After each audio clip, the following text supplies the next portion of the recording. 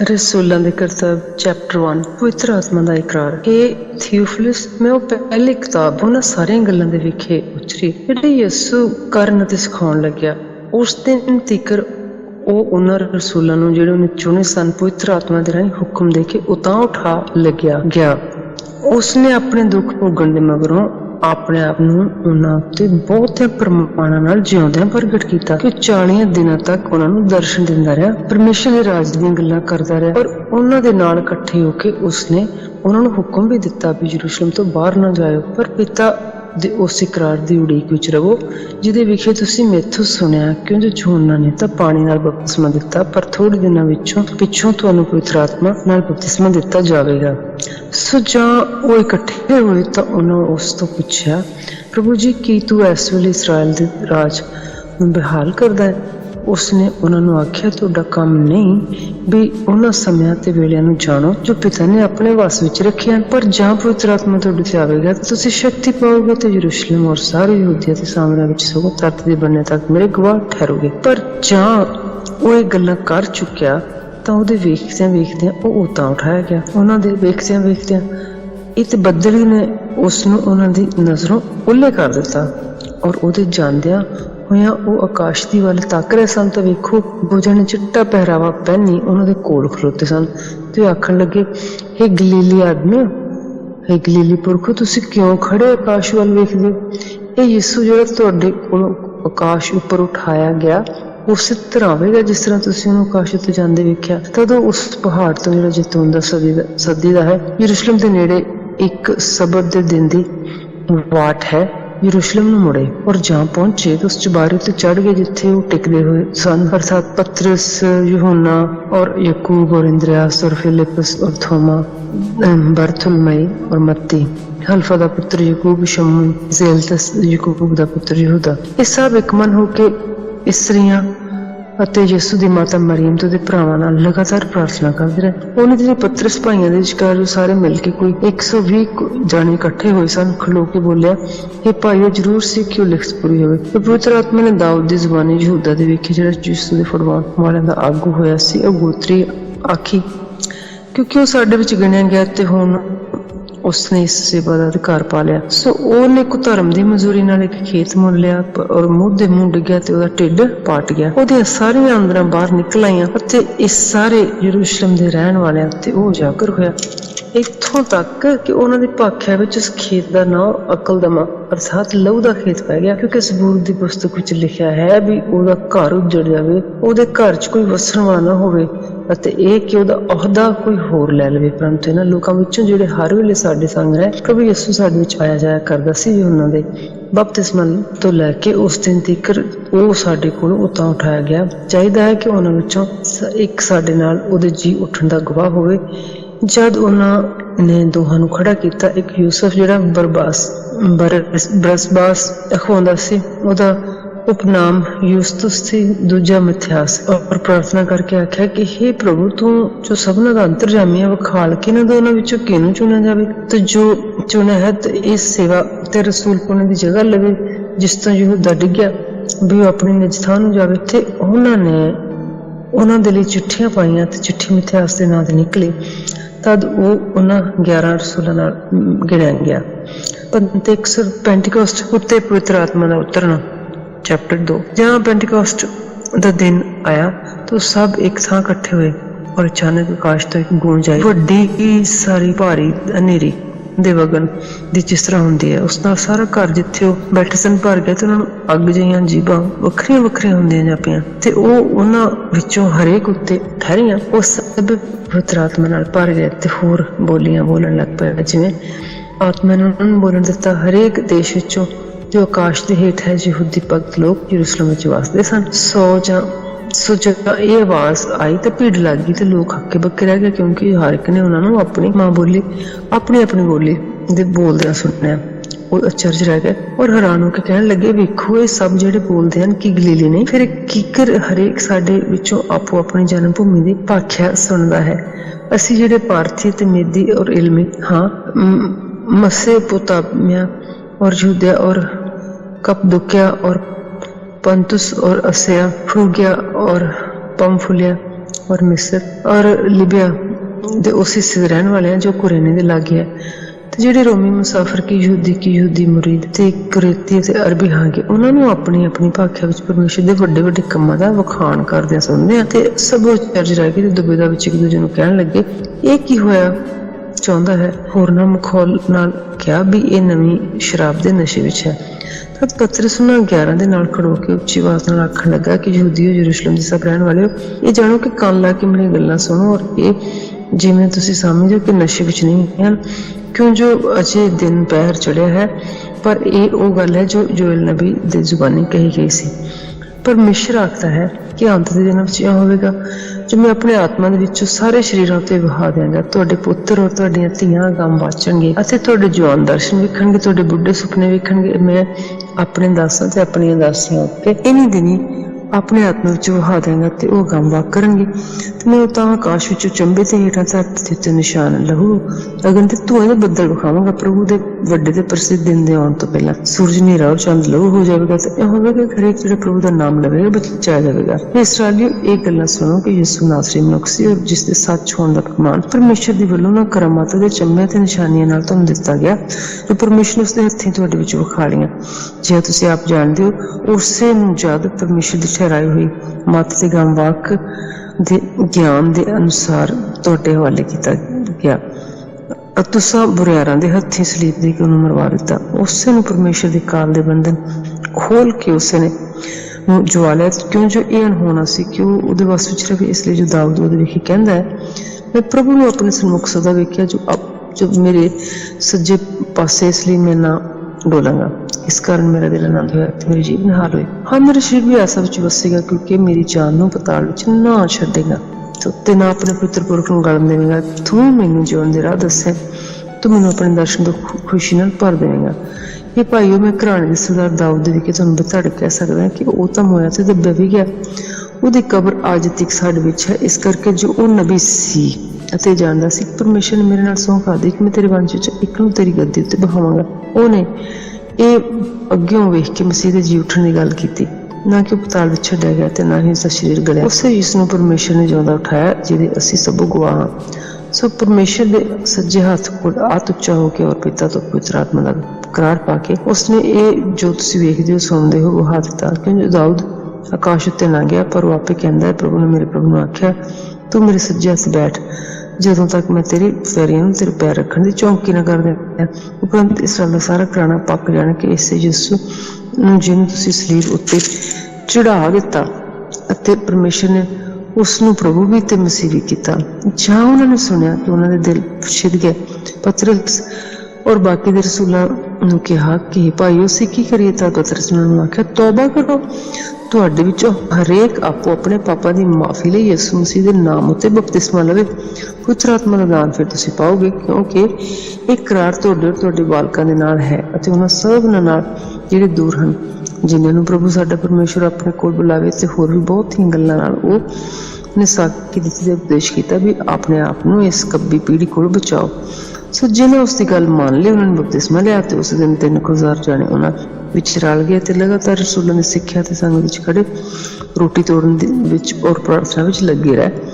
ਹਰ ਇੱਕ ਜਨ ਨੂੰ ਡਰ ਲੱਗਾ ਔਰ ਬਹੁਤ ਸਾਰੇ ਚੰਬੇ ਤੇ ਨਿਸ਼ਾਨ ਰਸੂਲਾਂ ਦੇ ਰਾਹੀਂ ਪ੍ਰਗਟ ਹੋਏ ਔਰ ਜਿਨ੍ਹਾਂ ਨੇ ਨਿਸ਼ਚਾ ਕੀਤੀ ਸੀ ਉਹ ਸਭ ਇਕੱਠੇ ਸਨ, ਸਾਰੀਆਂ ਵਸਤਾਂ ਵਿੱਚ ਭਾਈਵਾਲ ਸਨ ਅਤੇ ਆਪਣੀ ਮਿਲਕ ਔਰ ਮਾਲ ਵੇਚ ਕੇ ਜਿਹੀ ਕਿਸੇ ਨੂੰ ਲੋੜ ਹੁੰਦੀ ਸਭ ਨੂੰ ਵੰਡ ਦਿੰਦੇ ਤੇ ਦਿਨੋਂ ਦਿਨ ਇੱਕ ਮਨ ਹੋ ਕੇ ਹੈਕਲ ਵਿੱਚ ਲਗਾਤਾਰ ਰਹਿੰਦੇ ਤੇ ਘਰੇ ਹੀ ਰੋਟੀ ਤੋੜਦੇ। ਉਹ ਖੁਸ਼ੀ ਅਤੇ ਸਿੱਧੇ ਮਨ ਨਾਲ ਭੋਜਨ ਛਕਦੇ ਸਨ ਅਤੇ ਪਰਮੇਸ਼ਰ ਦੀ ਉਸਤਤ ਕਰਦੇ ਸਨ ਅਤੇ ਸਾਰੇ ਲੋਕਾਂ ਨੂੰ ਪਿਆਰੇ ਸਨ ਅਤੇ ਪ੍ਰਭੂ ਦਿਨੋਂ ਦਿਨ ਉਹਨਾਂ ਨੂੰ ਜਿਹੜੇ ਬਚਾਏ ਜਾਂਦੇ ਸਨ ਉਹਨਾਂ ਵਿੱਚ ਰਲਾਉਂਦਾ ਸੀ। ਚੈਪਟਰ 3 ਜਮਾਂਦਰੂ ਲੰਘੇ ਦਾ ਚੰਗਾ ਹੋਣਾ। ਪਤਰਸ ਅਤੇ ਯਹੋਨਾ ਪ੍ਰਾਰਥਨਾ ਕਰਨ ਦੇ ਵੇਲੇ ਤੀਏ ਪਹਿਰ ਹੈਕਲ ਨੂੰ ਚਲੇ ਜਾਂਦੇ ਸਨ ਅਤੇ ਲੋਕ ਜਮਾਂਦਰੂ ਲੰਘੇ ਨੂੰ ਚੁੱਕੀ ਲਈ ਜਾਂਦੇ ਸਨ, ਜਿਹਨੂੰ ਰੋਜ਼ ਹੈਕਲ ਦੇ ਫਾਟਕ ਕੋਲ ਜਿਹੜਾ ਸੋਹਣਾ ਸਦੀਦਾ ਹੈ ਬਿਠਾ ਦਿੰਦੇ ਹਨ ਅਤੇ ਹੈਕਲ ਵਿੱਚ ਜਾਣ ਵਾਲਿਆਂ ਤੋਂ ਉਹ ਫਿਰ ਭੀਖ ਮੰਗੇ। ਜਾਂ ਉਸਨੇ ਪਤਰਸ ਤੇ ਯਹੋਨਾ ਨੂੰ ਹੈਕਲ ਵਿੱਚ ਜਾਂਦਿਆਂ ਵੇਖਿਆ ਤਾਂ ਉਹਨਾਂ ਕੋਲ ਪਿੱਛਾ ਮੰਗੇ। ਜਦੋਂ ਪਤਰਸ ਨੇ ਯਹੋਨਾ ਦੇ ਨਾਲ ਉਸ ਨੂੰ ਧਿਆਨ ਨਾਲ ਵੇਖ ਕੇ ਆਖਿਆ ਕਿ ਸਾਡੇ ਵੱਲ ਵੇਖ, ਤਾਂ ਉਹਨੇ ਉਹਨਾਂ ਕੋਲ ਕੁਝ ਲੱਭਣ ਦੀ ਆਸਾ ਕਰਕੇ ਉਹਨਾਂ ਵੱਲ ਧਿਆਨ ਕੀਤਾ। ਪਰ ਪਤਰਸ ਨੇ ਆਖਿਆ ਸੋਨਾ ਚਾਂਦੀ ਤਾਂ ਮੇਰੇ ਕੋਲ ਨਹੀਂ, ਪਰ ਜੋ ਮੇਰੇ ਕੋਲ ਹੈ ਮੈਂ ਤੈਨੂੰ ਦਿੰਦਾ ਹਾਂ। ਸੋ ਯਿਸੂ ਮਸੀਹ ਨਾਸਰੀ ਦੇ ਨਾਮ ਨਾਲ ਤੁਰ ਫਿਰ ਤਾਂ ਉਹਨੇ ਉਹਦਾ ਸੱਜਾ ਹੱਥ ਫੜ ਕੇ ਉਹਨੂੰ ਉਠਾ ਲਿਆ। ਉਸੇ ਵੇਲੇ ਉਹਦੇ ਪੈਰ ਔਰ ਗਿੱਟੇ ਤਕੜੇ ਹੋ ਗਏ ਤੇ ਉਹ ਕੁੱਦ ਕੇ ਉੱਠ ਖੜਾ ਹੋਇਆ, ਤੁਰਨ ਲੱਗਿਆ ਔਰ ਤੁਰਦਾ ਤੁਰਦਾ ਅੱਗੇ ਛਾਲਾਂ ਮਾਰਦਾ ਪਰਮੇਸ਼ਰ ਦੀ ਉਸਤਤ ਕਰਦਾ ਹੋਇਆ ਉਹਨਾਂ ਨਾਲ ਹੈਕਲ ਵਿੱਚ ਗਿਆ। ਔਰ ਸਭ ਨੇ ਲੋਕਾਂ ਨੇ ਉਹਨੂੰ ਤੁਰਦਾ ਤੇ ਪਰਮੇਸ਼ਰ ਦੀ ਉਸਤਤ ਕਰਦੇ ਵੇਖਿਆ।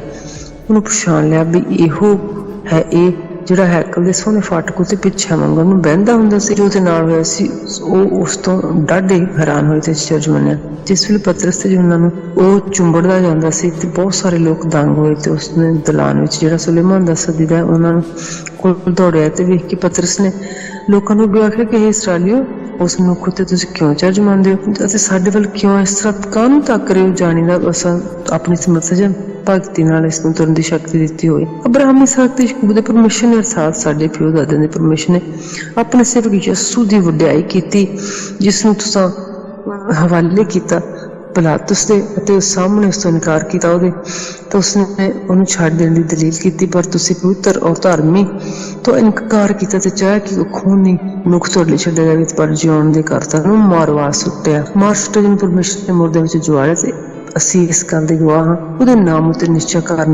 ਕਰਕੇ ਉਸ ਦੇ ਨਾਮ ਨੇ ਹੀ ਇਸ ਮਨੁੱਖ ਨੂੰ ਜਿਹਨੂੰ ਤੁਸੀਂ ਵੇਖਦੇ ਤੇ ਜਾਣਦੇ ਤਕੜਾ ਕੀਤਾ। ਹਾਂ, ਉਸੇ ਨਿਸ਼ਚਾ ਨੇ ਜਿਹੜੀ ਉਸਦੇ ਦੁਆਰੇ ਤੋਂ ਹੈ। ਇਹ ਪੂਰੀ ਤੰਦਰੁਸਤੀ ਤੁਸੀਂ ਸਭਨਾਂ ਦੇ ਸਾਹਮਣੇ ਉਸ ਨੂੰ ਦਿੱਤੀ। ਤੁਸੀਂ ਹੁਣ ਇਹ ਭਾਈਓ, ਮੈਂ ਜਾਣਦਾ ਹਾਂ ਜਦੋਂ ਸਾਨੂੰ ਜਾਣਪੁਣ ਵਿੱਚ ਇਹ ਕੀਤਾ ਜਿਵੇਂ ਤੁਹਾਡੇ ਸਰਦਾਰਾਂ ਨੇ ਵੀ ਕੀਤਾ, ਪਰ ਜਿਹਨਾਂ ਗੱਲਾਂ ਦੀ ਪਰਮੇਸ਼ਰ ਸਭ ਨੂੰ ਨਬੀਆਂ ਦੀ ਜ਼ਬਾਨੀ ਅਗੇਤੀ ਖਬਰ ਦਿੱਤੀ ਸੀ ਵੀ ਮੇਰੇ ਮਸੀਹ ਨੇ ਦੁੱਖ ਝੱਲਣਾ ਹੈ, ਸੋ ਉਸਨੇ ਇਉਂ ਪੂਰੀਆਂ ਕੀਤੀਆਂ। ਇਸ ਲਈ ਤੋਬਾ ਕਰੋ, ਮੁੜੋ ਵੀ ਤੁਹਾਡੇ ਪਾਪ ਮਿਟਾਏ ਜਾਣ ਤੇ ਪ੍ਰਭੂ ਦੇ ਹਜ਼ੂਰ ਸੁੱਖ ਦੇ ਦਿਨ ਆਉਣ ਤੇ ਉਹ ਮਸੀਹ ਨੂੰ ਜਿਹੜਾ ਤੁਹਾਡੇ ਲਈ ਠਹਿਰਾਇਆ ਹੋਇਆ ਹੈ, ਹਾਂ ਯਿਸੂ ਹੀ ਨੂੰ ਕੱਲ ਦੇਵੇ।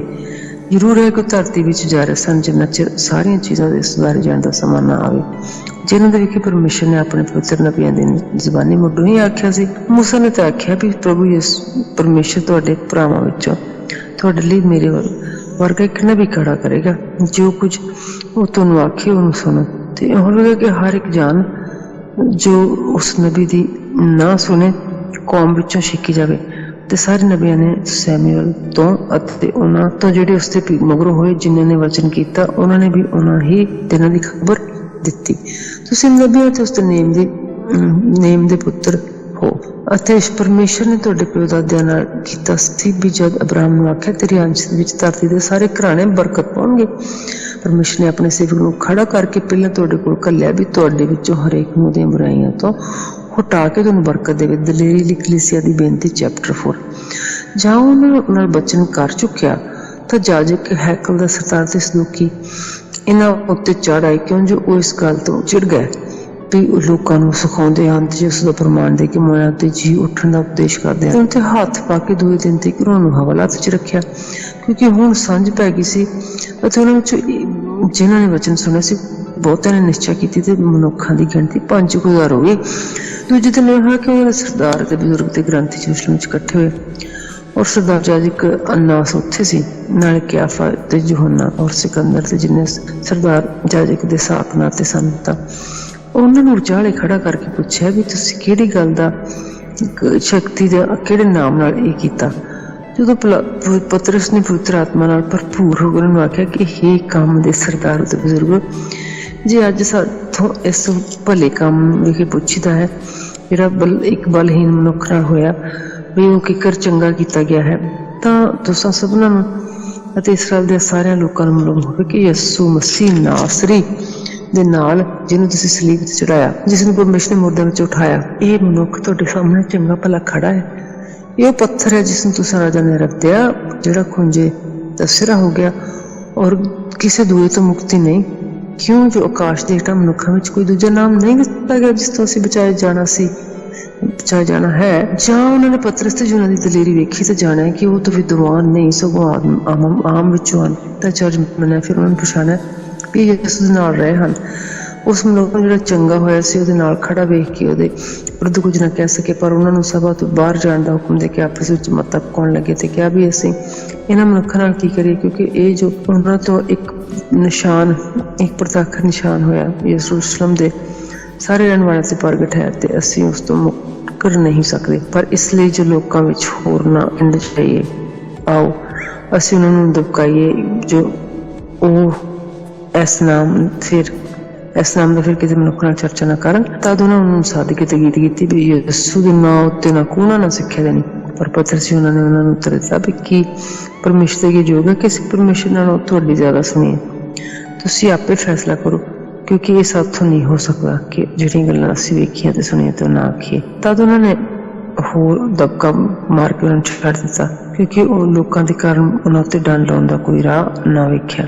ਇਸ ਲਈ ਕਿ ਜੋ ਹੋਇਆ ਸੀ ਉਹਦੇ ਕਾਰਨ ਹੀ ਉਹ ਲੋਕ ਪਰਮੇਸ਼ਰ ਦੀ ਵਡਿਆਈ ਕਰਦੇ ਸਨ ਕਿ ਉਹ ਮਨੁੱਖ ਜਿਹਦੇ ਉੱਤੇ ਇਸ ਚੰਗਾ ਹੋਣ ਦਾ ਨਿਸ਼ਾਨ ਕੀਤਾ ਗਿਆ ਸੀ 40 ਵਰ੍ਹਿਆਂ ਤੋਂ ਉੱਤੇ ਦਾ ਸੀ। ਉਦੋਂ ਫੁੱਟ ਕੇ ਆਪਣੇ ਸਾਥੀਆਂ ਕੋਲ ਆਏ ਤੇ ਪ੍ਰਧਾਨ ਯਾਜਕਾਂ ਤੇ ਬਜ਼ੁਰਗਾਂ ਨੂੰ ਉਹਨਾਂ ਨੇ ਆਖਿਆ ਸੀ ਜੋ ਸੁਣਾ ਦਿੱਤਾ। ਤਦ ਉਹਨਾਂ ਨੇ ਸੁਣਿਆ ਕਿ ਇੱਕ ਮਨੁੱਖ ਕੇ ਉੱਚੀ ਆਵਾਜ਼ ਨਾਲ ਪਰਮੇਸ਼ਰ ਨੂੰ ਆਖਿਆ, ਇਹ ਮਾਲਕ ਤੂੰ ਹੀ ਆਕਾਸ਼ ਧਰਤੀ ਤੇ ਸਮੁੰਦਰ ਤੇ ਸਭ ਕੁਝ ਜੋ ਉਹਦੇ ਵਿੱਚ ਹੈ ਤੂੰ ਰਚਿਆ। ਤੇ ਪਵਿੱਤਰ ਆਤਮਾ ਨੇ ਸਾਡੇ ਵੱਡੇ ਬੰਦੇ ਦਾਊਦ ਦੀ ਜ਼ੁਬਾਨੀ ਆਖਿਆ ਸੀ ਕਿ ਕੌਮਾਂ ਕਾਹਨੂੰ ਡੰਡ ਪਾਈ ਹੈ ਤੇ ਉਹਨਾਂ ਨੇ ਵੀ ਗਲਤ ਸੋਚਿਆ ਕਿਉਂ ਕੀਤੀਆਂ। ਧਰਤੀ ਦੇ ਰਾਜ ਉੱਠ ਖੋਲ੍ਹੇ ਤੇ ਹਾਕਮ ਇਕੱਠੇ ਹੋਏ ਪ੍ਰਭੂ ਔਰ ਉਹਦੇ ਮਸੀਹ ਦੇ ਵਿਰੁੱਧ, ਕਿਉਂ ਜੋ ਸੱਚੀ ਮੁੱਚੀ ਇਸ ਸ਼ਹਿਰ ਦੇ ਵਿੱਚ ਦੇ ਪਵਿੱਤਰ ਸੇਵਕ ਯਿਸੂ ਦੇ ਵਿਰੁੱਧ ਜਿਹਨੂੰ ਤੇ ਮਸਾ ਕੀਤਾ ਹੈਰੋਦੇਸ ਤੇ ਪੰਤੀਉਸ ਪਿਲਾਤੁਸ ਪਰਾਈਆਂ ਕੌਮਾਂ ਤੇ ਇਸਰਾਏਲ ਦੇ ਲੋਕਾਂ ਸਾਹਮਣੇ ਇਕੱਠੇ ਹੋਏ, ਇਸ ਲਈ ਕਿ ਜੋ ਉਸ ਤੇਰੇ ਹੱਥ ਵਿੱਚ ਸੀ ਤੇਰੀ ਮਾਤ ਨੇ ਅਗੀਤਾ ਠਹਿਰਾ ਰੱਖਿਆ ਸੀ ਤੇ ਉਹਨਾਂ ਦੀਆਂ ਧਮਕੀਆਂ ਨੂੰ ਵੇਖ ਕੇ ਅੱਤ ਦਲੇਰੀ ਨਾਲ ਤੇਰਾ ਬਚਨ ਸੁਣਾ। ਜਦੋਂ ਤੂੰ ਆਪਣਾ ਹੱਥ ਚੰਗਾ ਕਰਨ ਨੂੰ ਲੰਮਾ ਕਰੇ ਤਾਂ ਤੇਰੇ ਪੁੱਤਰ ਸੇਵਕ ਯਿਸੂ ਦੇ ਨਾਮ ਤੋਂ ਨਿਸ਼ਾਨ ਔਰ ਅਚੰਭੇ ਪ੍ਰਗਟ ਹੋਣ। ਤਦ ਇਹ ਬੇਨਤੀ ਕਰ ਹਟੇ ਜਦੋਂ ਉਹ ਤਾਂ ਜਿਸ ਥਾਂ ਦੇ ਉੱਤੇ ਇਕੱਠੇ ਹੋਏ ਸਨ ਉਹ ਸਾਰਾ ਹਿੱਲ ਗਿਆ ਔਰ ਸਭੀ ਪਵਿੱਤਰ ਆਤਮਾ ਨਾਲ ਭਰਪੂਰ ਹੋ ਕੇ ਭਰ ਗਏ। ਪਰਮੇਸ਼ਰ ਦਾ ਵਚਨ ਦਲੇਰੀ ਨਾਲ ਸੁਣਾਉਣ ਲੱਗੇ। ਨਿਸ਼ਚੈ ਕਰਨ ਵਾਲਿਆਂ ਦੀ ਮੰਡਲੀ ਇੱਕ ਮਨ ਅਤੇ ਇੱਕ ਜਾਨ ਸੀ ਤੇ ਕਿਸੇ ਨੇ ਆਪਣੇ ਮਾਲ ਵਿੱਚੋਂ ਕਿਸੇ ਚੀਜ਼ ਨੂੰ ਆਪਣੀ ਨਹੀਂ ਸੀ ਸਮਝਿਆ। ਉਹ ਸਾਰੀਆਂ ਵਸਤਾਂ ਚੋਂ ਭਾਈਵਾਲ ਸਨ ਅਤੇ ਰਸੂਲ ਵੱਡੀ ਸ਼ਬਦ ਨਾਲ ਪ੍ਰਭੂ ਯਿਸੂ ਮਸੀਹ ਦੇ ਜੀ ਉੱਠਣ ਦੀ ਸਾਖੀ ਦਿੰਦੇ ਅਤੇ ਉਹਨਾਂ ਉੱਤੇ ਵੱਡੀ ਕਿਰਪਾ ਸੀ। ਉਹਨਾਂ ਵਿੱਚੋਂ ਕਿਸੇ ਨੂੰ ਘਾਟਾ ਨਹੀਂ ਸੀ ਕਿਸੇ ਚੀਜ਼ ਦਾ। ਇਸ ਲਈ ਜਿਹੜੇ ਜ਼ਮੀਨਾਂ ਤੇ ਘਰਾਂ ਦੇ ਮਾਲਕ ਸਨ ਉਹਨਾਂ ਨੂੰ ਵੇਚ ਕੇ ਵਿਕੀਆਂ ਹੋਈਆਂ ਵਸਤਾਂ ਦਾ ਮੁੱਲ ਲਿਆਉਂਦੇ ਤੇ ਰਸੂਲਾਂ ਦੇ ਚਰਨਾਂ ਤੇ ਉਠਾ ਚੜਾਉਂਦੇ ਤਰਦੇ ਤੇ ਹਰੇਕ ਉਹਨਾਂ ਦੀ ਲੋੜ ਦੇ ਮੁਤਾਬਕ ਦਿੰਦੇ ਸਨ। ਯੂਸਫ ਜਿਸ ਰਸੂਲਾਂ ਨੇ ਬਰਮਸ ਅਰਥਾਤ ਉਪਦੇਸ਼ ਦਾ ਪੁੱਤਰ ਨਾਮ ਰੱਖਿਆ, ਜਿਹੜਾ ਇੱਕ ਲੇਵੀ ਤੇ ਜਨਮ ਦਾ ਕਪੂਰਸੀ ਸੀ, ਉਸਦੇ ਕੋਲ ਕੁਝ ਜ਼ਮੀਨ ਸੀ ਜੋ ਉਸਨੂੰ ਵੇਚ ਕੇ ਉਸਦਾ ਮੁੱਲ ਧਰਿਆ। ਹਨਾਨਿਆ ਔਰ ਸਫੀਰਾ ਦਾ ਸ਼ਹਾਦਤ ਦੀ ਸਜ਼ਾ ਚੈਪਟਰ 5। ਤਾਂ ਹਨਾਨਿਆ ਨਾਮੇ ਇੱਕ ਆਦਮੀ ਨੇ ਆਪਣੀ ਔਰਤ ਸਫੀਰਾ ਨਾਲ ਰਲ ਕੇ ਇੱਕ ਮਿਲਕ ਵੇਚੀ। ਉਹਦੇ ਮੁੱਲ ਵਿੱਚੋਂ ਕੁਝ ਰੱਖ ਛੱਡਿਆ ਤੇ ਉਸਦੀ ਧੀਮੀ ਵੀ ਜਾਣਦੀ ਸੀ ਕੁਝ ਲਿਆ ਕੇ ਰਸੂਲਾਂ ਦੇ ਚਰਨਾਂ ਤੋਂ ਲਿਆ ਧਰਿਆ। ਤਦ ਪਤਰਸ ਨੇ ਆਖਿਆ, ਹਨਾਨਿਆ ਸ਼ੈਤਾਨ ਤੇਰੇ ਮਨ ਚ ਕਿਉਂ ਸਮਾਇਆ? ਜੋ ਤੂੰ ਪਵਿੱਤਰ ਆਤਮਾ ਨਾਲ ਝੂਠ ਬੋਲੇ ਉਸ ਖੇਤ ਦੇ ਮੁੱਲ ਵੇਖੇ ਤੂੰ ਜੋ ਕੁਝ ਰੱਖ ਛੱਡੇ ਤਾਂ ਜਦ ਤੀਕਰ ਉਹ ਰਿਹਾ ਕਿ ਤੇਰਾ ਆਪਣਾ ਨਾ ਰਿਹਾ ਤਾਂ ਜਾ ਉਹ ਵੇਖਿਆ ਤਾਂ ਤੇਰੇ ਵਾਸ ਵਿੱਚ ਨਹੀਂ ਸੀ, ਕਿਉਂ ਜੋ ਆਪਣੇ ਮਨ ਵਿੱਚ ਤੂੰ ਝੂਠ ਬੋਲਿਆ ਹੈ। ਹਨਾਨਿਆ ਇਹ ਗੱਲਾਂ ਸੁਣਦਿਆਂ ਸਾਡੇ ਪਿਆ ਤੇ ਉਸਨੇ ਪ੍ਰਾਣ ਤਿਆਗ ਦਿੱਤੇ। ਜਿਹਨਾਂ ਸੁਣਿਆ ਉਹਨਾਂ ਸਭਨਾਂ ਨੂੰ ਵੀ ਵੱਡਾ ਡਰ ਲੱਗਾ ਤੇ ਉਹਨਾਂ ਨੇ ਉੱਠ ਕੇ ਉਹਨੂੰ ਕਫਨਾਇਆ ਤੇ ਬਾਹਰ ਲੈ ਕੇ ਜਾ ਕੇ ਦੱਬ ਦਿੱਤਾ। 3 ਘੰਟਿਆਂ ਦੇ ਪਿੱਛੋਂ ਉਹਦੀ ਔਰਤ ਇਹ ਵਿਥਿਆ ਨਾ ਜਾਣ ਕੇ ਅੰਦਰ ਆਈ। ਜਦ ਪਤਰਸ ਨੇ ਉਸਨੂੰ ਗੁਆਕਿਆ ਕਿ ਮੈਨੂੰ ਦੱਸ ਕਿ ਉਹ ਐਨੇ ਨੂੰ ਹੀ ਵੇਚਿਆ ਖੇਤ? ਤਾਂ ਉਹ ਬੋਲੀ, ਆਹੋ ਐਨੇ ਨੂੰ ਹੀ। ਤਦ ਪਤਰਸ ਨੂੰ ਆਖਿਆ ਕਿ ਤੁਸੀਂ ਪਰਮੇਸ਼ਰ ਦੀ ਆਤਮਾ ਦੇ ਪਰਤਾਉਣ ਲਈ ਇਹ ਕੀਤਾ। ਵੇਖ ਤੇਰੇ ਪਰਤਾ ਦੇ ਦੱਬਣ ਵਾਲਿਆਂ ਦੇ ਪੈਰ ਹਜੇ ਉੱਤੇ ਹੀ ਹਨ ਤੇ ਤੈਨੂੰ ਬਾਹਰ ਲੈ ਜਾਣਗੇ। ਉਸੇ ਵਿੱਚ ਉਸਦੇ ਪੈਰਾਂ ਵੱਲ ਡਿੱਗ ਪਈ ਤੇ ਪ੍ਰਾਣ ਤਿਆਗ ਦਿੱਤਾ। ਪਰ ਉਹਨਾਂ ਜਵਾਨਾਂ ਦੇ ਅੰਦਰ ਆ ਕੇ ਉਹਨਾਂ ਨੂੰ ਥੋਮਾ ਦੇਖਿਆ ਮੋਈ ਹੋਈ। ਜਦੋਂ ਉਹਨੇ ਪ੍ਰਾਣ ਤਿਆਗ ਦਿੱਤੇ ਤਾਂ ਉਹਨਾਂ ਜਵਾਨਾਂ ਨੇ ਅੰਦਰ ਆ ਕੇ ਉਸਨੂੰ ਮਿੱਟੀ ਵਿੱਚ ਉਹਨੂੰ ਮੋਈ ਹੋਈ ਦੇਖਿਆ ਤੇ ਬਾਹਰ ਆ ਕੇ ਉਹਦੇ ਭਰਤਾ ਦੇ ਕੋਲ ਉਹਨੂੰ ਦੱਬ ਦਿੱਤਾ। ਅਤੇ ਕਲੀਸਿਆ ਤੇ ਜਿੰਨਾ ਚਿਰ ਇਹ ਗੱਲਾਂ ਜਿਹਨਾਂ ਨੇ ਸੁਣੀਆਂ ਉਹਨਾਂ ਸਭ ਨੂੰ ਵੱਡਾ ਕਰ ਦਿੱਤਾ। ਰਸੂਲਾਂ ਦੇ ਜੋ ਬਹੁਤ ਸਾਰੀਆਂ ਨਿਸ਼ਾਨ ਔਰ ਅਚੰਭੇ ਲੋਕਾਂ 'ਚ ਪ੍ਰਗਟ ਹੋਏ ਤੇ ਉਹ ਸਭ ਇੱਕ ਮਨ ਹੋ ਕੇ ਸੁਲੇਮਾਨ ਦੇ ਧਿਆਨ ਸਨ।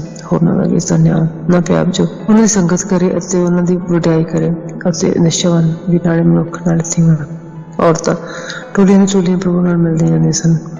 ਇੱਥੇ ਤੁਹਾਡੇ ਕਿ ਲੋਕਾਂ ਨੇ ਰੋਗੀਆਂ ਨੂੰ ਵੀ ਚਾਦਰ ਚੌਕਾਂ ਵਿੱਚ ਲਿਆਂਦਾ, ਚਾਦਰ ਬਾਹਰ ਚੌਕਾਂ ਵਿੱਚ ਲੈ ਕੇ ਆਂਦਾ ਅਤੇ ਹੋਰ ਵੀ ਰੋਗੀਆਂ ਨੇ ਬਾਹਰ ਉਹਨਾਂ ਨੂੰ ਭੁੱਖ ਟੋਲਿਆਂ ਤੇ ਮੱਛੀਆਂ ਉੱਤੇ ਪਾਇਆ। ਇਸ ਲਈ ਜੋ ਪਤਰਸ ਆਵੇ ਤੇ ਹੋਰ ਨਹੀਂ ਤਾਂ ਉਹਦਾ ਪਰਛਾਵਾਂ ਆਈ ਉਹਨਾਂ ਵਿੱਚੋਂ ਕਿਸੇ ਉੱਤੇ ਪੈ ਜਾਵੇ ਤੇ ਯਰੂਸ਼ਲਮ ਦੇ ਆਲੇ ਦੁਆਲੇ ਦੇ ਨਗਰਾਂ ਵਿੱਚੋਂ ਵੀ ਬਹੁਤ ਸਾਰੇ ਲੋਕ ਰੋਗੀਆਂ ਨੂੰ ਲੈ ਕੇ ਉੱਥੇ ਆਏ ਤੇ ਜਿਹੜੇ ਭ੍ਰਿਸ਼ਟ ਆਤਮਾ दुख आए हुए सन, इसलिए उन्होंने उत्थे इकट्ठे होकर उन्होंने सब ਨੂੰ ਚੰਗੀ ਕੀਤਾ। और सरदार जाजका ते उसके नाल दे सब सदूकी पंच दे लोग सन उठे ते उसने उन्होंने घर भर गए ते पशुओं ते हथ पा के उन्होंने आम हवालात विच पा दिता। उत्थे रात ਨੂੰ प्रभु ਦੇ ਇੱਕ ਦੂਤ ਨੇ ਉਸ ਬੰਦੀ ਖਾਨੇ ਦੇ ਬੂਹੇ ਖੋਲੇ ਤੇ ਉਹਨਾਂ ਨੂੰ ਬਾਹਰ ਕੱਢ ਲਿਆਂਦਾ। ਆਓ ਹੈਕਲ ਵਿੱਚ ਖੜੇ ਹੋ ਕੇ ਜਾਓ ਤੇ ਇਸ ਜਿਉਣ ਦੀਆਂ ਸਾਰੀਆਂ ਗੱਲਾਂ ਲੋਕਾਂ ਨੂੰ ਸੁਣਾਓ।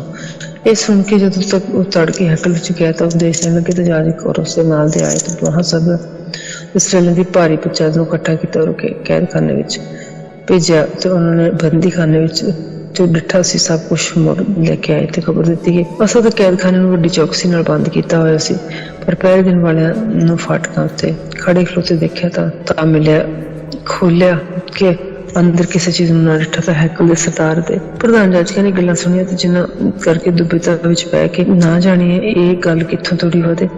ਤਦ ਕਿਨੇ ਆਣ ਕੇ ਉਹਨਾਂ ਨੂੰ ਖਬਰ ਦਿੱਤੀ ਕਿ ਦੇਖੋ ਇਹਨਾਂ ਮਨੁੱਖਾਂ ਨੂੰ ਤੁਸੀਂ ਬੰਦੀਖਾਨੇ ਵਿੱਚ ਪਾ ਦਿੱਤਾ ਸੀ, ਪਰ ਉਸ ਹੈਕਲ ਦੇ ਵਿੱਚ ਤੇ ਇਹ ਲੋਕਾਂ ਨੂੰ ਉਪਦੇਸ਼ ਕਰਦੇ ਹਨ। ਹੈਕਲ ਦੇ ਵਿੱਚ ਜੋ ਤੁਸੀਂ ਉਹਨਾਂ ਨੂੰ ਪਾ ਦਿੱਤਾ ਸੀ ਤੇ ਉੱਥੇ ਵੀ ਇਹ ਕਰ ਦਿੰਦਾ ਤੇ ਉਹ ਸਰਦਾਰ ਵਪਾਰੀਆਂ ਨਾਲ ਤੇ ਉਹਨਾਂ ਦੇ ਉਹਨਾਂ ਨੂੰ ਜੋ ਲਿਆ ਸੀ ਪਰ ਧੱਕੇ ਨਾਲ ਨਹੀਂ, ਕਿਉਂ ਜੋ ਲੋਕਾਂ ਤੋਂ ਡਰਦੇ ਸਨ ਅਤੇ ਕਿਤੇ ਸਾਨੂੰ ਪ੍ਰਵਾਹ ਪੱਥਰਾ ਹੀ ਨਾ ਕਰ ਦੇਣ ਅਤੇ ਉਹਨਾਂ ਨੂੰ ਲਿਆ ਕੇ ਮਹਾਂ ਸਭਾ ਵਿੱਚ ਖੜੇ ਕੀਤਾ ਤਾਂ ਸਰਦਾਰ ਜਾਜਕ ਨੂੰ ਪੁੱਛਿਆ ਵੀ ਤੁਹਾਨੂੰ ਤਾਂ ਗੀਤ ਨਾਲ ਹੁਕਮ ਕੀਤਾ ਸੀ ਜੋ ਤੁਸੀਂ ਇੱਕ ਦਾ ਨਾਮ ਲੈ ਕੇ ਉਪਦੇਸ਼ ਨਾ ਕਰਨਾ। ਵੇਖੋ ਤੁਸੀਂ ਯਰੂਸ਼ਲਮ ਆਪਣੀ ਰੱਖਿਆ ਨਾਲ ਭਰ ਦਿੱਤਾ, ਨਾਲ ਚਾਹੁੰਦੇ ਜੋ ਇਸ ਮਨੁੱਖ ਦਾ ਮਨ ਪੂਰੇ ਇਸ ਲਈ ਦਾ ਮਨ ਇਸ ਮਨੁੱਖ ਦਾ ਖੂਨ ਸਾਡੇ ਜੋ ਮਿਲਾਓ ਤੇ ਤਦ ਪਤਰਸ ਤੇ ਰਸੂਲਾਂ ਨੇ ਉੱਥੇ ਤੱਕ ਮਨੁੱਖਾਂ ਦੇ ਉਹ ਧਰਮ ਵੱਲੋਂ ਪਰਮੇਸ਼ਰ ਦਾ ਹੁਕਮ ਮੰਨਣਾ ਜ਼ਿਆਦਾ ਜ਼ਰੂਰੀ ਹੈ ਲਪਕਾ ਕੇ ਸੁੱਟੇ ਗਿਆ ਔਰ ਉਸ ਨੂੰ ਪਰਮੇਸ਼ਰ ਨੇ ਆਪਣੇ ਸੱਜੇ ਹੱਥ ਨਾਲ ਉੱਚਾ ਕਰਕੇ ਹਾਕਮ ਤੇ ਮੁਕਤੀ ਦਾ ਠਹਿਰਾਇਆ ਤਾਂ ਉਹ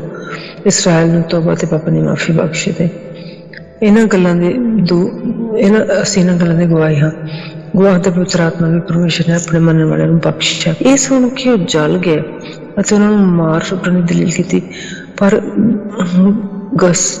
ਗਮਲੀਏਲ ਨਾਮੇ ਇੱਕ ਫਰੀਸ ਨੇ ਜੋ ਸ਼ਰਅ ਦਾ ਪੜ੍ਹਾਉਣ ਵਾਲਾ ਸੀ ਸਭਨਾਂ ਲੋਕਾਂ ਚ ਪਤਵੰਤਾ ਸੀ ਮਹਾਸਭਾ ਵਿੱਚ ਉੱਠ ਕੇ ਹੁਕਮ ਕੀਤਾ ਕਿ ਇਹਨਾਂ ਮਨੁੱਖਾਂ ਨੂੰ ਰੱਤੀ ਕੋ ਬਾਹਰ ਕਰ ਦਿਓ। ਤਾਂ ਉਸਨੇ ਉਹਨਾਂ ਨੂੰ ਆਖਿਆ ਕਿ ਇਸਰਾਏਲੀ ਲੋਕੋ ਖਬਰਦਾਰ ਰਹੋ, ਜੋ ਤੁਸੀਂ ਇਹਨਾਂ ਮਨੁੱਖਾਂ ਨਾਲ ਕੀ ਕਰਨਾ ਚਾਹੁੰਦੇ ਹੋ, ਕਿਉਂ ਜੋ ਇਹਨਾਂ ਦਿਨਾਂ ਅੱਗੇ ਬੇਦਾਸ ਉੱਠਿਆ ਤੇ ਕਹਿਣ ਲੱਗਾ ਮੈਂ ਕੁਝ ਹਾਂ ਤੇ ਗਿਣਤੀ ਵਿੱਚ 400 ਆਦਮੀ ਉਸ ਨਾਲ ਰਲ ਗਏ। ਉਹ ਮਾਰਿਆ ਗਿਆ ਔਰ ਸਭ ਜੋ ਉਸਨੂੰ ਮੰਨਦੇ ਸਨ ਸਭ ਖਿੰਡ-ਖਿੰਡਾ ਗਏ ਤੇ ਬੇਟਿਕਾਣੇ ਹੋ ਗਏ।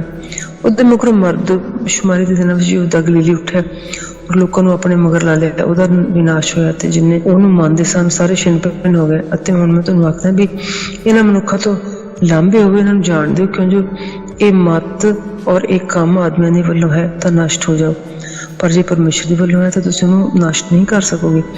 ਵੀ ਕਿਤੇ ਆਉਣਾ ਹੋਵੇ ਜੇ ਤੁਸੀਂ ਪਰਮੇਸ਼ਰ ਨਾਲ ਵੀ ਲੜਨ ਵਾਲੇ ਠਹਿਰੋ। ਉਹਨਾਂ ਨੇ ਉਹਦੀ ਮੰਨ ਲਈ ਤਾਂ ਰਸੂਲਾਂ ਨੂੰ ਕੋਲ ਸੱਦਿਆ ਤਾਂ ਮਾਰ ਕੁੱਟ ਕੇ ਉਹਨਾਂ ਨੂੰ ਤਾਕੀਦ ਕੀਤੀ ਜੋ ਯਿਸੂ ਦੇ ਨਾਮ ਦਾ ਚਰਚਾ ਨਾ ਕਰੋ, ਪਰ ਫਿਰ ਉਹਨਾਂ ਨੂੰ ਛੱਡ ਦਿੱਤਾ। ਸੋ ਉਹ ਇਸ ਗੱਲ ਤੋਂ ਆਨੰਦ ਕਰਦੇ ਹੋਏ ਜੋ ਅਸੀਂ ਉਸ ਨਾਮ ਦੇ ਕਾਰਨ ਵਿਪਤ ਹੋਣ ਦੇ ਯੋਗ ਗਿਣੇ ਗਏ ਮਹਾਸਭਾ ਦੇ ਸਾਹਮਣੇ ਚਲੇ ਗਏ ਤੇ ਉਹ ਰੋਜ਼ ਹੈਕਲ ਵਿੱਚ ਘਰੀ ਉਪਦੇਸ਼ ਕਰਨ ਔਰ ਖੁਸ਼ਖਬਰੀ ਸੁਣਾਉਣ ਤੋਂ ਨਾ ਹਟੇ ਵੀ ਯਿਸੂ ਉਹੀ ਮਸੀਹ ਹੈ। 7 ਸੇਵਕਾਂ ਦਾ ਚੁਣਾਵ ਚੈਪਟਰ 6। ਉਹਨਾਂ ਦਿਨ ਜਦੋਂ ਚੇਲੇ ਬਹੁਤ ਹੁੰਦੇ ਜਾ ਰਹੇ ਸਨ ਤਾਂ ਯੂਨਾਨੀ ਯਹੂਦੀ ਇਬਰਾਨੀ ਤੇ ਬੁੜਬੁੜਾਉਣ ਲੱਗੇ ਜੋ ਦਿਨ ਰਾਤ ਦੀ ਟਹਿਲ ਵਿੱਚ ਉਹਨਾਂ ਦੀਆਂ ਵਿਧਵਾਵਾਂ ਦੀ ਸੁੱਧ ਨਹੀਂ ਲੈਂਦੇ। ਤਦ ਉਹਨਾਂ 12 ਚੇਲਿਆਂ ਦੀ ਸੰਗਤ ਨੂੰ ਕੋਲ ਸੱਦ ਕੇ ਆਖਿਆ ਵੀ ਇਹ ਚੰਗੀ ਗੱਲ ਨਹੀਂ ਜੋ ਅਸੀਂ ਪਰਮੇਸ਼ਰ ਦਾ ਵਚਨ ਛੱਡ ਕੇ ਖਿਲਾਉਣ ਪਿਲਾਉਣ ਦੀ ਟਹਿਲ ਸੇਵਾ ਵੱਲ ਲੱਗ ਜਾਈਏ। ਸੋ ਭਾਈ ਉਹ ਆਪਣੇ ਵਿੱਚੋਂ 7 ਨੇਕ ਨਾਮ ਆਦਮੀਆਂ ਨੂੰ ਜਿਹੜੇ ਆਤਮਾ ਤੇ ਬੁੱਧ ਨਾਲ ਭਰਪੂਰ ਹੋਣ ਚੁਣ ਲਓ ਵੀ ਅਸੀਂ ਉਹਨਾਂ ਨੂੰ ਇਸ ਕੰਮ ਉੱਤੇ ਠਹਿਰਾਈਏ, ਪਰ ਅਸੀਂ ਪ੍ਰਾਰਥਨਾ ਵਿੱਚ ਔਰ ਬਚਨ ਦੀ ਸੇਵਾ ਵਿੱਚ ਲੱਗੇ ਰਹਾਂਗੇ। ਇਹ ਗੱਲ ਸਾਰੀ ਸੰਗਤ ਨੂੰ ਚੰਗੀ ਲੱਗੀ ਤੇ ਉਹਨਾਂ ਨੇ ਸਟੀਫਨ ਨਾਮੀ ਇੱਕ ਪੁਰਸ਼ ਨੂੰ ਜਿਹੜਾ ਨਿਸ਼ਚੈ ਤੇ ਪਵਿੱਤਰ ਆਤਮਾ ਨਾਲ ਭਰਪੂਰ ਸੀ ਔਰ ਫਿਲਿਪਸੀ ਔਰ प्रोखोरस और निकानोर और तिमोन और परमनास और निकलाउस ने जो अंताकिया का एक यहूदी मुरीद से चुनिया। उन्होंने रसूलों के अगे खड़ा किया तो उन्होंने प्रार्थना करके उन्होंने उत्ते हाथ रखे तो परमेश्वर का वचन फैलता गया और यरूशलेम में चेलों की गिनती बहुत बढ़ती जाती सी। बहुत सारे जाजक उस मत के मनण वाले हो गए। स्टीफन किरपा ते शक्ति नाल भरपूर हो गए, वड्डे अचंभे ते निशान लोकां दे विच करदा सी। पर उस समाज विचों जो लिबर्तीनियां दी कहाउंदी है और कुरेनियां ते सिकंदरियां विचों ਉਹਨਾਂ ਵਿੱਚ ਜਿਹੜੇ ਕਿਲਕੀਆ ਤੇ ਅਸੀਆ ਤੋਂ ਆਏ ਸਨ, ਕਈ ਆਦਮੀ ਉੱਠ ਕੇ ਸਤੀਫਨ ਨਾਲ ਬਹਿਸ ਕਰਨ ਲੱਗੇ, ਪਰ ਉਹ ਉਸ ਨਾਲ ਬੁੱਧ ਔਰ ਆਤਮਾ ਦਾ ਜਿਹਦੇ ਨਾਲ ਉਹ ਗੱਲਾਂ ਕਰਦਾ ਸੀ ਸਾਹਮਣਾ ਨਾ ਕਰ ਸਕੇ। ਫਿਰ ਉਹਨਾਂ ਨੇ ਮਨੁੱਖਾਂ ਨੂੰ ਗੱਠਿਆ, ਜਿਹੜੇ ਬੋਲੇ ਵੀ ਅਸੀਂ ਇਹਨੂੰ ਮੂਸਾ ਦੇ ਤੇ ਪਰਮੇਸ਼ਰ ਦੇ ਵਿਰੁੱਧ ਕੁਫਰ ਬਕਦੇ ਸੁਣਿਆ। ਤਦ ਉਹਨਾਂ ਨੇ ਲੋਕਾਂ ਤੇ ਬਜ਼ੁਰਗਾਂ ਦੇ ਗ੍ਰੰਥੀਆਂ ਨੂੰ ਉਭਾਰਿਆ ਔਰ ਉਸ ਉੱਤੇ ਚੜ੍ਹ ਆਏ ਔਰ ਫੜ ਕੇ ਮਹਾਸਭਾ ਦੇ ਵਿੱਚ ਲੈ ਗਏ। ਉਹਨਾਂ ਨੇ ਝੂਠੇ ਗਵਾਹਾਂ ਨੂੰ ਖੜੇ ਕੀਤਾ ਜੋ ਬੋਲੇ ਕਿ ਇਹ ਮਨੁੱਖ ਇਸ ਪਵਿੱਤਰ ਸਥਾਨ ਤੇ ਸ਼ਰਅ ਦੇ ਵਿਰੁੱਧ ਬੋਲਣ ਤੋਂ ਨਹੀਂ ਹਟਦਾ। ਅਸਾਂ ਤਾਂ ਉਹਨੂੰ ਇਹ ਆਖਦੇ ਸੁਣਿਆ ਹੈ ਵੀ ਇਹ ਯਿਸੂ ਨਾਸਰੀ ਇਸ ਸਥਾਨ ਨੂੰ ਢਾਹ ਦੇਊਗਾ ਅਤੇ ਜਿਹੜੀਆਂ ਰੀਤਾਂ ਮੂਸਾ ਨੇ ਸਾਨੂੰ ਸੌਂਪੀਆਂ ਉਹਨਾਂ ਨੂੰ ਬਦਲ ਦੇਊਗਾ। ਜਾਂ ਉਹਨਾਂ ਨੇ ਜਿਹੜੇ ਮਹਾਸਭਾ ਵਿੱਚ ਬੈਠੇ ਸਨ ਉਸਦੀ ਵੱਲ ਧਿਆਨ ਕੀਤਾ ਤਾਂ ਉਹਦਾ ਮੂੰਹ ਦੂਤ ਦੇ ਮੂੰਹ ਵਰਗਾ ਡਿੱਠਾ, ਫਰਿਸ਼ਤੇ ਦੇ ਮੂੰਹ ਵਰਗਾ ਮੂੰਹ ਉਹਦਾ ਲੱਗਿਆ ਉਹਨਾਂ ਨੂੰ। ਸਤੀਫਨ ਦਾ ਉਪਦੇਸ਼ ਅਤੇ ਮੌਤ। ਚੈਪਟਰ 7। ਤਦ ਸਰਦਾਰ ਜਾਜਕ ਨੇ ਪੁੱਛਿਆ ਕਿ ਇਹ ਗੱਲਾਂ ਇਵੇਂ ਹੀ ਹਨ? ਤਾਂ ਉਹ ਬੋਲਿਆ, ਹੇ ਭਾਈਓ, ਹੇ ਪਿਤਰੋ, ਸੁਣੋ। ਸਾਡੇ ਪਿਤਾ ਅਬਰਾਹਮ ਨੂੰ ਹਰਾਨ ਵਿੱਚ ਵਸਣ ਤੋਂ ਅੱਗੇ ਜਦੋਂ ਮੋਸੋਪੋਤਾਮੀਆ ਵਿੱਚ ਸੀ, ਤੇਜ ਰੂਪ ਪਰਮੇਸ਼ਰ ਵਿਖਾਈ ਦਿੱਤਾ ਅਤੇ ਉਹਨੂੰ ਆਖਿਆ, ਤੂੰ ਆਪਣੇ ਦੇਸ਼ ਵਿੱਚ ਤੇ ਆਪਣੇ ਸਾਕਾਂ ਵਿੱਚੋਂ ਨਿਕਲ ਜਾ ਤੇ ਉਸ ਦੇਸ਼ ਵਿੱਚ ਜਿਹੜਾ ਮੈਂ ਤੈਨੂੰ ਵਿਖਾਵਾਂਗਾ ਚਲੇ ਜਾਵੀਂ। ਤਦ ਉਹ ਕਲਦੀਆਂ ਦੇ ਦੇਸ਼ ਤੋਂ ਨਿਕਲ ਕੇ ਹਰਾਨ ਵਿੱਚ ਜਾ ਵਸਿਆ ਤੇ ਉਹਦੇ ਪਿਓ ਦੇ ਮਰਨ ਦੇ ਪਿੱਛੋਂ ਪਰਮੇਸ਼ਰ ਨੇ ਉਹਨੂੰ ਉੱਥੋਂ ਲਿਆ ਕੇ ਇਸ ਦੇਸ਼ ਵਿੱਚ ਵਸਾਇਆ ਜਿੱਥੇ ਹੁਣ ਤੁਸੀਂ ਰਹਿੰਦੇ ਹੋ। ਇਹਦੇ ਵਿੱਚ ਕੁਝ ਅਧਿਕਾਰ ਸਗੋਂ ਪੈਰ ਰੱਖਣ ਦੀ ਥਾਂ ਵੀ ਨਹੀਂ ਦਿੱਤੀ, ਪਰ ਉਹਨੇ ਕਰਾਰ ਕੀਤਾ, ਜੋ ਮੈਂ ਇਹ ਧਰਤੀ ਤੈਨੂੰ ਤੇਰੇ ਪਿੱਛੋਂ ਤੇਰੀ ਅੰਸ਼ ਨੂੰ ਦਿਆਂਗਾ। ਭਾਵੇਂ ਉਹਦਾ ਬਾਲਕ ਅਜੇ ਹੈ ਨਹੀਂ ਸੀ, ਪਰ ਪਰਮੇਸ਼ਰ ਨੇ ਇਉਂ ਆਖਿਆ ਵੀ ਤੇਰੀ ਅੰਸ਼ ਪ੍ਰਦੇਸ਼ ਵਿੱਚ ਜਾ ਕੇ ਰਹੇਗੀ ਅਤੇ ਉਸਨੂੰ ਗੁਲਾਮ ਬਣਾ ਕੇ ਰੱਖਣਗੇ ਔਰ 400 ਵਰ੍ਹੇ ਤੱਕ ਦੁੱਖ ਦੇਣਗੇ। ਫਿਰ ਪਰਮੇਸ਼ਰ ਨੇ ਆਖਿਆ, ਮੈਂ ਉਸ ਕੌਮ ਉੱਤੇ ਜਿਹੜੇ ਉਹ ਗੁਲਾਮ ਹੋਣਗੇ ਡੰਨ ਲਾਵਾਂਗਾ ਤੇ ਉਹਦੇ ਪਿੱਛੋਂ ਨਿਕਲ ਆਉਣਗੇ ਤੇ ਇਸ ਥਾਂ ਵਿੱਚ ਮੇਰੀ ਉਪਾਸਨਾ ਕਰਨਗੇ। ਤੇ ਉਸਨੇ ਉਸਦੇ ਨਾਲ ਹੀ ਸੁਨਤ ਦਾ ਨੇਮ ਵੀ ਕੀਤਾ। ਸੋ ਇਸ ਤਰ੍ਹਾਂ ਉਸਦੇ ਇਸਹਾਕ ਜੰਮਿਆ ਤੇ 8ਵੇਂ ਦਿਨ ਉਸਦੀ ਸੁਨਤ ਹੋਈ ਅਤੇ ਇਸਹਾਕ ਦੇ ਯਾਕੂਬ ਦੇ ਘਰ 12 ਗੋਤਾਂ ਦੇ ਸਰਦਾਰ ਜੰਮੇ ਤੇ ਉਹਨਾਂ ਸਰਦਾਰਾਂ ਨੇ ਯੂਸਫ ਨਾਲ ਖੁਣਸ ਕਰਕੇ ਉਸਨੂੰ ਵੇਚ ਦਿੱਤਾ ਤੇ ਮਿਸਰ ਵਿੱਚ ਲੈ ਜਾਣ ਲਈ, ਪਰ ਉਹ ਪਰਮੇਸ਼ਰ ਉਹਦੇ ਨਾਲ ਸੀ ਤੇ ਉਹਨੂੰ ਉਹਦੇ ਸਾਰੇ ਕਸ਼ਟਾਂ ਤੋਂ ਉਸਨੇ ਛੁਡਾਇਆ ਤੇ ਮਿਸਰ ਦੇ ਪਾਸ਼ਾ ਫਰਾਉਨ ਦੇ ਸਾਹਮਣੇ ਕਿਰਪਾ ਔਰ ਬੁੱਧ ਦਿੱਤੀ ਤੇ ਉਹਨੇ ਮਿਸਰ ਦਾ ਤੇ ਆਪਣੇ ਸਾਰੇ ਘਰ ਦਾ ਉਹਨੂੰ ਹਾਕਮ ਬਣਾਇਆ। ਔਰ ਫਿਰ ਸਾਰੇ ਮਿਸਰ ਤੇ ਕਨਾਨ ਵਿੱਚ ਕਾਲ ਪੈ ਗਿਆ ਤੇ ਵੱਡਾ ਕਸ਼ਟ ਆਇਆ ਤੇ ਸਾਡੇ ਪਿਓ ਦਾਦਿਆਂ ਨੂੰ ਅੰਨ ਨਹੀਂ ਸੀ ਲੱਭਦਾ। ਪਰ ਜਦ ਯਾਕੂਬ ਨੇ ਸੁਣਿਆ ਕਿ ਮਿਸਰ ਵਿੱਚ ਨਾ ਜਾਏ ਤਾਂ ਸਾਡੇ ਪਿਓ ਦਾਦਿਆਂ ਨੂੰ ਪਹਿਲੀ ਵਾਰੀ ਉਸਨੇ ਘੱਲਿਆ ਤੇ ਦੂਜੀ ਵਾਰ ਭਾਈਆਂ ਤੇ ਯੂਸਫ ਪ੍ਰਗਟ ਹੋ ਗਿਆ ਤੇ ਯੂਸਫ ਦਾ ਘਰਾਣਾ ਫਿਰੌਨ ਨੂੰ ਮਾਲੂਮ ਹੋ ਗਿਆ ਅਤੇ ਯੂਸਫ ਨੇ ਆਪਣੇ ਪਿਓ ਯਾਕੂਬ ਨੂੰ ਤੇ ਆਪਣੇ ਸਾਰੇ ਕੋੜਮੇ ਨੂੰ 75 ਚੋਂ ਪੁਰਾਣੇ ਸਨ ਮੰਗਾ ਲਿਆ ਤੇ ਯਾਕੂਬ ਮਿਸਰ ਵਿੱਚ ਗਿਆ ਤੇ ਉਹ ਆਪ ਉੱਥੇ ਹੀ ਮਰ ਗਿਆ ਤੇ ਸਾਡੇ ਪਿਓ ਦਾਦੇ ਵੀ ਅਤੇ ਉਹ ਸ਼ਕਮ ਵਿੱਚ ਪਹੁੰਚਾਇਆ ਗਿਆ ਤੇ ਕਬਰਸਤਾਨ ਵਿੱਚ ਦੱਬੇ ਗਿਆ ਜਿਹੜਾ ਅਬਰਾਹਮ ਨੇ ਸ਼ਕਮ ਵਿੱਚ ਹਮੋਰ ਦੇ ਪੁੱਤਰਾਂ ਤੋਂ ਰੁਪਏ ਦੇ ਕੇ ਮੁੱਲ ਲਿਆ ਸੀ। ਪਰ ਜਾਂ ਉਹ ਕਰਾਰ ਦਾ ਵੇਲਾ ਜਿਸ ਦਾ ਪਰਮੇਸ਼ਰ ਨੇ ਅਬਰਾਹਮ ਨਾਲ ਨੇਮ ਕੀਤਾ ਸੀ ਨੇੜੇ ਆਇਆ ਤਾਂ ਉਹ ਲੋਕ ਮਿਸਰ ਵਿੱਚ ਵਧਣ ਤੇ ਬਹੁਤ ਹੋਣ ਲੱਗੇ। ਉਸ ਵੇਲੇ ਤੀਕਰ ਮਿਸਰ ਦਾ ਇੱਕ ਹੋਰ ਪਾਤਸ਼ਾਹ ਹੋਇਆ ਜਿਹੜਾ ਕਿ ਯੂਸਫ ਨੂੰ ਨਾ ਸੀ ਜਾਣਦਾ ਤੇ ਉਸਨੇ ਸਾਰੀ ਕੌਮ ਦੇ ਨਾਲ ਚਤਰਾਈ ਕਰਕੇ ਸਾਡੇ ਪਿਓ ਦਾਦਿਆਂ ਨੂੰ ਤੰਗ ਕੀਤਾ ਵੀ ਉਹ ਆਪਣੇ ਬਾਲਕਾਂ ਨੂੰ ਬਾਹਰ ਸੁੱਟ ਦੇਣ ਕਿ ਜਿਉਂਦੇ ਨਾ ਰਹਿਣ। ਉਸ ਸਮੇਂ ਮੂਸਾ ਜੰਮਿਆ ਬਹੁਤ ਸੋਹਣਾ ਸੀ ਤੇ ਉਹ 3 ਮਹੀਨਿਆਂ ਤੱਕ ਆਪਣੇ ਪਿਓ ਦੇ ਘਰ ਵਿੱਚ ਪਲਦਾ ਰਿਹਾ। ਜਾਂ ਉਹ ਬਾਹਰ ਸੁੱਟਿਆ ਗਿਆ ਤਾਂ ਫਰਾਉਨ ਦੀ ਧੀ ਨੇ ਉਹਨੂੰ ਉਠਾ ਲਿਆ ਤੇ ਉਹ ਆਪਣਾ ਪੁੱਤ ਕਰਕੇ ਉਸਨੂੰ ਪਾਲਿਆ ਤੇ ਮੂਸਾ ਨੇ ਮਿਸਰੀਆਂ ਦੀ ਸਾਰੀ ਵਿਦਿਆ ਸਿੱਖੀ ਤੇ ਆਪਣੇ ਬਚਨਾਂ ਤੇ ਕਰਨੀਆਂ ਵਿੱਚ ਉਹ ਸਮਰੱਥ ਸੀ। ਜਦੋਂ 25 ਸਮਰੱਥ ਸੀ, ਜਦੋਂ ਉਹ ਪੂਰਾ 40 ਵਰ੍ਹਿਆਂ ਦਾ ਹੋਣ ਲੱਗਾ ਤਾਂ ਉਸਨੇ ਮਨ ਵਿੱਚ ਆਖਿਆ ਵੀ ਅੱਜ ਮੈਂ ਜਾ ਕੇ ਆਪਣੇ ਭਾਈ ਇਸਰਾਏਲ ਦੀ ਖਬਰ ਲਵਾਂ। ਤੇ ਤਦ ਇੱਕ ਉੱਤੇ ਵਾਧਾ ਹੁੰਦਾ ਵੇਖ ਕੇ ਉਸਨੇ ਉਸਦੀ ਸਹਾਇਤਾ ਕੀਤੀ ਤੇ ਮਿਸਰੀ ਨੂੰ ਜਾਨੋਂ ਵੀ ਮਾਰ ਸੁੱਟਿਆ ਜਿਹਦੇ ਨਾਲ ਜ਼ੋਰਾਵਰੀ ਹੋਈ ਸੀ। ਉਹਦਾ ਵਟਾ ਲਿਆ ਗਿਆ ਤਾਂ ਉਸਨੇ ਸੋਚਿਆ ਵੀ ਮੇਰੇ ਭਾਈ ਸਮਝਣਗੇ ਵੀ ਪਰਮੇਸ਼ਰ ਮੇਰੇ ਹੱਥੀਂ ਉਹਨਾਂ ਨੂੰ ਛੁਟਕਾਰਾ ਦੇਣ ਲੱਗਾ, ਪਰ ਉਹ ਨਾ ਸਮਝੇ। ਫਿਰ ਅਗਲੇ ਦਿਨ ਭਲਕ ਜਦੋਂ ਲੜਦੇ ਸਨ ਤਾਂ ਉਹਨਾਂ ਨੂੰ ਵਿਖਾਈ ਦਿੱਤਾ ਤਾਂ ਉਹਨਾਂ ਨੇ ਕਿਹਾ ਕਿ ਸਭ ਮੇਲ ਕਰਾਉਣਾ ਚਾਹਿਆ ਕਿ ਪੁਰਖੋ ਤੁਸੀਂ ਤਾਂ ਭਾਈ ਹੋ, ਇੱਕ ਦੂਜੇ ਤੇ ਕਿਉਂ ਹੱਥ ਚੁੱਕਦੇ ਹੋ, ਕਿਉਂ ਵਾਅਦਾ ਕਰਦੇ। ਪਰ ਜਿਹੜਾ ਆਪਣੇ ਗੁਆਂਢੀ ਉੱਤੇ ਵਾਅਦਾ ਕਰਦਾ ਸੀ ਉਸਨੇ ਉਹਨੂੰ ਧੱਕਾ ਦੇ ਕੇ ਆਖਿਆ ਵੀ ਕਿਨ ਤੈਨੂੰ ਸਾਡੇ ਉੱਤੇ ਹਾਕਮ ਤੇ ਨਿਆਈ ਠਹਿਰਾਇਆ ਹੈ, ਭਲਾ ਤੂੰ ਮੈਨੂੰ ਵੀ ਮਾਰਿਆ ਚਾਹੁੰਦਾ ਜਿਵੇਂ ਤੈਂ ਕੱਲ ਉਸ ਮਿਸਰੀ ਨੂੰ ਮਾਰ ਸੁੱਟਿਆ ਸੀ। ਇਸ ਗੱਲ ਉੱਤੇ ਮੂਸਾ ਬਚ ਗਿਆ ਅਤੇ ਮਿਦਿਆਨ ਦੇਸ਼ ਵਿੱਚ ਜਾ ਕੇ ਰਿਹਾ ਤੇ ਉੱਥੇ ਉਸਦੇ 2 ਪੁੱਤਰ ਜਨਮੇ। ਇਹ ਤੇ 40 ਵਰ੍ਹੇ ਬੀਤ ਗਿਆ ਤਾਂ ਸੀਨੇ ਦੇ ਪਹਾੜ ਦੀ ਝਾੜ ਵਿੱਚ ਇੱਕ ਦੂਤ ਅੱਗ ਦੀ ਲੋ ਵਿੱਚ ਝਾੜੀ ਦੇ ਵਿੱਚੋਂ ਦੀ ਉਸਨੂੰ ਵਿਖਾਈ ਦਿੱਤਾ ਤੇ ਮੂਸਾ ਨੇ ਵੇਖ ਕੇ ਉਸ ਦਰਸ਼ਨ ਤੋਂ ਅਚਰਜ ਮੰਨਿਆ ਤੇ ਤੱਕਣ ਲਈ ਨੇੜੇ ਪਹੁੰਚਿਆ ਤਾਂ ਪ੍ਰਭੂ ਦੀ ਆਵਾਜ਼ ਆਈ ਵੀ ਮੈਂ ਆਪਣੇ ਪਿਓ ਦਾਦਿਆਂ ਦਾ ਪਰਮੇਸ਼ਰ तेरे प्यो दादे परमेश्वर अब्राहम दा ते इसहाक दा ते याकूब दा ते मूसा कंब उठिया तैनूं तक्कण दा हियावा ना कर पाया। अरे प्रभु ने जदों उसनूं आख्या कि अपने पैरां दी जुत्ती ला के ये जगह जिथे तू खलोता है पवित्रता ते मैं दृष्ट करके अपने लोकां दा जिहड़े मिस्र विच कष्ट वेख्या ते उन्हां दी भौंके सुन के उन्हां नूं छुड़ाउण दा हिया कीता उतरिया ते हुण वेखो सो हुण आ मैं तैनूं मिस्र विच घल्लांगा ते उत्थे तू मूसा नूं जिस तो उन्होंने इनकार किया सी तुझे किसने हाकम ते न्यायी बनाया उसे नूं परमेश्वर ने उसके दूत हत्थी जो उसने झाड़ी विच विखाई दिता सी हाकम दे छुटकारा देण वाला ते घल्लिया। इहो मनुख मिस्र विच ते लाल समुद्र विच झाड़ू 40 वरियां तिकर चंबे ते निशान विखा के उसनूं कढ लिया। ये ओह मूसा है जिन इसराइल दे पुत्रां नूं आख्या सी भी परमेश्वर तुहाडे भाईआं विच तुहाडे लई मेरे जिहा इक नबी खड़ा करेगा।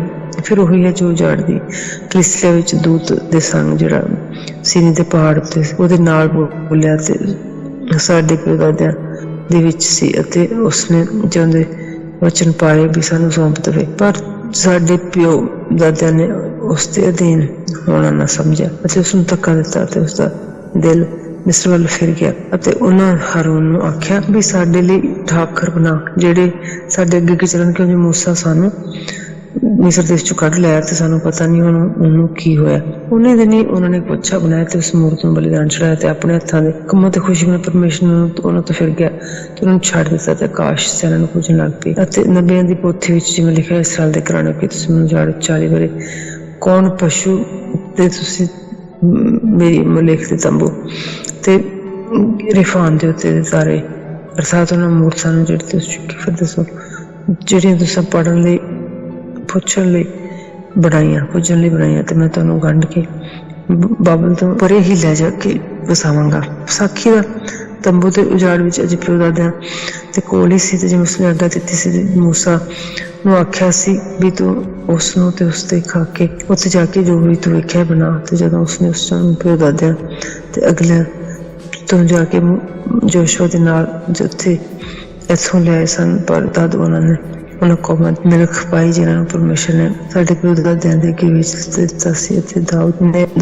2 दिनां तक रहा ते परमेश्वर ने उन्हें परमेश्वर दी हजूरों कृपा पाके चाया जो जकूब ते परमेश्वर दे लई एक आड स्थान बनावे एक स्थान बनावे पर सुलेमान ने उहदे लई एक भवन बनाया और आत्महान दियां बनाईयां होईयां हैकलां विच ओह नहीं वसदा। जिवें नबी कहंदा है कि काश्मीर संघासन धरती मेरे पैरां दी चौंकी है तुसीं मेरे लिए किहो जिहा भवन बनाओगे। प्रभु आखदा है कि जिहड़ा थां मेरे आराम दा है किहड़ा थां है कि मेरे हत्थां ने ये सब व्यवस्था नहीं बनाईयां जे हठी ते मन और कांदे बसंती लोगों की तुसीं सदा परमेश्वर दा सामना करदे रहो कि तुहाडे प्यो दादियां ने कीता ते तुसीं भी करदे हो। नबियां चुके नूं तुहाडे प्यो दादियां ने नहीं सी सताया सगों उन्हां ने उस धर्मी दे आउण दी खबर देण वालियां नूं वड़ सुट्टिया ते जिहदे हुण तुसीं कफनाउण वाले अते खूनी होए।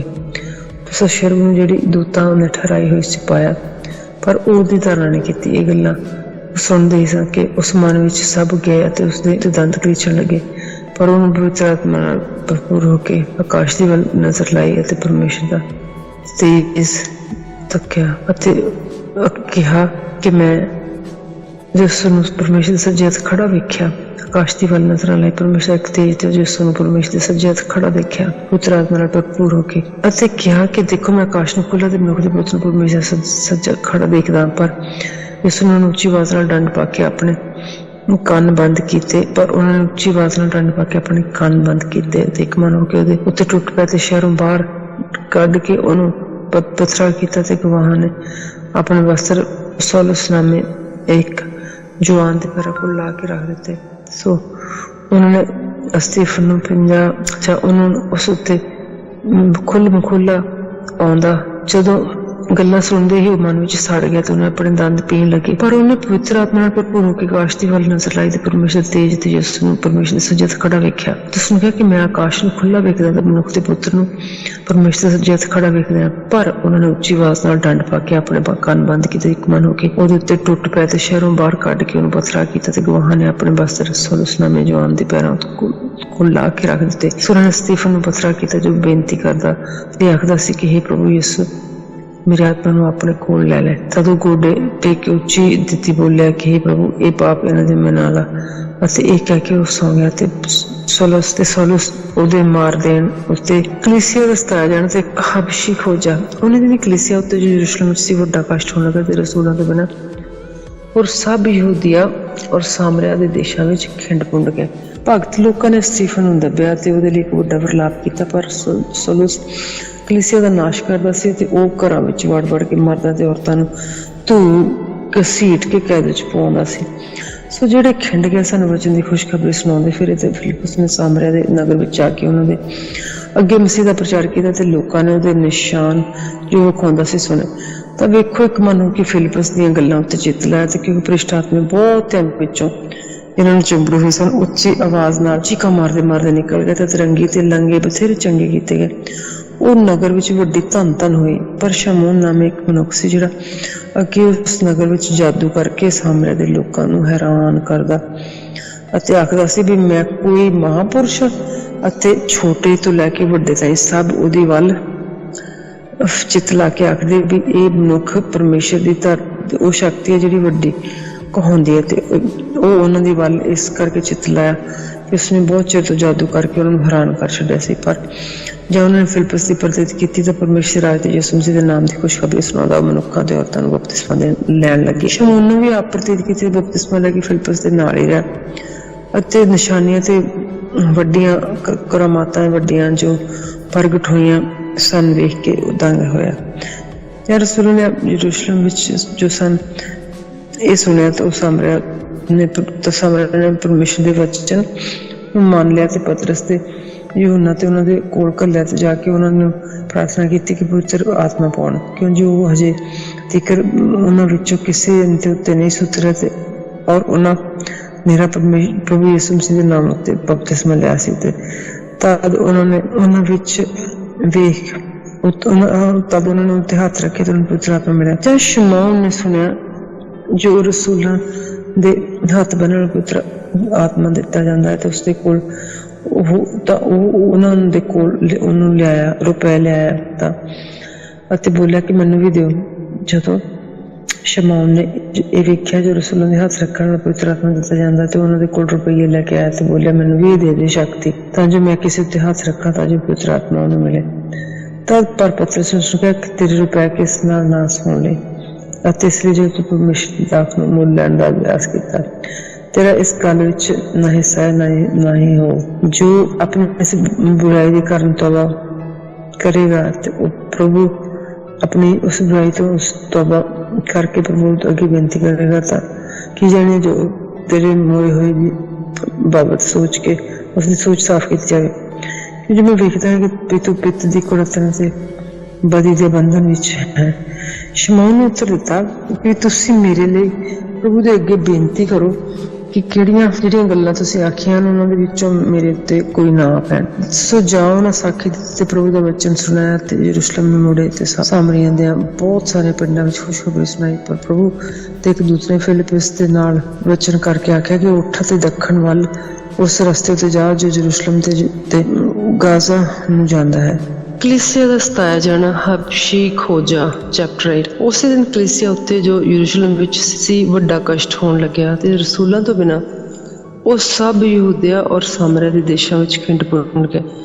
ਭਗਤ ਲੋਕਾਂ ਨੇ ਸਟੀਫਨ ਨੂੰ ਦੱਬਿਆ ਅਤੇ ਉਹਦੇ ਲਈ ਵੱਡਾ ਵਿਰਲਾਪ ਕੀਤਾ, ਪਰ ਸੌਲਸ ਕਲੀਸਿਆ ਦਾ ਨਾਸ ਕਰਦਾ ਸੀ ਅਤੇ ਉਹ ਘਰਾਂ ਵਿੱਚ ਵੜ ਕੇ ਮਰਦਾਂ ਤੇ ਔਰਤਾਂ ਨੂੰ ਧੂ ਕੇ ਘਸੀਟ ਕੇ ਕੈਦ ਵਿੱਚ ਪਵਾਉਂਦਾ ਸੀ। ਸੋ ਜਿਹੜੇ ਖਿੰਡ ਗਏ ਸਨ ਵਚਨ ਦੀ ਖੁਸ਼ਖਬਰੀ ਸੁਣਾਉਂਦੇ ਫਿਰਦੇ ਅਤੇ ਫਿਲਿਪਸ ਨੇ ਸਾਮਰਿਆ ਦੇ ਨਗਰ ਵਿੱਚ ਜਾ ਕੇ ਉਹਨਾਂ ਦੇ ਅੱਗੇ ਮਸੀਹ ਦਾ ਪ੍ਰਚਾਰ ਕੀਤਾ ਅਤੇ ਜਾਂ ਲੋਕਾਂ ਨੇ ਉਹ ਨਿਸ਼ਾਨ ਜੋ ਵਿਖਾਉਂਦਾ ਸੀ ਸੁਣੇ ਤਾਂ ਵੇਖੇ ਤਾਂ ਇਕਮੁੱਠ ਹੋ ਕੇ ਫਿਲਿਪਸ ਦੀਆਂ ਗੱਲਾਂ ਉੱਤੇ ਚਿੱਤ ਲਾਇਆ, ਕਿਉਂਕਿ ਭ੍ਰਿਸ਼ਟ ਆਤਮੇ ਬਹੁਤਿਆਂ ਵਿੱਚੋਂ ਜਿਨ੍ਹਾਂ ਨੂੰ ਚਿੰਬੜੇ ਹੋਏ ਸਨ ਉੱਚੀ ਆਵਾਜ਼ ਨਾਲ ਚੀਕਾਂ ਮਾਰਦੇ ਹੋਏ ਨਿਕਲ ਗਿਆ ਅਤੇ ਅਧਰੰਗੀ ਤੇ ਲੰਗੇ ਬਥੇਰੇ ਚੰਗੇ ਕੀਤੇ ਗਏ। ਉਸ ਨਗਰ ਵਿੱਚ ਵੱਡੀ ਧੰਨ ਹੋਈ। ਪਰ ਸ਼ਿਮੌਨ ਨਾਮੀ ਇੱਕ ਮਨੁੱਖ ਸੀ ਜਿਹੜਾ ਅੱਗੇ ਉਸ ਨਗਰ ਵਿੱਚ ਜਾਦੂ ਕਰਕੇ ਸਾਮਰਿਆ ਦੇ ਲੋਕਾਂ ਨੂੰ ਹੈਰਾਨ ਕਰਦਾ ਤੇ ਆਖਦਾ ਸੀ ਵੀ ਮੈਂ ਕੋਈ ਮਹਾਂਪੁਰਖ ਹਾਂ ਔਰ ਛੋਟੇ ਤੋਂ ਵੱਡੇ ਤੀਕ ਸਭ ਉਹਦੇ ਵੱਲ ਚਿੱਤ ਲਾ ਕੇ ਆਖਦੇ ਵੀ ਇਹ ਮਨੁੱਖ ਪਰਮੇਸ਼ਰ ਦੀ ਉਹ ਸ਼ਕਤੀ ਹੈ ਜਿਹੜੀ ਵੱਡੀ ਕਹਾਉਂਦੀ ਹੈ। ਤੇ ਉਹਨਾਂ ਉਹਦੇ ਵੱਲ ਇਸ ਕਰਕੇ ਚਿੱਤ ਲਾਇਆ ਕਿ ਉਹਨੇ ਬਹੁਤ ਚਿਰ ਤੋਂ ਜਾਦੂ ਕਰਕੇ ਉਹਨਾਂ ਨੂੰ ਹੈਰਾਨ ਕਰ ਰੱਖਿਆ ਸੀ। ਪਰ ਜਦੋਂ ਉਹ ਫਿਲਿਪਸ ਦੀ ਪ੍ਰਤੀਤ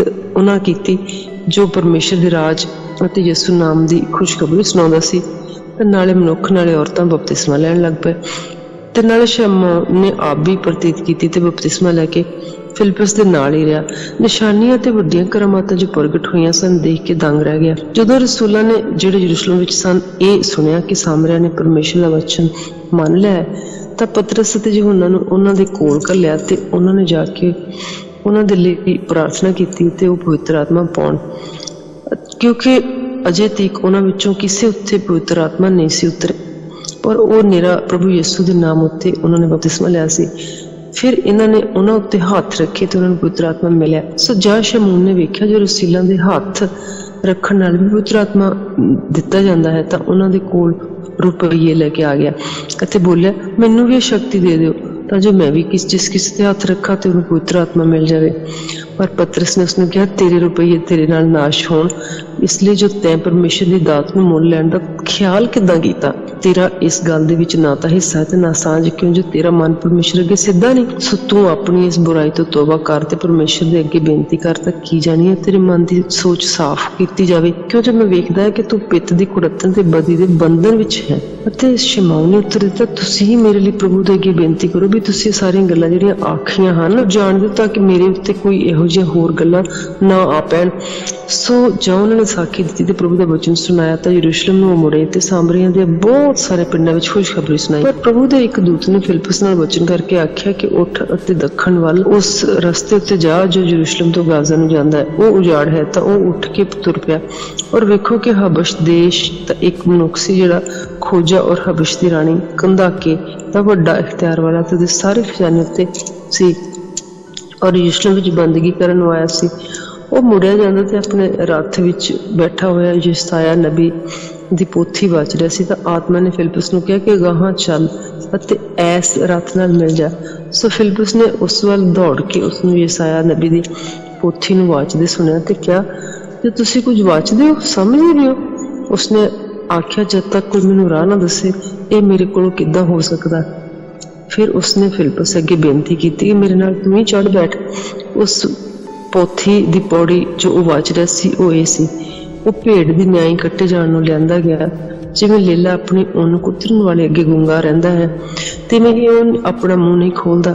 ਉਹਦੀ ਅਧੀਨਗੀ ਵਿੱਚ ਉਹਦਾ ਨਿਆਂ ਨਖੁੱਟ ਗਿਆ। ਉਹਦੀ ਪੀੜ੍ਹੀ ਦਾ ਕੌਣ ਬਿਆਨ ਕਰੇਗਾ, ਕਿਉਂ ਜੋ ਉਹਦੀ ਜਾਨ ਧਰਤੀ ਉੱਤੇ ਚੁੱਕੀ ਜਾਂਦੀ ਹੈ।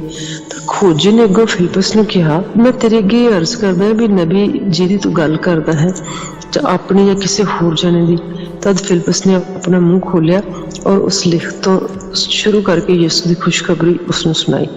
ਅਤੇ ਉਸ ਰਾਹ ਉੱਤੇ ਜਾਂਦੇ ਜਾਂਦੇ ਇੱਕ ਪਾਣੀ ਦੇ ਕੋਲ ਉਹ ਉਪੜੇ ਤਾਂ ਉਸਨੇ ਖੋਜੀ ਨੇ ਉਹਨੂੰ ਕਿਹਾ, ਵੇਖ ਪਾਣੀ ਹੈਗਾ, ਹੁਣ ਮੈਨੂੰ ਬਪਤਿਸਮਾ ਲੈਣ ਤੋਂ ਕਿਹੜੀ ਚੀਜ਼ ਰੋਕਦੀ ਹੈ? ਤਦ ਉਸਨੇ ਰੱਥ ਖੜਾ ਕਰਨ ਦਾ ਹੁਕਮ ਦਿੱਤਾ ਅਤੇ ਫਿਲਿਪਸ ਤੇ ਖੋਜਾ ਦੋਵੇਂ ਪਾਣੀ ਦੇ ਵਿੱਚ ਉਤਰੇ ਅਤੇ ਉਹਨੇ ਉਸਨੂੰ ਬਪਤਿਸਮਾ ਦਿੱਤਾ।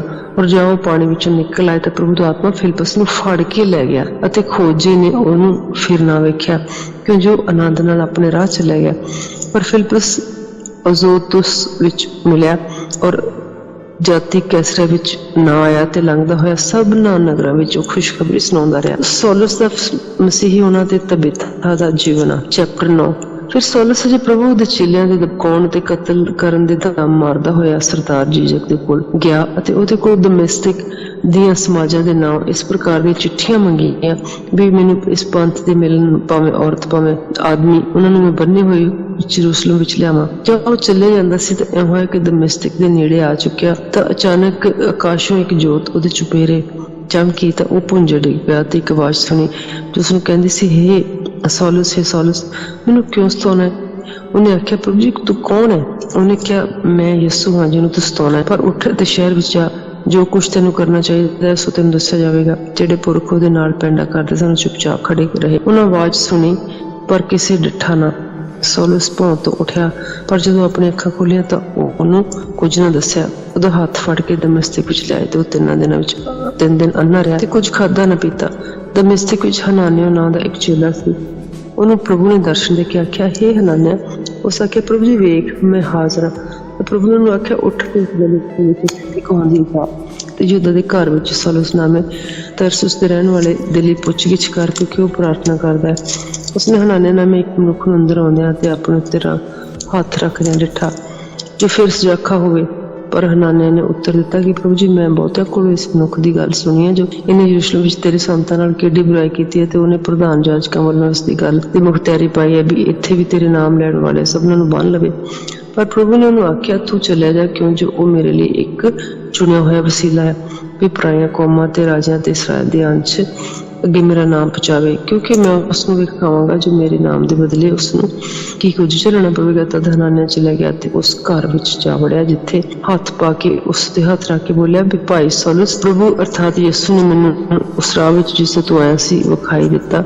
ਮੈਨੂੰ ਘੱਲਿਆ ਕਿ ਤੂੰ ਸਜਾਖਾ ਹੋ ਜਾਵੇਂ ਤੇ ਪਵਿੱਤਰ ਆਤਮਾ ਨਾਲ ਭਰ ਜਾਵੇਂ। ਉਵੇਂ ਉਹਦੀਆਂ ਅੱਖਾਂ ਤੋਂ ਛਿਲਕੇ ਜਿਹੇ ਡਿੱਗੇ। ਉਹ ਸਜਾਖਾ ਹੋ ਗਿਆ ਤੇ ਉੱਠ ਕੇ ਬਪਤਿਸਮਾ ਲਿਆ ਤੇ ਪ੍ਰਸ਼ਾਦਾ ਛਕ ਕੇ ਤਕੜਾ ਹੋ ਗਿਆ। ਫਿਰ ਉਹ ਕਈ ਦਿਨ ਦਮਿਸ਼ਕ ਵਿੱਚ ਚੇਲਿਆਂ ਦੇ ਨਾਲ ਰਿਹਾ। ਉਹ ਤੁਰਤ ਸਮਾਜਾਂ ਵਿੱਚ ਯਿਸੂ ਦਾ ਪ੍ਰਚਾਰ ਕਰਨ ਲੱਗਾ ਵੀ ਉਹ ਪਰਮੇਸ਼ਰ ਦਾ ਪੁੱਤਰ ਹੈ, ਅਤੇ ਸਭ ਸੁਣਨ ਵਾਲੇ ਅਚਰਜ ਹੋ ਕੇ ਬੋਲੇ ਕਿ ਇਹ ਉਹ ਨਹੀਂ ਜਿਹੜਾ ਯਰੂਸ਼ਲਮ ਵਿੱਚ ਇਹਦੇ ਨਾਮ ਲੈਣ ਵਾਲਿਆਂ ਦਾ ਨਾਸ ਕਰਦਾ ਸੀ। ਉਹ ਇਸੇ ਗੱਲ ਲਈ ਇੱਥੇ ਆਇਆ ਸੀ ਵੀ ਉਹਨਾਂ ਨੂੰ ਵੱਧਦੇ ਹੋਏ ਪ੍ਰਧਾਨ ਜਾਜਕਾਂ ਦੇ ਅੱਗੇ ਲੈ ਜਾਵੇ। ਪਰ ਸੌਲਸ ਹੋਰ ਵੀ ਤਕੜਾ ਹੁੰਦਾ ਗਿਆ ਤੇ ਇਸ ਗੱਲ ਨੂੰ ਸਾਬਤ ਕਰਕੇ ਵੀ ਮਸੀਹ ਇਹੋ ਹੀ ਹੈ, ਉਹਨਾਂ ਯਹੂਦੀਆਂ ਨੂੰ ਜਿਹੜੇ ਦਮਿਸ਼ਕ ਵਿੱਚ ਰਹਿੰਦੇ ਹਨ ਘਬਰਾ ਦਿੱਤਾ। ਜਦੋਂ ਬਹੁਤ ਦਿਨ ਬੀਤ ਗਿਆ ਤਾਂ ਯਹੂਦੀਆਂ ਨੇ ਉਹਦੇ ਮਾਰ ਕੱਤਣ ਦਾ ਮਤਾ ਪਕਾਇਆ, ਪਰ ਉਹਨਾਂ ਦਾ ਮਤਾ ਸੌਲਸ ਨੂੰ ਮਾਲੂਮ ਹੋ ਗਿਆ ਤੇ ਉਹਨਾਂ ਨੇ ਰਾਤ ਦਿਨ ਦਰਵਾਜ਼ਿਆਂ ਦੀ ਵੀ ਰਾਖੀ ਕੀਤੀ ਵੀ ਉਹਨੂੰ ਮਾਰ ਸੁੱਟਣ। ਪਰ ਉਹਦੇ ਚੇਲਿਆਂ ਨੇ ਰਾਤ ਦੇ ਵੇਲੇ ਉਹਨੂੰ ਲਿਆ ਤੇ ਟੋਕਰੇ ਵਿੱਚ ਬਿਠਾਲ ਕੇ ਸਫੀਲ ਉੱਪਰੋਂ ਉਤਾਰ ਦਿੱਤਾ। ਜਦੋਂ ਯਰੂਸ਼ਲਮ ਵਿੱਚ ਆਇਆ ਤਾਂ ਚੇਲਿਆਂ ਵਿੱਚ ਰਲ ਜਾਣ ਦਾ ਯਤਨ ਕੀਤਾ, ਪਰ ਸਭ ਉਸ ਤੋਂ ਡਰਦੇ ਸਨ, ਕਿਉਂ ਜੋ ਉਸ ਦੇ ਚੇਲੇ ਹੋਣ ਨੂੰ ਸੱਚ ਨਾ ਮੰਨਿਆ।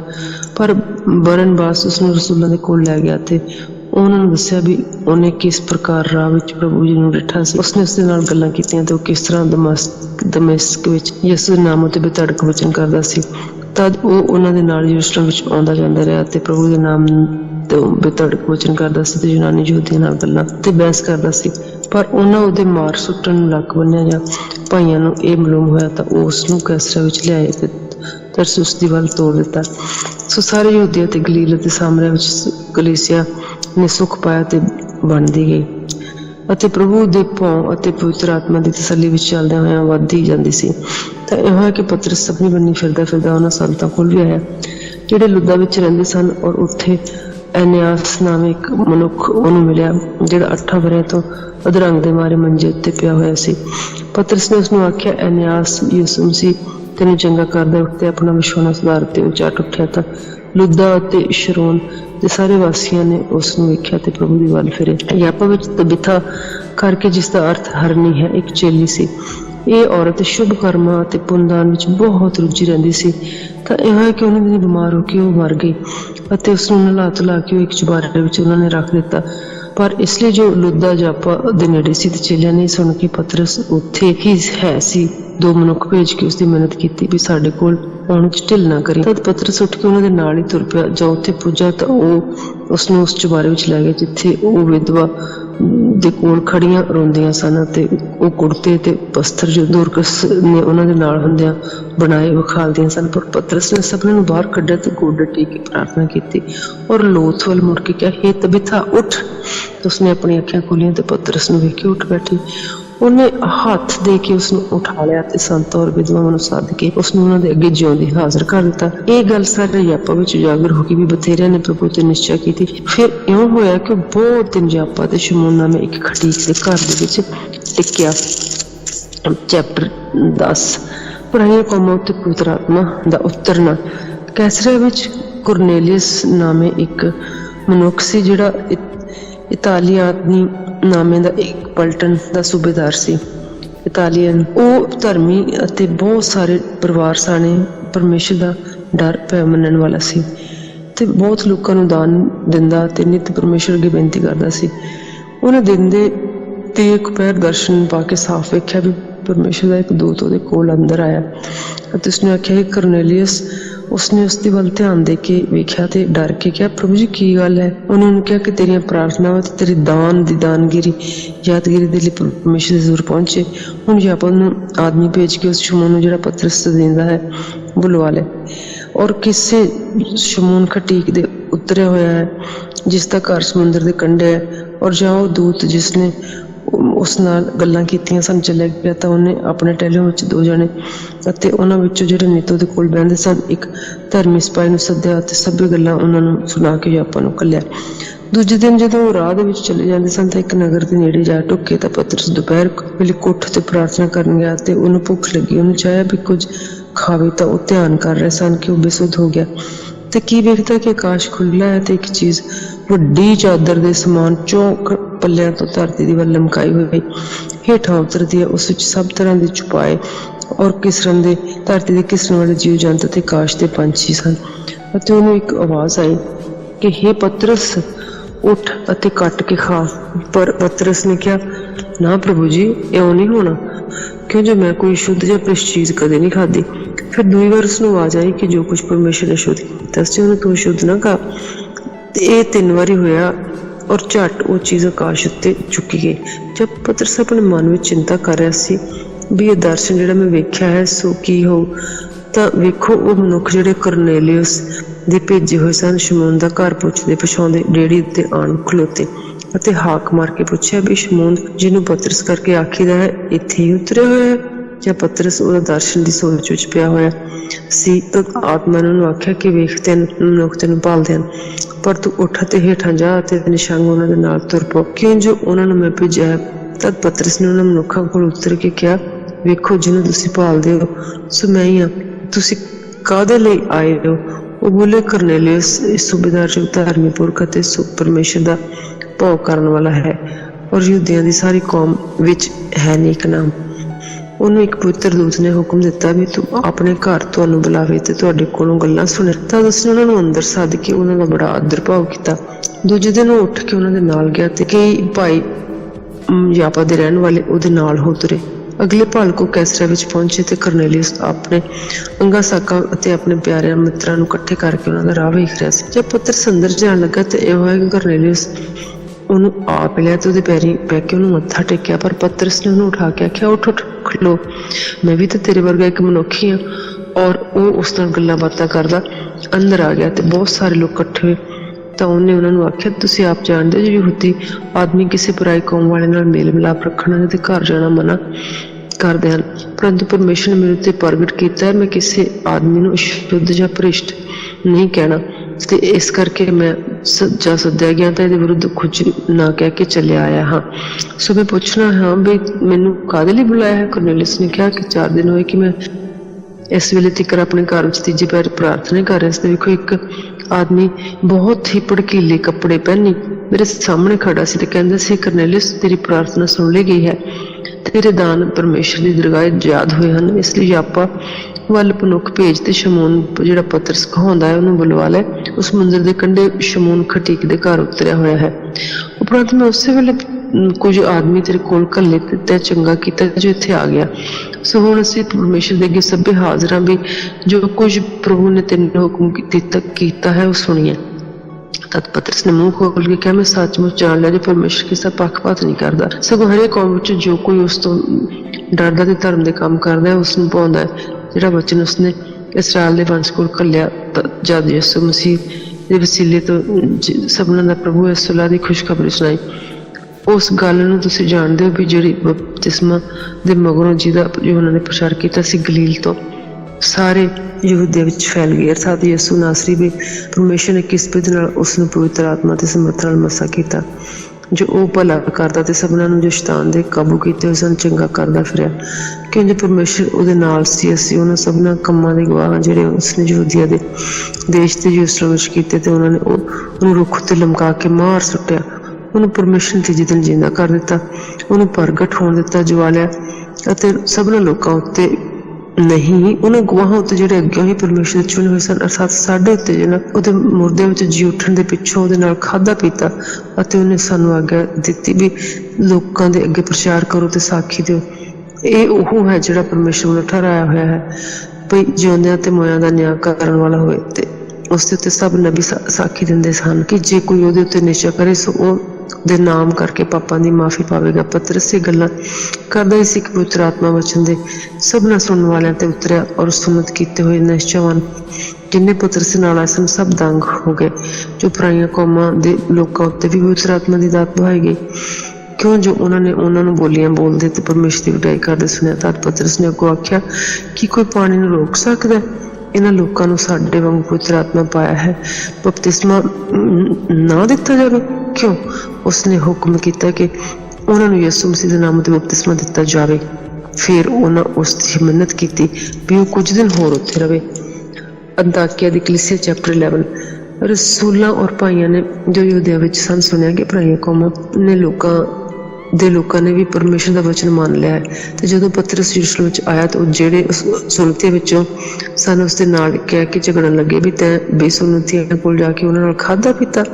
ਤਦ ਪਤਰਸ ਸ਼ੁਰੂ ਕਰਕੇ ਜਿਵੇਂ ਹੋਇਆ ਸੀ ਤੇ ਮੈਂ ਉਹਨਾਂ ਦੇ ਅੱਗੇ ਬਿਆਨ ਕਰਕੇ ਕਹਿਣ ਲੱਗਿਆ, ਮੈਂ ਯਾਪਾ ਦੇ ਨਗਰ ਵਿੱਚ ਪ੍ਰਾਰਥਨਾ ਕਰਦਾ ਸਾਂ ਤੇ ਬੇਸੁੱਧੀ ਵਿੱਚ ਦਰਸ਼ਨ ਡਿੱਠਾ ਕਿ ਇੱਕ ਚੀਜ਼ ਵੱਡੀ ਚਾਦਰ ਦੇ ਸਮਾਨ 4 ਪੱਲਿਆਂ ਤੋਂ ਆਕਾਸ਼ ਵਿੱਚ ਲਮਕਾਈ ਹੋਈ ਉੱਤਰਦੀ ਮੇਰੇ ਤੀਕਰ ਆਈ। ਜਦ ਮੈਂ ਉਹਦੇ ਵੱਲ ਧਿਆਨ ਕਰਕੇ ਦੇਖਿਆ ਸੋਚਿਆ ਤਾਂ ਧਰਤੀ ਦੇ ਛੁਪਾਏ ਜੰਗਲੀ ਜਾਨਵਰ, ਕਿਸਣ ਵਾਲੇ ਜੀਵ ਜੰਤੂ ਤੇ ਆਕਾਸ਼ ਦੇ ਪੰਛੀ ਵੇਖੇ। ਮੈਂ ਇੱਕ ਆਵਾਜ਼ ਵੀ ਸੁਣੀ ਜੋ ਮੈਨੂੰ ਆਖਦੀ ਸੀ, ਪਤਰਸ ਉੱਠ ਕੱਟ ਤੇ ਖਾ। ਮੈਂ ਆਖਿਆ, ਨਹੀਂ ਪ੍ਰਭੂ ਜੀ, ਇਉਂ ਨਹੀਂ ਹੋਣਾ, ਕਿਉਂਕਿ ਮੈਂ ਕੋਈ ਸ਼ੁੱਧ ਪ੍ਰਿਸ਼ ਚੀਜ਼ ਆਪਣੇ ਮੂੰਹ 'ਚ ਕਦੇ ਵੀ ਨਹੀਂ ਪਾਈ। ਤੇ ਦੂਜੀ ਵਾਰ ਆਵਾਜ਼ ਨੇ ਆਕਾਸ਼ੋਂ ਉਤਰਤਾ ਕਿ ਜੋ ਕੁਛ ਪਰਮੇਸ਼ਰ ਨੇ ਸ਼ੁੱਧ ਕੀਤਾ ਹੈ ਤੂੰ ਉਹਨੂੰ ਸ਼ੁੱਧ ਨਾ ਕਹੋ। ਇਹ 3 ਵਾਰੀ ਹੋਇਆ ਔਰ ਸਭ ਕੁਛ ਆਕਾਸ਼ ਵੱਲ ਖਿੱਚਿਆ ਗਿਆ। ਵੇਖੋ, ਉਸ ਵੇਲੇ ਘਰ ਦੇ ਅੱਗੇ ਜਿੱਥੇ ਸੀ ਥਾਂ 3 ਮਨੁੱਖ ਖਾਣ ਖਲੋਤੇ ਜਿਹੜੇ ਕੈਸਰੀਆ ਤੋਂ ਮੇਰੇ ਕੋਲ ਇਕੱਲੇ ਹੋਏ ਸਨ। ਔਰ ਆਤਮਾ ਨੇ ਮੈਨੂੰ ਕਿਹਾ ਵੀ ਉਹਨਾਂ ਦੇ ਨਾਲ ਚਲੇ ਜਾ ਤੇ ਕੁਝ ਭਿੰਨ ਭੇਦ ਨਾ ਰੱਖੀ। ਤੇ ਫਿਰ ਇਹ 6 ਭਾਈ ਵੀ ਮੇਰੇ ਨਾਲ ਤੁਰ ਪਏ ਤੇ ਅਸੀਂ ਉਸ ਮਨੁੱਖ ਦੇ ਘਰ ਜਾ ਵੜੇ। ਤਦ ਉਸਨੇ ਸਾਨੂੰ ਦੱਸਿਆ ਵੀ ਕਿਵੇਂ ਉਸਦੇ ਆਪਣੇ ਘਰ ਵਿੱਚ ਦੂਤ ਖੜੇ ਨੂੰ ਵੇਖਿਆ, ਜਿਹਨੇ ਆਖਿਆ ਕਿ ਯਾਪਾ ਵੱਲ ਮਨੁੱਖ ਭੇਜ ਕੇ ਸ਼ਮੂਨ ਨੂੰ ਜਿਹੜਾ ਪੱਤਰ ਸਿਖਾਉਂਦਾ ਆਪਣੇ ਘਰ ਬੁਲਵਾ, ਉਹ ਤੈਨੂੰ ਜਿਹੜੀਆਂ ਗੱਲਾਂ ਸੁਣਾਵੇਗਾ ਜਿਨ੍ਹਾਂ ਤੋਂ ਤੂੰ ਤੇ ਤੇਰਾ ਸਾਰਾ ਘਰ ਬਚਾਏ ਜਾਓਗੇ। ਅਤੇ ਜਦ ਮੈਂ ਇਹ ਗੱਲਾਂ ਕਰਨ ਲੱਗਾ ਤਾਂ ਪਵਿੱਤਰ ਆਤਮਾ ਉਹਨਾਂ ਤੇ ਉਤਰਿਆ ਤੇ ਜਿਸ ਤਰ੍ਹਾਂ ਸਾਡੇ ਉੱਤੇ ਵੀ ਉਤਰਿਆ ਸੀ। ਜਦੋਂ ਮੈਨੂੰ ਪ੍ਰਭੂ ਦਾ ਵਚਨ ਚੇਤੇ ਆਇਆ ਕਿ ਕਿਸ ਤਰ੍ਹਾਂ ਉਸਨੇ ਆਖਿਆ ਸੀ ਵੀ ਯੂਹੰਨਾ ਨੇ ਤਾਂ ਪਾਣੀ ਨਾਲ ਬਪਤਿਸਮਾ ਦਿੱਤਾ, ਪਰ ਤੁਹਾਨੂੰ ਪਵਿੱਤਰ ਆਤਮਾ ਨਾਲ ਬਪਤਿਸਮਾ ਦਿੱਤਾ ਜਾਵੇਗਾ। ਇਸ ਲਈ ਤਦ ਪਰਮੇਸ਼ਰ ਨੇ ਉਹਨਾਂ ਨੂੰ ਇਹੋ ਜਿਹੀ ਦਾਤ ਦਿੱਤੀ ਜਿਹੀ ਸਾਨੂੰ ਵੀ ਜਦ ਅਸੀਂ ਪ੍ਰਭੂ ਯਿਸੂ ਉੱਤੇ ਨਿਸ਼ਚਾ ਕੀਤੀ ਸੀ। ਤਾਂ ਫਿਰ ਮੈਂ ਕੌਣ ਸਾਨੂੰ ਪਰਮੇਸ਼ਰ ਨੂੰ ਰੋਕ ਸਕਦਾ? ਜਦ ਉਹਨਾਂ ਇਹ ਗੱਲਾਂ ਸੁਣੀਆਂ ਤਾਂ ਚੁੱਪ ਹੋ ਗਿਆ ਤੇ ਇਹ ਕਹਿ ਕੇ ਪਰਮੇਸ਼ਰ ਦੀ ਬੁਰਾਈ ਕੀਤੀ ਕਿ ਤਦ ਤਾਂ ਪਰਮੇਸ਼ਰ ਨੇ ਪਰਾਈਆਂ ਕੌਮਾਂ ਨੂੰ ਵੀ ਜਿਉਣ ਲਈ ਤੇ ਤੋਬਾ ਬਖਸ਼ੀ ਹੈ। ਉਪਰੰਤ ਉਹ ਲੋਕ ਜਿਹੜੇ ਉਸ ਵਿਪਤਾ ਤੋਂ ਜੋ ਸਤੀਫਨ ਦੇ ਕਾਰਨ ਹੋਈ ਸੀ ਭਿੰਨ ਹੋ ਗਏ। ਉਹ ਫੈਨੀਕੇ ਅਤੇ ਕੁਪੁਰਸ ਅਤੇ ਅੰਤਾਕਿਆ ਤੀਕਰ ਫਿਰਦੇ ਹੋਏ ਯਹੂਦੀਆਂ ਤੋਂ ਬਿਨਾਂ ਹੋਰ ਕਿਸੇ ਨੂੰ ਵਚਨ ਨਹੀਂ ਸੁਣਾਉਂਦੇ। ਪਰ ਉਹਨਾਂ ਵਿੱਚੋਂ ਕਈ ਕਪੂਰਸ ਔਰ ਕੁਰੇਨੇ ਦੇ ਮਨੁੱਖ ਸਨ ਜਿਨ੍ਹਾਂ ਅੰਤਾਕਿਆ ਵਿੱਚ ਆਣ ਕੇ ਪ੍ਰਭੂ ਯਿਸੂ ਦੀ ਖੁਸ਼ਖਬਰੀ ਸੁਣਾਉਂਦੇ ਹੋਏ ਯੂਨਾਨੀਆਂ ਨਾਲ ਵੀ ਗੱਲਾਂ ਕੀਤੀਆਂ ਤੇ ਪ੍ਰਭੂ ਦਾ ਹੱਥ ਉਹਨਾਂ ਦੇ ਨਾਲ ਸੀ। ਤੇ ਬੜੇ ਲੋਕ ਨਿਸ਼ਚਾ ਕਰਕੇ ਪ੍ਰਭੂ ਦੀ ਵੱਲ ਫਿਰੇ। ਉਹਨਾਂ ਦੀ ਖਬਰ ਯਰੂਸ਼ਲਮ ਦੀ ਕਲੀਸਿਆ ਦੇ ਕੰਨਾਂ ਤੱਕ ਪੁੱਜੀ ਤੇ ਉਹਨਾਂ ਨੇ ਬਰਨਬਾਸ ਨੂੰ ਅੰਤਾਕਿਆ ਤਾਈਂ ਘੱਲਿਆ। ਉਹਨਾਂ ਸਭਨਾਂ ਨੂੰ ਉਪਦੇਸ਼ ਦਿੱਤਾ ਵੀ ਦਿਲ ਦੀ ਤਕੜਾਈ ਨਾਲ ਪ੍ਰਭੂ ਵੱਲ ਲੱਗੇ ਰਹੋ, ਕਿਉਂਕਿ ਉਹ ਭਲਾ ਮਾਨਸ ਪਵਿੱਤਰ ਆਤਮਾ ਤੇ ਨਿਸ਼ਚਾ ਨਾਲ ਭਰਪੂਰ ਸੀ। ਔਰ ਬਹੁਤ ਸਾਰੇ ਲੋਕ ਪ੍ਰਭੂ ਦੇ ਨਾਲ ਮਿਲ ਗਏ ਤੇ ਉਹ ਸੋਲਸ ਦੀ ਭਾਲ ਕਰਨ ਤਰਸੁਸ ਨੂੰ ਗਿਆ ਅਤੇ ਉਹਨਾਂ ਨੂੰ ਛੱਡ ਕੇ ਉੱਥੇ ਉਹਨੂੰ ਲੱਭ ਕੇ ਅੰਤਾਕਿਆ ਵਿੱਚ ਲਿਆਇਆ। ਔਰ ਇਹ ਹੋਇਆ ਕਿ ਇੱਕ ਪੂਰਾ ਸਾਲ ਕਲੀਸਿਆ ਦੇ ਨਾਲ ਇਕੱਠਾ ਰਿਹਾ। ਬਹੁਤੇ ਲੋਕਾਂ ਨੂੰ ਉਪਦੇਸ਼ ਕੀਤਾ ਤੇ ਪਹਿਲਾਂ ਅੰਤਾਕਿਆ ਵਿੱਚ ਚੇਲੇ ਮਸੀਹ ਅਖਵਾਏ। ਉਹਨੇ ਦਿਨ ਨਬੀ ਯਰੂਸ਼ਲਮ ਤੋਂ ਅੰਤਾਕਿਆ ਵਿੱਚ ਆਏ ਅਤੇ ਉਹਨਾਂ ਵਿੱਚੋਂ ਇੱਕ ਨੇ, ਜਿਹਦਾ ਨਾਂ ਆਗੂਸ ਸੀ, ਉੱਠ ਕੇ ਆਤਮਾ ਦੇ ਰਾਹੀਂ ਇਹ ਪਤਾ ਦਿੱਤਾ ਕਿ ਦੁਨੀਆ ਦੇ ਵਿੱਚ ਵੱਡਾ ਕਾਲ ਪਏਗਾ ਜਿਹੜਾ ਕਿ ਕਲੌਦੀਅਸ ਦੇ ਸਮੇਂ ਵਿੱਚ ਪਿਆ ਗਿਆ ਸੀ। ਅਤੇ ਚੇਲਿਆਂ ਵਿੱਚੋਂ ਹਰੇਕ ਨੇ ਆਪੋ ਆਪਣੀ ਪਹੁੰਚ ਦੇ ਅਨੁਸਾਰ ਉਹਨਾਂ ਭਾਈਆਂ ਦੀ ਮਦਦ ਲਈ ਜਿਹੜੇ ਯਹੂਦੇ ਵਿੱਚ ਰਹਿੰਦੇ ਸਨ ਕੁਝ ਘੱਲਣ ਦੀ ਦਲੀਲ ਕੀਤੀ। ਸੋ ਉਹਨਾਂ ਨੇ ਐਵੇਂ ਹੀ ਕੀਤਾ ਤੇ ਬਰਨਬਾਸ ਔਰ ਸੌਲਸ ਦੇ ਹੱਥੀਂ ਬਜ਼ੁਰਗਾਂ ਦੇ ਕੋਲ ਉਹ ਘੱਲਿਆ। ਚੈਪਟਰ 12। ਪਤਰਸ ਦਾ ਕੈਦੋਂ ਛੁਡਾਇਆ ਜਾਣਾ। ਉਸ ਸਮੇਂ ਰਾਜਾ ਹੈਰੋਦਸ ਨੇ ਕਲੀਸਿਆ ਦੇ ਵਿੱਚ ਕਈ ਲੋਕਾਂ ਨੂੰ ਦੁੱਖ ਦੇਣ ਲਈ ਹੱਥ ਚੁੱਕਿਆ। ਉਸਨੇ ਯਹੂਨਾ ਦੇ ਭਰਾ ਯਾਕੂਬ ਨੂੰ ਤਲਵਾਰ ਨਾਲ ਵਢਾ ਸੁੱਟਿਆ। ਉੱਥੇ ਵੇਖਿਆ ਵੀ ਯਹੂਦੀਆਂ ਨੇ ਇਹ ਕੰਮ ਚੰਗਾ ਲੱਗਿਆ ਤੇ ਹੋਰ ਵੀ ਉਹਨੂੰ ਵਾਅਦਾ ਕੀਤਾ ਜੋ ਪਤਰਸ ਨੂੰ ਵੀ ਪਕੜ ਰਿਹਾ। ਇਹ ਪਤੀਰੀ ਰੋਟੀ ਦੇ ਦਿਨ ਸਨ ਤੇ ਉਹ ਉਸਨੂੰ ਫੜ ਕੇ ਕੈਦਖਾਨੇ ਵਿੱਚ ਪਾ ਦਿੱਤਾ। ਜੋ ਸਿਪਾਹੀਆਂ ਨੂੰ ਪੈਰਿਆਂ ਦੇ ਹਵਾਲੇ ਕੀਤਾ, ਉਹਦੀ ਚੌਕਸੀ ਕਰਨ ਤੇ ਦਾਇਆ ਕੀਤਾ ਤੇ ਉਹਨੂੰ ਪਸਾ ਦੇ ਤਿਉਹਾਰ ਦੇ ਪਿੱਛੋਂ ਲੋਕਾਂ ਦੇ ਅੱਗੇ ਕੱਢ ਲਿਆਵੇ। ਜੋ ਕੈਦ ਵਿੱਚ ਪਤਰਸ ਦੀ ਰਾਖੀ ਹੁੰਦੀ ਸੀ, ਪਰ ਕਲੀਸਿਆ ਉਹਦੇ ਲਈ ਪਰਮੇਸ਼ਰ ਦੇ ਅੱਗੇ ਮਨ ਲਾ ਕੇ ਪ੍ਰਾਰਥਨਾ ਕਰਦੀ ਸੀ। ਜੋ ਹੈਰੋਦਸ ਉਹਨੂੰ ਬਾਹਰ ਲਿਆਉਣ ਲਈ ਤਿਆਰ ਸੀ, ਉਹ ਰਾਤ ਪਤਰਸ 2 ਸੰਗਲਾਂ ਨਾਲ ਜਕੜਿਆ ਹੋਇਆ 2 ਸਿਪਾਹੀਆਂ ਦੇ ਵਿਚਕਾਰ ਸੁੱਤਾ ਪਿਆ ਸੀ ਔਰ ਪਹਿਰੇ ਦੇ ਕੈਦਖਾਨੇ ਦੇ ਫਾਟਕ ਤੇ ਪਹਿਰਾ ਦੇ ਰਹੇ ਸਨ। ਤਾਂ ਵੇਖੋ, ਇੱਕ ਪ੍ਰਭੂ ਦਾ ਦੂਤ ਆਣ ਖਲੋਤਾ ਤੇ ਉਸ ਕੋਠੜੀ ਵਿੱਚ ਚਾਨਣ ਚਮਕਿਆ। ਉਹਨੇ ਪਤਰਸ ਦੀ ਵੱਖੀ ਉੱਤੇ ਹੱਥ ਮਾਰਿਆ ਤੇ ਉਹਨੂੰ ਜਗਾ ਕੇ ਕਿਹਾ, ਛੇਤੀ ਉੱਠ। ਉਹਦੇ ਸੰਗਲ ਉਹਦੇ ਹੱਥਾਂ ਤੋਂ ਆਪੇ ਡਿੱਗ ਪਿਆ ਤੇ ਦੂਤ ਨੇ ਉਹਨੂੰ ਆਖਿਆ, ਲੱਕ ਬੰਨ੍ਹ ਤੇ ਆਪਣੀ ਜੁੱਤੀ ਪਾ। ਉਹਨੇ ਉਸੇ ਤਰ੍ਹਾਂ ਕੀਤਾ। ਫਿਰ ਉਸਨੇ ਉਹਨੂੰ ਆਖਿਆ, ਆਪਣੀ ਚਾਦਰ ओढ़ ਕੇ ਮੇਰੇ ਮਗਰ ਤੁਰ ਪੈ। ਉਹ ਨਿਕਲ ਕੇ ਉਹਦੇ ਪਿੱਛੇ ਤੁਰ ਪਿਆ ਤੇ ਉਹਨੇ ਨਹੀਂ ਜਾਣਿਆ ਕਿ ਉਹ ਦੂਤ ਵੱਲੋਂ ਹੋ ਰਿਹਾ ਸੀ। ਸੋ ਉਹ ਸੱਚ ਹੈ ਜੋ ਉਹ ਸਮਝਿਆ ਕਿ ਮੈਂ ਦਰਸ਼ਨ ਵੇਖ ਰਿਹਾ। ਜਦੋਂ ਪਹਿਲੇ ਦੂਜੇ ਪਹਿਰੇ ਵਿੱਚੋਂ ਦੇ ਨਿਕਲ ਕੇ ਲੋਹੇ ਦੇ ਫਾਟਕ ਤੱਕ ਆਏ, ਜਿਹੜਾ ਸ਼ਹਿਰ ਵਿੱਚ ਪੁੱਜਦਾ ਹੈ, ਮੈਨੂੰ ਸ਼ਹਿਰ ਵਿੱਚ ਪਹੁੰਚਾਉਂਦਾ ਹੈ, ਤਾਂ ਉਹ ਆਪ ਤੋਂ ਆਪ ਉਹਨਾਂ ਲਈ ਖੁੱਲ੍ਹ ਗਿਆ। ਉਹ ਨਿਕਲ ਕੇ ਇੱਕ ਗਲੀ ਦੇ ਰਾਹ ਤੁਰ ਪਿਆ ਤਾਂ ਉਸੇ ਵੇਲੇ ਦੂਤ ਉਹਦੇ ਕੋਲੋਂ ਚਲਿਆ ਗਿਆ। ਤਦ ਪਤਰਸ ਨੇ ਸੋਝੀ ਵਿੱਚ ਆਣ ਕੇ ਆਖਿਆ, ਮੈਂ ਹੁਣ ਠੀਕ ਜਾਣਿਆ ਵੀ ਪ੍ਰਭੂ ਨੇ ਆਪਣਾ ਦੂਤ ਘੱਲਿਆ ਤੇ ਮੈਨੂੰ ਹੈਰੋਦਸ ਦੇ ਹੱਥੋਂ ਔਰ ਯਹੂਦੀ ਕੌਮ ਦੀ ਸਾਰੀ ਰਿਆਸਤ ਦੇ ਵਿੱਚੋਂ ਛੁਡਾ ਦਿੱਤਾ ਹੈ। ਫਿਰ ਸੋਚ ਕੇ यूहन्ना जो मरकुस ਕਹਾਉਂਦਾ ਹੈ, ਉਹਦੀ ਮਾਤਾ ਮਰੀਅਮ ਦੇ ਘਰ ਆਇਆ, ਜਿੱਥੇ ਬਹੁਤ ਸਾਰੇ ਲੋਕ ਇਕੱਠੇ ਹੋ ਕੇ ਪ੍ਰਾਰਥਨਾ ਕਰ ਰਹੇ ਸਨ। ਜਾਂ ਉਹਨੇ ਡਿਊੜੀ ਦਾ ਬੂਹਾ ਖੜਕਾਇਆ ਤਾਂ ਇੱਕ ਟਹਿਲਣ ਰੋਦੇ ਨਾਮੇ ਸੁਣਨ ਆਈ ਤੇ ਪਤਰਸ ਦਾ ਬੋਲ ਪਛਾਣ ਕੇ ਖੁਸ਼ੀ ਦੇ ਮਾਰੇ ਬੂਹਾ ਨਾ ਖੋਲਿਆ ਔਰ ਅੰਦਰ ਨੂੰ ਦੌੜ ਕੇ ਖਬਰ ਦਿੱਤੀ ਤੇ ਡਿਊੜੀ ਦੇ ਅੱਗੇ ਪਤਰਸ ਖੜਾ ਹੈ। ਤਾਂ ਉਹਨੇ ਉਸਨੂੰ ਆਖਿਆ, ਤੂੰ ਤਾਂ ਕਮਲੀ ਹੈ। ਪਰ ਉਹ ਵੱਡੇ ਹੱਥ ਨਾਲ ਬੋਲੀ ਵੀ ਗੱਲ ਇਵੇਂ ਹੀ ਹੈ। ਤਦ ਉਹਨੇ ਆਖਿਆ ਕਿ ਉਹਦਾ ਦੂਤ ਹੋਣਾ ਹੈ। ਪਰ ਪਤਰਸ ਬੂਹਾ ਖੜਕਾਉਂਦਾ ਰਿਹਾ ਤਾਂ ਉਹਨਾਂ ਨੇ ਬੂਹਾ ਖੋਲ ਕੇ ਉਹਨੂੰ ਵੇਖਿਆ ਤੇ ਅਚਰਜ ਰਹਿ ਗਏ। ਪਰੰਤੂ ਉਹਨੇ ਉਹਨਾਂ ਨੂੰ ਹੱਥ ਨਾਲ ਸੈਂਤ ਕੀਤੀ ਕਿ ਚੁੱਪ ਰਹੋ ਤੇ ਚੁੱਪ ਰਹਿਣ ਲਈ ਦੱਸਿਆ।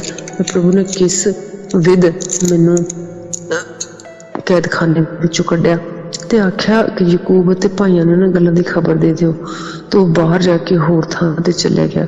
ਜਦੋਂ ਦਿਨ ਚੜ੍ਹਦੇ ਸਿਪਾਹੀਆਂ ਵਿੱਚ ਬਹੁਤ ਘਬਰਾਹਟ ਪੈ ਗਈ ਕਿ ਪਤਰਸ ਕਿੱਧਰ ਗਿਆ। ਜੇ ਹੈਰੋਦਸ ਨੇ ਉਹਦਾ ਖੋਜ ਕੀਤਾ ਤੇ ਉਹ ਨਾ ਲੱਭਿਆ। ਪਹਿਰੇ ਵਾਲਿਆਂ ਦੀ ਜਾਂਚ ਕਰਕੇ ਹੁਕਮ ਦਿੱਤਾ ਕਿ ਉਹ ਵੱਢੇ ਜਾਣ ਔਰ ਉਹ ਯਹੂਦੇ ਤੋਂ ਨਿਕਲ ਕੇ ਕੈਸਰੀਆ ਵਿੱਚ ਜਾ ਠਹਿਰਿਆ।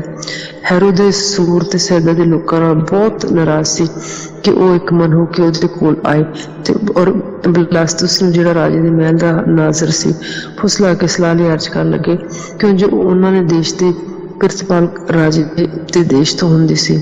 ਉਹਨਾਂ ਦੇ ਦੇਸ਼ ਦੀ ਪਿਰਤਪਾਲ ਰਾਜੇ ਦੇ ਦੇਸ਼ ਤੋਂ ਹੁੰਦੀ ਸੀ। ਹੈਰੋਦਸ ਨੇ ਇੱਕ ਮਿੱਥੇ ਦਿਨ ਨੂੰ ਰਾਜ ਵਸਤਰ ਪਹਿਨ ਕੇ ਅਦਾਲਤ ਦੇ ਸਿੰਘਾਸਨ ਉੱਤੇ ਬੈਠਾ ਉਹਦੇ ਅੱਗੇ ਬੋਲਣ ਲੱਗਿਆ ਤੇ ਲੋਕ ਉੱਚੀ ਦੇ ਕੇ ਬੋਲ ਉੱਠੇ ਵੀ ਇਹ ਤਾਂ ਦੂਤ ਦੀ ਆਵਾਜ਼ ਹੈ, ਮਨੁੱਖ ਦੀ ਨਹੀਂ।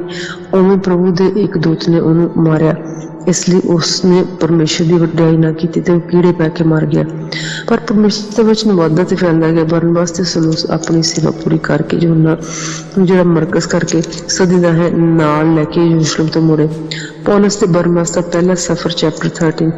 ਅੰਤਾਕਿਆ ਦੀ ਕਲੀਸਿਆ ਵਿੱਚ ਕਈ ਨਬੀ ਅਤੇ ਉਪਦੇਸ਼ਕ ਸਨ, ਅਰਥਾਤ ਬਰਨਬਾਸ ਔਰ ਸ਼ਿਮੋਨ ਜੋ ਨੀਗਰ ਵੀ ਅਖਾਉਂਦਾ ਹੈ, ਔਰ ਲੂਕੀਅਸ ਕੁਰੇਨੇ ਦਾ ਇੱਕ ਮਨੁੱਖ, ਅਤੇ ਮਨੇਨ ਜਿਹੜਾ ਰਾਜਾ ਹੈਰੋਦਸ ਨਾਲ ਪਲਿਆ ਸੀ, ਤੇ ਸਲੂਸ। ਜਾਂ ਇਹ ਪ੍ਰਭੂ ਦੀ ਉਪਾਸਨਾ ਕਰਦੇ ਅਤੇ ਵਰਤ ਰੱਖਦੇ ਸਨ। ਤਾਂ ਪਵਿੱਤਰ ਆਤਮਾ ਨੇ ਕਿਹਾ ਕਿ ਮੇਰੇ ਲਈ ਬਰਨਬਾਸ ਅਤੇ ਸਲੂਸ ਨੂੰ ਉਸ ਕੰਮ ਦੇ ਲਈ ਵੱਖਰਾ ਕਰੋ ਜਿਹਦੇ ਲਈ ਮੈਂ ਉਹਨਾਂ ਨੂੰ ਬੁਲਾਇਆ ਹੈ। ਤਦ ਉਹਨਾਂ ਵਰਤ ਰੱਖ ਕੇ ਅਤੇ ਪ੍ਰਾਰਥਨਾ ਕਰਕੇ ਉਹਨਾਂ ਉੱਤੇ ਹੱਥ ਧਰੇ ਤੇ ਉਹਨਾਂ ਨੂੰ ਵਿਦਾ ਕੀਤਾ। ਸੋ ਪਵਿੱਤਰ ਆਤਮਾ ਦੇ ਘੱਲੇ ਹੋਏ ਸਿਲੂਕੀਆ ਨੂੰ ਆਏ ਅਤੇ ਉੱਥੋਂ ਜਹਾਜ਼ ਉੱਤੇ ਚੜ੍ਹ ਕੇ ਕੁਪਰਸ ਨੂੰ ਗਏ ਤੇ ਉਹਨਾਂ ਨੇ ਸਲਮੀਸ ਵਿੱਚ ਪਹੁੰਚ ਕੇ ਯਹੂਦੀਆਂ ਦੀਆਂ ਸਮਾਜਾਂ ਵਿੱਚ ਪਰਮੇਸ਼ਰ ਦਾ ਵਚਨ ਸੁਣਾਇਆ। ਤੇ यूहन्ना ਉਹਨਾਂ ਦਾ ਸੇਵਕ ਨਾਲ ਸੀ। ਜਾਂ ਉਹ ਉਸ ਸਾਰੇ ਟਾਪੂ ਵਿੱਚ ਫਿਰਦੇ ਪਾਫੁਸ ਤਾਈਂ ਆਏ ਤਾਂ ਉਹਨਾਂ ਨੂੰ ਬਰਯੇਸੂਸ ਨਾਮ ਦਾ ਇੱਕ ਆਦਮੀ ਮਿਲਿਆ, ਜਿਹੜਾ ਜਾਦੂਗਰ, ਝੂਠਾ ਨਬੀ ਤੇ ਕੌਮ ਦਾ ਯੁੱਧ ਸੀ। ਉਹ ਸਰਗੀਉਸ ਪੌਲੁਸ ਡਿਪਟੀ ਦੇ ਨਾਲ ਸੀ, ਜਿਹੜਾ ਬੁੱਧਵਾਨ ਮਨੁੱਖ ਸੀ।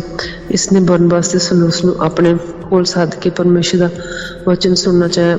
ਇਲਮਾਸ ਜਾਦੂਗਰ ਨੇ ਕਿ ਉਹਦੇ ਨਾਮ ਦਾ ਅਰਥ ਇਹੋ ਹੀ ਹੈ। ਡਿਪਟੀ ਨੂੰ ਉਸ ਮੱਤ ਤੋਂ ਫੇਰਨ ਦਾ ਦਇਆ ਕਰਕੇ ਉਹਨਾਂ ਦੇ ਸਾਹਮਣੇ ਕੀਤਾ। ਪਰ ਸਲੂਸ ਨੇ, ਜਿਸ ਨੂੰ ਪੌਲੁਸ ਵੀ ਆਖੀਦਾ ਹੈ, ਪਵਿੱਤਰ ਆਤਮਾ ਨਾਲ ਭਰਪੂਰ ਹੋ ਕੇ ਉਹਦੀ ਵੱਲ ਧਿਆਨ ਕੀਤਾ ਤੇ ਆਖਿਆ ਕਿ ਉਹ ਤੂੰ ਜੋ ਸਭ ਤਰ੍ਹਾਂ ਦੇ ਫਲ ਅਤੇ ਬੁਰਾਈ ਛਲ ਨਾਲ ਭਰਿਆ ਹੋਇਆ ਹੈ, ਸਭ ਤਰ੍ਹਾਂ ਦੇ ਛਲ ਤੇ ਬੁਰਾਈ ਨਾਲ ਭਰਿਆ ਹੋਇਆ, ਸ਼ੈਤਾਨ ਦੇ ਬੱਚੇ, ਸਾਰੇ ਧਰਮ ਦੇ ਵੈਰੀ ਤੇ ਤੂੰ ਸਿੱਧੇ ਧਰਮ ਦੇ ਵੈਸੇ ਕਿ ਤੂੰ ਪ੍ਰਭੂ ਦੇ ਸਿੱਧੇ ਰਾਹਾਂ ਨੂੰ ਵਿੰਗੇ ਕਰਨ ਨੂੰ ਨਹੀਂ ਟਾਲਦਾ। ਹੁਣ ਵੇਖ ਪ੍ਰਭੂ ਦਾ ਹੱਥ ਤੇਰੇ ਉੱਤੇ ਹੈ, ਤੂੰ ਅੰਨਾ ਹੋ ਜਾਏਗਾ, ਕੁਝ ਚਿਰ ਤੀਕਰ ਸੂਰਜ ਨੂੰ ਨਹੀਂ ਵੇਖੇਗਾ। ਤੇ ਉਵੇਂ ਉਹਦੇ ਉੱਤੇ ਧੁੰਦ ਔਰ ਹਨੇਰਾ ਛਾ ਗਿਆ ਤਾਂ ਉਹ ਟੋਲਦਾ ਫਿਰਿਆ ਕਿ ਕੋਈ ਹੱਥ ਫੜ ਕੇ ਮੈਨੂੰ ਲੈ ਚੱਲੇ। ਤਦ ਡਿਪਟੀ ਨੇ ਇਹ ਵਾਰਤਾ ਵੇਖੀ ਤਾਂ ਪ੍ਰਭੂ ਦੀ ਸਿੱਖਿਆ ਤੋਂ ਹੈਰਾਨ ਹੋ ਕੇ ਨਿਸ਼ਚਾ ਕੀਤੀ।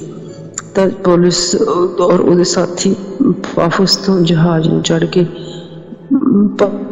ਫੁੱਲਿਆ ਦੇ ਪਰਗਾ ਵਿੱਚ ਆਏ ਅਤੇ ਯੂਹੰਨਾ ਉਹਨਾਂ ਤੋਂ ਅੱਡ ਹੋ ਕੇ ਯਰੂਸ਼ਲਮ ਨੂੰ ਮੁੜ ਗਿਆ। ਪਰ ਉਹ ਪਰਗਾ ਤੋਂ ਲੰਘ ਕੇ ਪਿਸਦਿਆ ਤੇ ਅੰਦਾਖੀਆਂ ਵਿੱਚ ਆਪਣੇ ਔਰ ਸਭ ਦੇ ਦਿਨ ਸਮਾਜ ਵਿੱਚ ਜਾ ਬੈਠੇ ਅਤੇ ਤੁਰੇਤ ਤੇ ਨਬੀਆਂ ਦੇ ਪੜ੍ਹਨ ਤੋਂ ਪਿੱਛੋਂ ਸਮਾਜ ਦੇ ਸਰਦਾਰਾਂ ਨੇ ਉਹਨਾਂ ਨੂੰ ਕਹਾ ਭੇਜਿਆ ਕਿ ਭਾਈਓ, ਜੋ ਲੋਕਾਂ ਦੇ ਲਈ ਕੋਈ ਉਪਦੇਸ਼ ਦਾ ਵਚਨ ਤੁਹਾਡੇ ਕੋਲ ਹੋਵੇ ਤਾਂ ਸੁਣਾਓ। ਤਦ ਪੌਲੁਸ ਖੜਾ ਹੋ ਗਿਆ ਤੇ ਹੱਥ ਨਾਲ ਸੰਤ ਕਰਕੇ ਬੋਲਿਆ, हे ਇਸਰਾਏਲੀਓ, ਜੋ ਪਰਮੇਸ਼ਰ ਦਾ ਭਉ ਕਰਨ ਵਾਲਿਓ, ਸੁਣੋ। ਇਸਰਾਏਲ ਦੀ ਇਸ ਕੌਮ ਦੇ ਪਰਮੇਸ਼ਰ ਨੇ ਸਾਡੇ ਪਿਓ ਦਾਦਿਆਂ ਨੂੰ ਸਾਨੂੰ ਚੁਣਿਆ ਅਤੇ ਇਸ ਕੌਮ ਨੂੰ ਜਦ ਮਿਸਰ ਦੇਸ਼ ਵਿੱਚ ਪਰਦੇਸੀ ਸੀ ਵਧਾਇਆ ਤੇ ਭੋਜਾ ਦੇ ਬਲ ਨਾਲ ਉਹਨਾਂ ਨੂੰ ਉਸ ਵਿੱਚੋਂ ਕੱਢ ਲਿਆਂਦਾ ਤੇ 40 ਕੁਵਰਿਆਂ ਤੀਕ ਉਜਾੜ ਵਿੱਚ ਉਹਨਾਂ ਦੀ ਭਾਲ ਕੀਤੀ, ਉਹਨਾਂ ਦੀ ਚਾਲ ਚੱਲੀ ਔਰ ਕਨਾਨ ਦੇਸ਼ ਵਿੱਚ 7 ਕੌਮਾਂ ਦਾ ਨਾਸ ਕਰਕੇ ਉਹਨਾਂ ਦੇ ਦੇਸ਼ ਨੂੰ ਕੋਈ 450 ਵਰਿਆਂ ਪਹਿਲਾਂ ਤੀਕਰ ਉਹਨਾਂ ਦਾ ਵਿਰਸਾ ਕਰ ਦਿੱਤਾ। ਉਸ ਦੇ ਮਗਰੋਂ ਉਸਨੇ ਸੈਮੂਅਲ ਨਬੀ ਤੀਕ ਉਹਨਾਂ ਨੂੰ ਨਿਆਂ ਦਿੱਤੇ। ਇਸ ਦੇ ਮਗਰੋਂ ਉਹਨੇ ਪਾਤਸ਼ਾਹ ਮੰਗਿਆ ਤਾਂ ਪਰਮੇਸ਼ਰ ਨੇ ਇੱਕ ਮਨੁੱਖ ਬਨਿਆਮੀਨ ਦੇ ਗੋਤ ਵਿੱਚੋਂ ਕੀਸ਼ ਦੇ ਪੁੱਤਰ ਸ਼ਾਉਲ ਨੂੰ 40 ਵਰਿਆਂ ਤੀਕਰ ਉਹਨਾਂ ਨੂੰ ਦਿੱਤਾ। ਫਿਰ ਉਹਨੂੰ ਹਟਾ ਕੇ ਦਾਊਦ ਨੂੰ ਖੜਾ ਕੀਤਾ, ਉਹਨਾਂ ਦਾ ਪਾਤਸ਼ਾਹ ਹੋਵੇ, ਜਿਹਦੇ ਹੱਥ ਵਿੱਚ ਉਸਨੇ ਸਾਖੀ ਦੇ ਕੇ ਆਖਿਆ ਵੀ ਮੈਂ ਯੈਸੀ ਦੇ ਪੁੱਤਰ ਦਾਊਦ ਨੂੰ ਆਪਣੇ ਮਨ ਭਾਉਂਦਾ ਮਨੁੱਖ ਲੱਭਿਆ, ਉਹ ਮੇਰੀ ਸਾਰੀ ਮਰਜ਼ੀ ਪੂਰੀ ਕਰੇਗਾ। ਉਸੇ ਦੀ ਆਸ ਤੋਂ ਅੰਸ਼ ਤੋਂ ਪਰਮੇਸ਼ਰ ਨੇ ਆਪਣੇ ਕਰਾਰ ਮੁਤਾਬਿਕ ਇਸਰਾਏਲ ਦੇ ਕੋਲ ਇੱਕ ਮੁਕਤੀਦਾਤਾ ਯਿਸੂ ਲਿਆਂਦਾ, ਜਿਹਦੇ ਆਉਣ ਤੋਂ ਪਹਿਲਾਂ ਯੂਹੰਨਾ ਨੇ ਇਸਰਾਏਲ ਦਾ ਸਰਬੱਤ ਲੋਕਾਂ ਦੇ ਅੱਗੇ ਤੋਬਾ ਦਾ ਬਪਤਿਸਮਾ ਦਾ ਪ੍ਰਚਾਰ ਕੀਤਾ। ਜਦ ਯੂਹੰਨਾ ਆਪਣੀ ਦੌੜ ਪੂਰੀ ਕਰ ਰਿਹਾ ਸੀ ਤਾਂ ਉਸਨੇ ਆਖਿਆ ਕਿ ਤੁਸੀਂ ਮੈਨੂੰ ਕੀ ਸਮਝਦੇ? ਮੈਂ ਉਹ ਨਹੀਂ ਹਾਂ, ਪਰ ਵੇਖੋ ਮੇਰੇ ਪਿੱਛੇ ਇੱਕ ਆਉਂਦਾ ਹੈ ਜਿਹਦੇ ਪੈਰਾਂ ਦੀ ਜੁੱਤੀ ਖੋਲਣ ਦੇ ਵੀ ਮੈਂ ਯੋਗ ਨਹੀਂ। ਤੇ ਹੇ ਭਾਈਓ, ਅਬਰਾਹਮ ਦੇ ਅੰਸ਼ ਦੇ ਪੁੱਤਰੋ ਅਤੇ ਤੁਹਾਡੇ ਵਿੱਚ ਜਿਹੜੇ ਪਰਮੇਸ਼ਰ ਦਾ ਭੈ ਕਰਦੇ ਹਨ, ਸਾਡੇ ਕੋਲ ਇਸ ਮੁਕਤੀ ਦਾ ਵਚਨ ਭੇਜਿਆ ਹੋਇਆ ਹੈ ਕਿ ਉਹ ਜੋ ਯਰੂਸ਼ਲਮ ਦੇ ਕਹਿਣ ਵਾਲਿਆਂ ਅਤੇ ਉਹਦੇ ਸਰਦਾਰਾਂ ਨੇ ਉਹਨੂੰ ਅਤੇ ਉਹਦੇ ਨਬੀਆਂ ਦੇ ਵਚਨਾਂ ਜੋ ਹਰ ਸਬਤ ਦੇ ਦਿਨ ਪੜ੍ਹੇ ਜਾਂਦੇ ਹਨ ਨਾ ਜਾਣ ਕੇ ਉਸ ਨੂੰ ਦੰਡ ਦੇ ਯੋਗ ਠਹਿਰਾਉਣ ਨਾਲ ਉਹਨਾਂ ਨੂੰ ਪੂਰਾ ਕੀਤਾ। ਭਾਵੇਂ ਉਹਨਾਂ ਨੇ ਉਹਦੇ ਵਿੱਚ ਕਤਲ ਦੇ ਲਾਇਕ ਕੋਈ ਦੋਸ਼ ਨਹੀਂ ਵੇਖਿਆ ਤਾਂ ਵੀ ਪਿਲਾਤਸ ਦੇ ਅੱਗੇ ਅਰਜ਼ ਕੀਤੀ ਕਿ ਜਾਨੋਂ ਮਾਰਿਆ ਜਾਵੇ।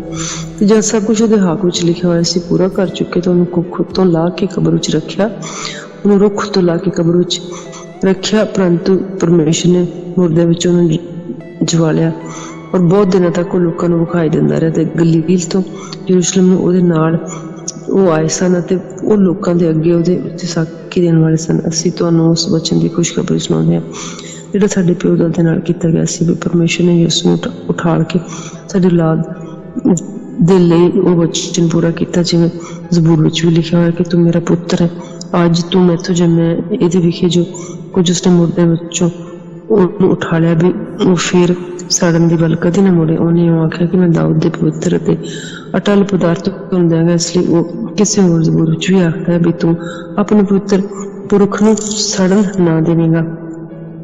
ਦਾਊਦ ਤਾਂ ਆਪਣੇ ਸਮੇਂ ਵਿੱਚ ਪਰਮੇਸ਼ਰ ਦੀ ਮਰਜ਼ੀ ਪੂਰੀ ਕਰਕੇ ਸੌਂ ਗਿਆ ਅਤੇ ਆਪਣੇ ਪਿਓ ਦਾਦਿਆਂ ਨੂੰ ਜਾ ਮਿਲਿਆ ਅਤੇ ਸੜ ਗਿਆ, ਪਰ ਜਿਹਨੂੰ ਪਰਮੇਸ਼ਰ ਨੇ ਜਵਾਲਿਆ ਨਾ ਸੜਿਆ। ਸੋ ਹੇ ਭਾਈਓ, ਇਹ ਜਾਣੋ ਜੋ ਉਸੇ ਦੇ ਵਸੀਲੇ ਨਾਲ ਤੁਹਾਨੂੰ ਪਾਪਾਂ ਦੀ ਮਾਫੀ ਦੀ ਖਬਰ ਦਿੱਤੀ ਜਾਂਦੀ ਹੈ ਅਤੇ ਉਸੇ ਦੇ ਰਾਹੀਂ ਹਰੇਕ ਜਿਹੜਾ ਨਿਸ਼ਚਾ ਕਰਦਾ ਹੈ ਉਹਨਾਂ ਸਭਨਾਂ ਗੱਲਾਂ ਦਾ ਬੇਗੁਨਾਹ ਠਹਿਰਾਇਆ ਜਾਂਦਾ ਹੈ ਜਿਨ੍ਹਾਂ ਤੋਂ ਤੁਸੀਂ ਮੂਸਾ ਦੀ ਸ਼ਰ੍ਹਾਂ ਨਾਲ ਬੇਗੁਨਾਹ ਨਹੀਂ ਠਹਿਰ ਸਕੇ। ਸੋ ਤੁਸੀਂ ਚੌਕਸ ਰਹੋ ਕਿਤੇ ਇਉਂ ਨਾ ਹੋਵੇ ਕਿ ਉਹ ਜੋ ਨਬੀਆਂ ਵਿੱਚ ਕਿਹਾ ਗਿਆ ਹੈ ਕਿ ਤੁਹਾਡੇ ਉੱਤੇ ਆ ਪਵੇ ਕਿ ਇਹ ਤੁੱਛ ਜਾਣਨ ਵਾਲਿਓ, ਵੇਖੋ ਅਚਰਜ ਮੰਨੋ ਤੋਂ ਨਸ਼ਟ ਹੋ ਜਾਏ, ਕਿਉਂਕਿ ਤੁਹਾਡੇ ਦਿਨਾਂ ਵਿੱਚ ਇੱਕ ਕਾਰਜ ਕਰਦਾ ਹਾਂ ਮੈਂ, ਅਜਿਹਾ ਕਾਰਜ ਕਿ ਭਾਵੇਂ ਤੁਹਾਨੂੰ ਕੋਈ ਦੱਸੇ ਪਰ ਤੁਸੀਂ ਉਹਨੂੰ ਸੱਚ ਨਾ ਮੰਨੋਗੇ। ਜਾਂ ਉਹ ਬਾਹਰ ਨਿਕਲਣ ਸਨ ਤੋਂ ਬੇਨਤੀ ਕਰਨ ਲੱਗੇ ਵੀ ਅਗਲੇ ਦਿਨ ਸਬਤ ਦੇ ਦਿਨ ਇਹੋ ਗੱਲਾਂ ਸਾਨੂੰ ਸੁਣਾਈਆਂ ਜਾਣ। ਤਾਂ ਸਭਾ ਉੱਠ ਗਈ ਤਾਂ ਬਹੁਤ ਸਾਰੇ ਯਹੂਦੀ ਤੇ ਯਹੂਦੀ ਮਰੀਦਾਂ ਵਿੱਚੋਂ ਭਗਤ ਪੌਲੁਸ ਤੇ ਬਰਨਬਾਸ ਤੇ ਮਗਰ ਲੱਗ ਤੁਰੇ। ਉਹਨਾਂ ਨੇ ਉਹਨਾਂ ਦੇ ਨਾਲ ਗੱਲਾਂ ਕਰਕੇ ਉਹਨਾਂ ਨੂੰ ਸਮਝਾ ਦਿੱਤਾ ਵੀ ਪਰਮੇਸ਼ਰ ਦੀ ਕਿਰਪਾ ਵਿੱਚ ਬਣੇ ਰਹੋ। ਅਗਲੇ ਸਬਤ ਦੇ ਦਿਨ ਕਰੀਬ ਸਾਰਾ ਨਗਰ ਪਰਮੇਸ਼ਰ ਦਾ ਵਚਨ ਸੁਣਨ ਨੂੰ ਇਕੱਠਾ ਹੋਇਆ, ਪਰ ਯਹੂਦੀ ਐਡੀ ਭੀੜ ਵੇਖ ਕੇ ਖਾਰ ਨਾਲ ਭਰ ਗਏ ਤੇ ਪੌਲੁਸ ਦੀਆਂ ਗੱਲਾਂ ਦੇ ਵਿਰੁੱਧ ਬੋਲਣ ਔਰ ਗੋਫਰ ਬਕਣ ਲੱਗ ਪਏ। तद पौलुस ਅਤੇ ਬਰਨਬਾਸ ਬੇਧੜਕ ਹੋ ਕੇ ਬੋਲੇ ਕਿ ਜ਼ਰੂਰ ਸੀ ਜੋ ਪਰਮੇਸ਼ਰ ਦਾ ਵਚਨ ਉਹਨਾਂ ਨੂੰ ਸੁਣਾਇਆ ਜਾਂਦਾ, ਪਰ ਜਿਸ ਕਰਕੇ ਤੁਸੀਂ ਉਹਨੂੰ ਆਪਣੇ ਕੋਲੋਂ ਰੱਦ ਕਰਦੇ ਤੇ ਆਪਣੇ ਆਪ ਨੂੰ ਸਦੀਪ ਪਹੁੰਚਾਉਣ ਦੇ ਯੋਗ ਨਹੀਂ ਸਮਝਦੇ ਹੋ, ਤਾਂ ਵੇਖੋ ਅਸੀਂ ਪਰਾਈਆਂ ਕੌਮਾਂ ਵੱਲ ਮੁੜਦੇ ਹਾਂ। ਕਿਉਂਕਿ ਪ੍ਰਭੂ ਨੇ ਸਾਨੂੰ ਇਹ ਹੁਕਮ ਦਿੱਤਾ ਕਿ ਮੈਂ ਤੈਨੂੰ ਪਰਾਈਆਂ ਕੌਮਾਂ ਦੇ ਲਈ ਜੋਤ ਠਹਿਰਾਇਆ ਹੈ ਵੀ ਤੂੰ ਧਰਤੀ ਦੇ ਬਣੇ ਤੇ ਮੁਕਤੀ ਦਾ ਕਾਰਨ ਹੋਵੇ। ਤਾਂ ਪਰਾਈਆਂ ਕੌਮਾਂ ਦੇ ਲੋਕ ਇਹ ਗੱਲਾਂ ਸੁਣ ਕੇ ਆਨੰਦਿਤ ਹੋਏ, ਪਰਮੇਸ਼ਰ ਦੇ ਵਚਨ ਦੀ ਵਡਿਆਈ ਕਰਨ ਲੱਗੇ ਤੇ ਜਿੰਨੇ ਸਦੀਪਕ ਜਿਉਣ ਲਈ ਠਹਿਰਾਏ ਗਏ ਸਨ ਉਹਨਾਂ ਨਿਸ਼ਚੈ ਕੀਤੀ, ਔਰ ਉਸ ਦੇਸ਼ ਦੇ ਸਾਰੇ ਦੇਸ਼ ਵਿੱਚ ਪ੍ਰਭੂ ਦਾ ਵਚਨ ਫੈਲਦਾ ਗਿਆ। ਔਰ ਯਹੂਦੀਆਂ ਤੇ ਭਗਤਾਂ, ਪਤਵੰਤੀਆਂ ਔਰਤਾਂ ਤੇ ਇਸਤਰੀਆਂ ਤੇ ਨਗਰ ਦੇ ਵੱਡੇ ਆਦਮੀਆਂ ਨੂੰ ਉਤਾਰਿਆ ਅਤੇ ਪੌਲੁਸ ਤੇ ਬਰਨਬਾਸ ਤੇ ਦੰਗਾ ਮਚਾਇਆ ਤੇ ਉਹਨਾਂ ਨੂੰ ਆਪਣੀ ਹੱਦੋਂ ਬਾਹਰ ਕੱਢ ਦਿੱਤਾ। ਔਰ ਉਹਨਾਂ ਉੱਤੇ ਆਪਣੇ ਪੈਰਾਂ ਦੀ ਧੂੜ ਵੀ ਝਾੜ ਕੇ ਇਕੋਨੀਅਮ ਵਿੱਚ ਆਏ ਅਤੇ ਚੇਲੇ ਆਨੰਦ ਔਰ ਪਵਿੱਤਰ ਆਤਮਾ ਨਾਲ ਭਰੇ ਰਹਿੰਦੇ ਸਨ। ਚੈਪਟਰ 14 ਲੁਸਥਰਾ ਵਿੱਚ ਪੌਲੁਸ ਦਾ ਪਥਰਾਓ ਕੀਤਾ ਜਾਣਾ। ਇਕੋਨੀਅਮ ਵਿੱਚ ਇਉਂ ਲਿਖਿਆ ਹੋਇਆ ਹੈ ਕਿ ਉਹ ਯਹੂਦੀਆਂ ਦੀ ਸਮਾਜ ਵਿੱਚ ਗਏ ਔਰ ਅਜਿਹਾ ਵਚਨ ਕੀਤਾ ਕਿ ਯਹੂਦੀਆਂ ਤੇ ਜਨਾਨੀਆਂ ਵਿੱਚੋਂ ਬਾਹਲੇ ਲੋਕਾਂ ਨੇ ਨਿਸ਼ਚਾ ਕੀਤੀ, ਪਰ ਉਹਨਾਂ ਯਹੂਦੀਆਂ ਨੇ ਜਿਨ੍ਹਾਂ ਨੇ ਨਾ ਮੰਨਿਆ ਪਰਾਈਆਂ ਕੌਮਾਂ ਦੇ ਲੋਕਾਂ ਦੇ ਮਨਨ ਉਭਾਰ ਕੇ ਭਾਈਆਂ ਦੀ ਵੱਲੋਂ ਬੁਰਾ ਕਰ ਦਿੱਤਾ ਬਈ ਉਹ ਬਹੁਤ ਦਿਨ ਉੱਥੇ ਠਹਿਰੇ ਅਤੇ ਪਰਮੇਸ਼ਰ ਦੇ ਆਸਰੇ ਬੇਧੜਕ ਉਪਦੇਸ਼ ਕਰਦੇ ਰਹੇ ਤੇ ਉਹਨਾਂ ਦੇ ਹੱਥੀਂ ਨਿਸ਼ਾਨ ਅਤੇ ਚਰਚ ਕੰਮ ਵਿਖਾਲ ਕੇ ਆਪਣੀ ਕਿਰਪਾ ਦੇ ਵਚਨ ਉੱਤੇ ਵਿਸਾਖੀ ਦਿੰਦਾ ਰਿਹਾ। ਪਰ ਨਗਰ ਦੇ ਲੋਕਾਂ ਵਿੱਚ ਫੁੱਟ ਪੈ ਗਈ, ਕਈ ਯਹੂਦੀਆਂ ਵੱਲ ਅਤੇ ਕਈ ਅਸੂਲਾਂ ਦੇ ਵੱਲ ਹੋ ਗਏ ਅਤੇ ਪਰਾਈਆਂ ਕੌਮਾਂ ਦੇ ਲੋਕਾਂ ਤੇ ਯਹੂਦੀਆਂ ਨੇ ਆਪਣੇ ਸਰਦਾਰਾਂ ਸਣੇ ਉਹਨਾਂ ਦੀ ਪੱਤ ਲਾਉਣ ਤੇ ਪਥਰਾਓ ਕਰਨ ਨੂੰ ਹੱਲਾ ਤੇ ਕੀਤਾ। ਤਾਂ ਇਹ ਗੱਲ ਮਲੂਮ ਕਰਕੇ ਲਕਾਉਨਿਆ ਨਗਰ ਲੁਸਤਰਾ ਵਿੱਚ ਦਰਬੇ ਅਤੇ ਉਹਨਾਂ ਦੇ ਲਾਂਭ ਸ਼ਾਮ ਦੇ ਇਲਾਕਿਆਂ ਵਿੱਚ ਭੱਜ ਗਿਆ ਔਰ ਉੱਥੇ ਖੁਸ਼ਖਬਰੀ ਸੁਣਾਉਂਦੇ ਰਹੇ। ਲੁਸਤਰਾ ਵਿੱਚ ਇੱਕ ਆਦਮੀ ਪੈਰਾਂ ਤੋਂ ਨਿਰਮਲ ਬੈਠਾ ਸੀ ਜਿਹੜਾ ਜਮਾਂਦਰੂ ਲੰਗਾ ਸੀ ਔਰ ਕਦੇ ਨਹੀਂ ਸੀ ਤੁਰਿਆ। ਉਸਨੇ ਪੌਲੁਸ ਨੂੰ ਗੱਲਾਂ ਕਰਦਿਆਂ ਸੁਣਿਆ ਤੇ ਇਸਨੇ ਉਸਦੇ ਵੱਲ ਧਿਆਨ ਕਰਕੇ ਜਦੋਂ ਵੇਖਿਆ ਵੀ ਇਹਦੇ ਵਿੱਚ ਚੰਗਾ ਹੋਣ ਦੀ ਨਿਸ਼ਚਾ ਹੈ ਤਾਂ ਉੱਚੀ ਦੇ ਕੇ ਬੋਲਿਆ ਕਿ ਆਪਣੇ ਪੈਰਾਂ ਉੱਤੇ ਸਿੱਧਾ ਖੜਾ ਹੋ ਜਾ। ਤਾਂ ਉਹ ਉੱਛਲ ਕੇ ਤੁਰਨ ਲੱਗ ਪਿਆ। ਤਦ ਉਹਨਾਂ ਲੋਕਾਂ ਨੇ ਜੋ ਕੁਛ ਪੌਲੁਸ ਨੇ ਕੀਤਾ ਸੀ ਵੇਖਿਆ, ਤਦ ਉਹ ਲੁਕਾਉਨਿਆ ਦੀ ਬੋਲੀ ਵਿੱਚ ਉੱਚੀ ਆਵਾਜ਼ ਨਾਲ ਆਖਣ ਲੱਗੇ ਵੀ ਦੇਵਤੇ ਮਾਨਸ ਰੂਪ ਧਾਰ ਕੇ ਸਾਡੇ ਕੋਲ ਉਤਰੇ ਹਨ। ਅਤੇ ਉਹਨਾਂ ਨੇ ਬਰਨਬਾਸ ਦਾ ਨਾਮ ਦਿਓਸ ਅਤੇ ਪੌਲੁਸ ਦਾ ਨਾਮ ਹਰਮੇਸ ਰੱਖਿਆ, ਇਸ ਲਈ ਜੋ ਇਹ ਵਚਨ ਵਿੱਚ ਆਗੂ ਸਨ। ਦਿਓਸ ਦਾ ਮੰਦਿਰ ਨਗਰ ਦੇ ਸਾਹਮਣੇ ਸੀ ਤੇ ਉਹਦਾ ਪੁਜਾਰੀ ਬਲਦ ਅਤੇ ਫੁੱਲਾਂ ਦੇ ਹਾਰ ਫਾਟਕਾਂ ਕੋਲ ਲਿਆ ਕੇ ਚਾਹੁੰਦਾ ਸੀ ਜੋ ਲੋਕਾਂ ਦੇ ਨਾਲ ਮਿਲ ਕੇ ਬਲੀਦਾਨ ਕਰੇ। ਪਰ ਬਰਨਬਾਸ ਤੇ ਪੌਲੁਸ ਰਸੂਲਾਂ ਨੇ ਇਹ ਸੁਣਿਆ ਤਾਂ ਉਹ ਆਪਣੇ ਲੀੜੇ ਪਾੜ ਕੇ ਲੋਕਾਂ ਦੇ ਵਿੱਚ ਬਾਹਰ ਨੂੰ ਦੌੜੇ ਤੇ ਕਰਕੇ ਕਹਿਣ ਲੱਗੇ ਕਿ ਹੇ ਪੁਰਖੋ, ਤੁਸੀਂ ਇਹ ਕਾਹਨੂੰ ਕਰਦੇ ਹੋ? ਅਸੀਂ ਵੀ ਤੁਹਾਡੇ ਵਾਂਗੂ ਦੁੱਖ ਸੁੱਖ ਭੋਗਣ ਵਾਲੇ ਮਨੁੱਖ ਹਾਂ ਅਤੇ ਤੁਹਾਨੂੰ ਖੁਸ਼ਖਬਰੀ ਦਾ ਉਪਦੇਸ਼ ਦਿੰਦੇ ਆ ਵੀ ਇਹਨਾਂ ਵਿਰਥੀਆਂ ਗੱਲਾਂ ਤੋਂ ਲਾਂਭੇ ਹੋ ਕੇ ਜਿਉਂਦੇ ਪਰਮੇਸ਼ਰ ਵੱਲ ਮੁੜੀਏ, ਜਿਸਨੇ ਆਕਾਸ਼ ਅਤੇ ਧਰਤੀ, ਸਮੁੰਦਰ ਤੇ ਸਭ ਕੁਝ ਜੋ ਉਹਨਾਂ ਦੇ ਵਿੱਚ ਹੈ ਬਣਾਇਆ। ਉਸਨੇ ਅਗਲੇ ਸਮੇਂ ਵਿੱਚ ਸਾਰੀਆਂ ਕੌਮਾਂ ਨੂੰ ਆਪੋ ਆਪਣੇ ਰਾਹ ਉੱਤੇ ਚੱਲਣ ਦੇ ਦਿੱਤਾ, ਤਾਂ ਵੀ ਉਹਨੇ ਆਪਣੇ ਆਪ ਨੂੰ ਬਿਨਾਂ ਸਾਖੀ ਨਾ ਰੱਖਿਆ। ਇਸ ਲਈ ਜੋ ਉਸਨੇ ਭਲਾ ਕੀਤਾ ਔਰ ਆਕਾਸ਼ ਤੋਂ ਵਰਖਾ ਤੇ ਫਲ ਦੇਣ ਵਾਲੀ ਰੁੱਤਾਂ ਤੁਹਾਨੂੰ ਦੇਖ ਕੇ ਤੁਹਾਡੇ ਮਨ ਨੂੰ ਆਹਾਰ ਤੇ ਆਨੰਦ ਨਾਲ ਭਰਪੂਰ ਕੀਤਾ। ਫਿਰ ਇਹ ਗੱਲਾਂ ਕਹਿ ਕੇ ਉਹਨਾਂ ਨੇ ਮਸਾ ਲੋਕਾਂ ਨੂੰ ਹਟਾਇਆ ਜੋ ਉਹਨਾਂ ਦੇ ਅੱਗੇ ਬਲੀਦਾਨ ਨਾ ਕਰਨ, ਪਰੰਤੂ ਕਈ ਯਹੂਦੀ ਅੰਤਾਕਿਆ ਔਰ ਇਕਨਿਯਮ ਉੱਤੋਂ ਉੱਥੇ ਆਏ ਅਤੇ ਲੋਕਾਂ ਨੂੰ ਉਭਾਰ ਕੇ ਪੌਲੁਸ ਨੂੰ ਪਥਰਾਓ ਕੀਤਾ ਤੇ ਇਹ ਸਮਝ ਕੇ ਵੀ ਉਹ ਮਰ ਗਿਆ ਹੈ ਉਹਨੂੰ ਘਸੀਟ ਕੇ ਨਗਰੋਂ ਬਾਹਰ ਲੈ ਗਿਆ। ਪਰ ਜਦ ਚੇਲੇ ਉਹਦੇ ਚ ਫਿਰ ਇਕੱਠੇ ਹੋਏ ਤਾਂ ਉਹ ਉੱਠ ਕੇ ਨਗਰ ਵਿੱਚ ਆਇਆ ਅਤੇ ਅਗਲੇ ਭਾਲਕ ਬਰਨਬਾਸ ਦੇ ਨਾਲ ਦਰਬੇ ਨੂੰ ਚਲਾ ਗਿਆ ਔਰ ਜਾਂ ਉਸ ਨਗਰ ਵਿੱਚ ਖੁਸ਼ਖਬਰੀ ਸੁਣਾ ਚੁੱਕੇ ਅਤੇ ਬਹੁਤ ਸਾਰਿਆਂ ਨੂੰ ਚੇਲੇ ਕਰ ਚੁੱਕੇ ਤਾਂ ਲੁਸਤਰਾ ਅਤੇ ਇਕਨਿਯਮ ਅਤੇ ਅੰਤਾਕਿਆ ਨੂੰ ਮੁੜੇ ਔਰ ਚੇਲਿਆਂ ਦੇ ਮਨਾਂ ਨੂੰ ਤਕੜੇ ਕਰਦੇ ਔਰ ਇਹ ਉਪਦੇਸ਼ ਦਿੰਦੇ ਸਨ ਕਿ ਨਿਸ਼ਚੈ ਵਿੱਚ ਬਣੇ ਰਹੋ ਅਤੇ ਕਿਹਾ ਵੀ ਅਸੀਂ ਬਹੁਤ ਵਿਪਤਾ ਸਹਿ ਕੇ ਪਰਮੇਸ਼ਰ ਦੇ ਰਾਜ ਵਿੱਚ ਵੜਨਾ ਹੈ। ਜਾਂ ਉਹਨਾਂ ਨੇ ਹਰੇਕ ਕਲੀਸਿਆ ਵਿੱਚ ਉਹਨਾਂ ਦੇ ਲਈ ਬਜ਼ੁਰਗ ਠਹਿਰਾਏ ਅਤੇ ਵਰਤ ਨਾਲ ਪ੍ਰਾਰਥਨਾ ਕੀਤੀ ਤਾਂ ਉਹਨਾਂ ਨੂੰ ਪ੍ਰਭੂ ਦਾ ਹੱਥ ਸੌਂਪ ਦਿੱਤਾ ਜਿਹਦੇ ਉੱਤੇ ਉਹਨਾਂ ਨਿਸ਼ਚਾ ਕੀਤੀ ਸੀ। ਤਾਂ ਉਹ ਪਿਸਦਿਆ ਵਿੱਚੋਂ ਦੀ ਲੰਘ ਕੇ ਪੰਫਲੀਆ ਵਿੱਚ ਆਏ ਤੇ ਪਰਗਾ ਵਿੱਚ ਵਚਨ ਸੁਣਾ ਕੇ ਅਤਲਿਆ ਨੂੰ ਜਾ ਉਤਰੇ। ਉੱਥੋਂ ਜਹਾਜ਼ ਉੱਤੇ ਚੜ੍ਹ ਕੇ ਅੰਤਾਕਿਆ ਨੂੰ ਚੱਲੇ, ਜਿੱਥੋਂ ਉਹ ਉਸ ਕੰਮ ਦੇ ਲਈ ਜੋ ਉਹਨਾਂ ਨੇ ਹੁਣ ਪੂਰਾ ਕੀਤਾ ਪਰਮੇਸ਼ਰ ਦੀ ਕਿਰਪਾ ਉੱਤੇ ਸੌਂਪੇ ਗਏ। ਜਾਂ ਪਹੁੰਚੇ ਤਾਂ ਕਲੀਸਿਆ ਨੂੰ ਇਕੱਠੇ ਕਰਕੇ ਖਬਰ ਦਿੱਤੀ ਜੋ ਪਰਮੇਸ਼ਰ ਨੇ ਸਾਡੇ ਨਾਲ ਕੀ ਕੀਤਾ ਤੇ ਇਹ ਕਿ ਉਸਨੇ ਪਰਾਈਆਂ ਕੌਮਾਂ ਦੇ ਲਈ ਨਿਸ਼ਚਾ ਦਾ ਦਰਵਾਜ਼ਾ ਖੋਲ੍ਹਿਆ ਤਾਂ ਉਹ ਚੇਲਿਆਂ ਦੇ ਨਾਲ ਬਹੁਤ ਚਿਰ ਠਹਿਰੇ। ਯਰੂਸ਼ਲਮ ਦੀ ਕਾਨਫਰੰਸ ਬਈ ਆਦਮੀ ਯਹੂਦੀਆਂ ਤੋਂ ਆਣ ਕੇ ਭਾਈਆਂ ਨੂੰ ਸਿਖਾਉਣ ਲੱਗੇ ਕਿ ਜੇ ਮੂਸਾ ਦੀ ਰੀਤ ਦੇ ਅਨੁਸਾਰ ਤੁਹਾਡੀ ਸੁਨਤ ਨਾ ਕਰਾਈ ਜਾਵੇ ਤਾਂ ਤੁਹਾਡੀ ਮੁਕਤੀ ਨਹੀਂ ਹੋ ਸਕਦੀ। ਜਾਂ ਪੌਲੁਸ ਅਤੇ ਬਰਨਬਾਸ ਦਾ ਉਹਨਾਂ ਨਾਲ ਝਗੜਾ ਤੇ ਵਾਦ-ਵਿਵਾਦ ਬਹੁਤ ਹੋਇਆ ਤੇ ਇਹ ਗੱਲ ਠਹਿਰੀ ਜੇ ਪੌਲੁਸ ਤੇ ਬਰਨਬਾਸ ਤੇ ਹੋਰ ਕਈ ਮਨੁੱਖ ਉਹਨਾਂ ਵਿੱਚੋਂ ਇਸ ਗੱਲ ਦੇ ਸਹੀ ਕਰਨ ਨੂੰ ਰਸੂਲਾਂ ਅਤੇ ਬਜ਼ੁਰਗਾਂ ਦੇ ਕੋਲ ਯਰੂਸ਼ਲਮ ਚਲੇ ਜਾਣ। ਜਦੋਂ ਕਲੀਸਿਆ ਵੱਲੋਂ ਕੁਝ ਦੂਰ ਪਹੁੰਚਾਇਆ ਗਿਆ ਤਾਂ ਫੈਨੀਕੇ ਅਤੇ ਸਾਮਰਿਆ ਦੇ ਵਿੱਚੋਂ ਦੀ ਲੰਘਦੇ ਹੋਏ ਪਰਾਈਆਂ ਕੌਮਾਂ ਦੇ ਲੋਕਾਂ ਦੇ ਮਨ ਫਿਰਨ ਦੀ ਖਬਰ ਦਿੰਦੇ ਸਭਨਾਂ ਭਾਈਆਂ ਨੂੰ ਖੁਸ਼ ਕੀਤਾ। ਚੈਪਟਰ 15 ਜਦੋਂ ਯਰੂਸ਼ਲਮ ਵਿੱਚ ਪਹੁੰਚੇ ਤਾਂ ਕਲੀਸਿਆ ਅਤੇ ਰਸੂਲਾਂ ਦੇ ਬਜ਼ੁਰਗਾਂ ਨੇ ਉਹਨਾਂ ਦਾ ਆਦਰ ਭਾਵ ਕੀਤਾ ਤੇ ਉਹਨਾਂ ਨੇ ਜੋ ਕੁਝ ਪਰਮੇਸ਼ਰ ਨੇ ਉਹਨਾਂ ਨਾਲ ਕੀਤਾ ਸੀ ਸੁਣਾ ਦਿੱਤਾ। ਤਦ ਕਈਆਂ ਨੇ ਫਰੀਸੀਆਂ ਦੇ ਪੰਥ ਵਿੱਚੋਂ ਜਿਨ੍ਹਾਂ ਦੀ ਨਿਸ਼ਚਾ ਕੀਤੀ ਉੱਠ ਕੇ ਕਿਹਾ ਵੀ ਉਹਨਾਂ ਦੀ ਸੁਨਤ ਕਰਨੀ ਤੇ ਮੂਸਾ ਦੀ ਸ਼ਰਨ ਨੂੰ ਮੰਨਣ ਦਾ ਹੁਕਮ ਦੇਣਾ ਚਾਹੀਦਾ ਹੈ।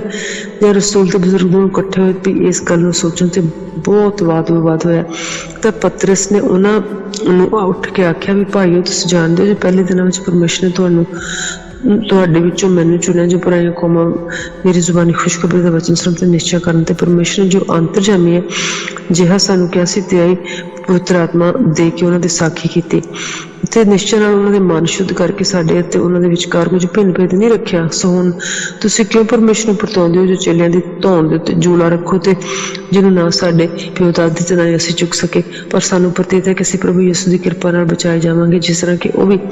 ਤਾਂ ਸਾਰੀ ਸਭਾ ਚੁੱਪ ਰਹੀ ਤੇ ਬਰਨਬਾਸ ਤੇ ਪੌਲੁਸ ਤੋਂ ਇਹ ਵਾਰਤਾ ਸੁਣਨ ਲੱਗੇ ਅਤੇ ਪਰਮੇਸ਼ਰ ਨੂੰ ਕਿਹੋ ਜਿਹੇ ਨਿਸ਼ਾਨ ਅਤੇ ਚੰਬੇ ਉਹਨਾਂ ਦੇ ਹੱਥੀਂ ਪਰਾਈਆਂ ਕੌਮਾਂ ਵਿੱਚ ਵਿਖਾਲੇ।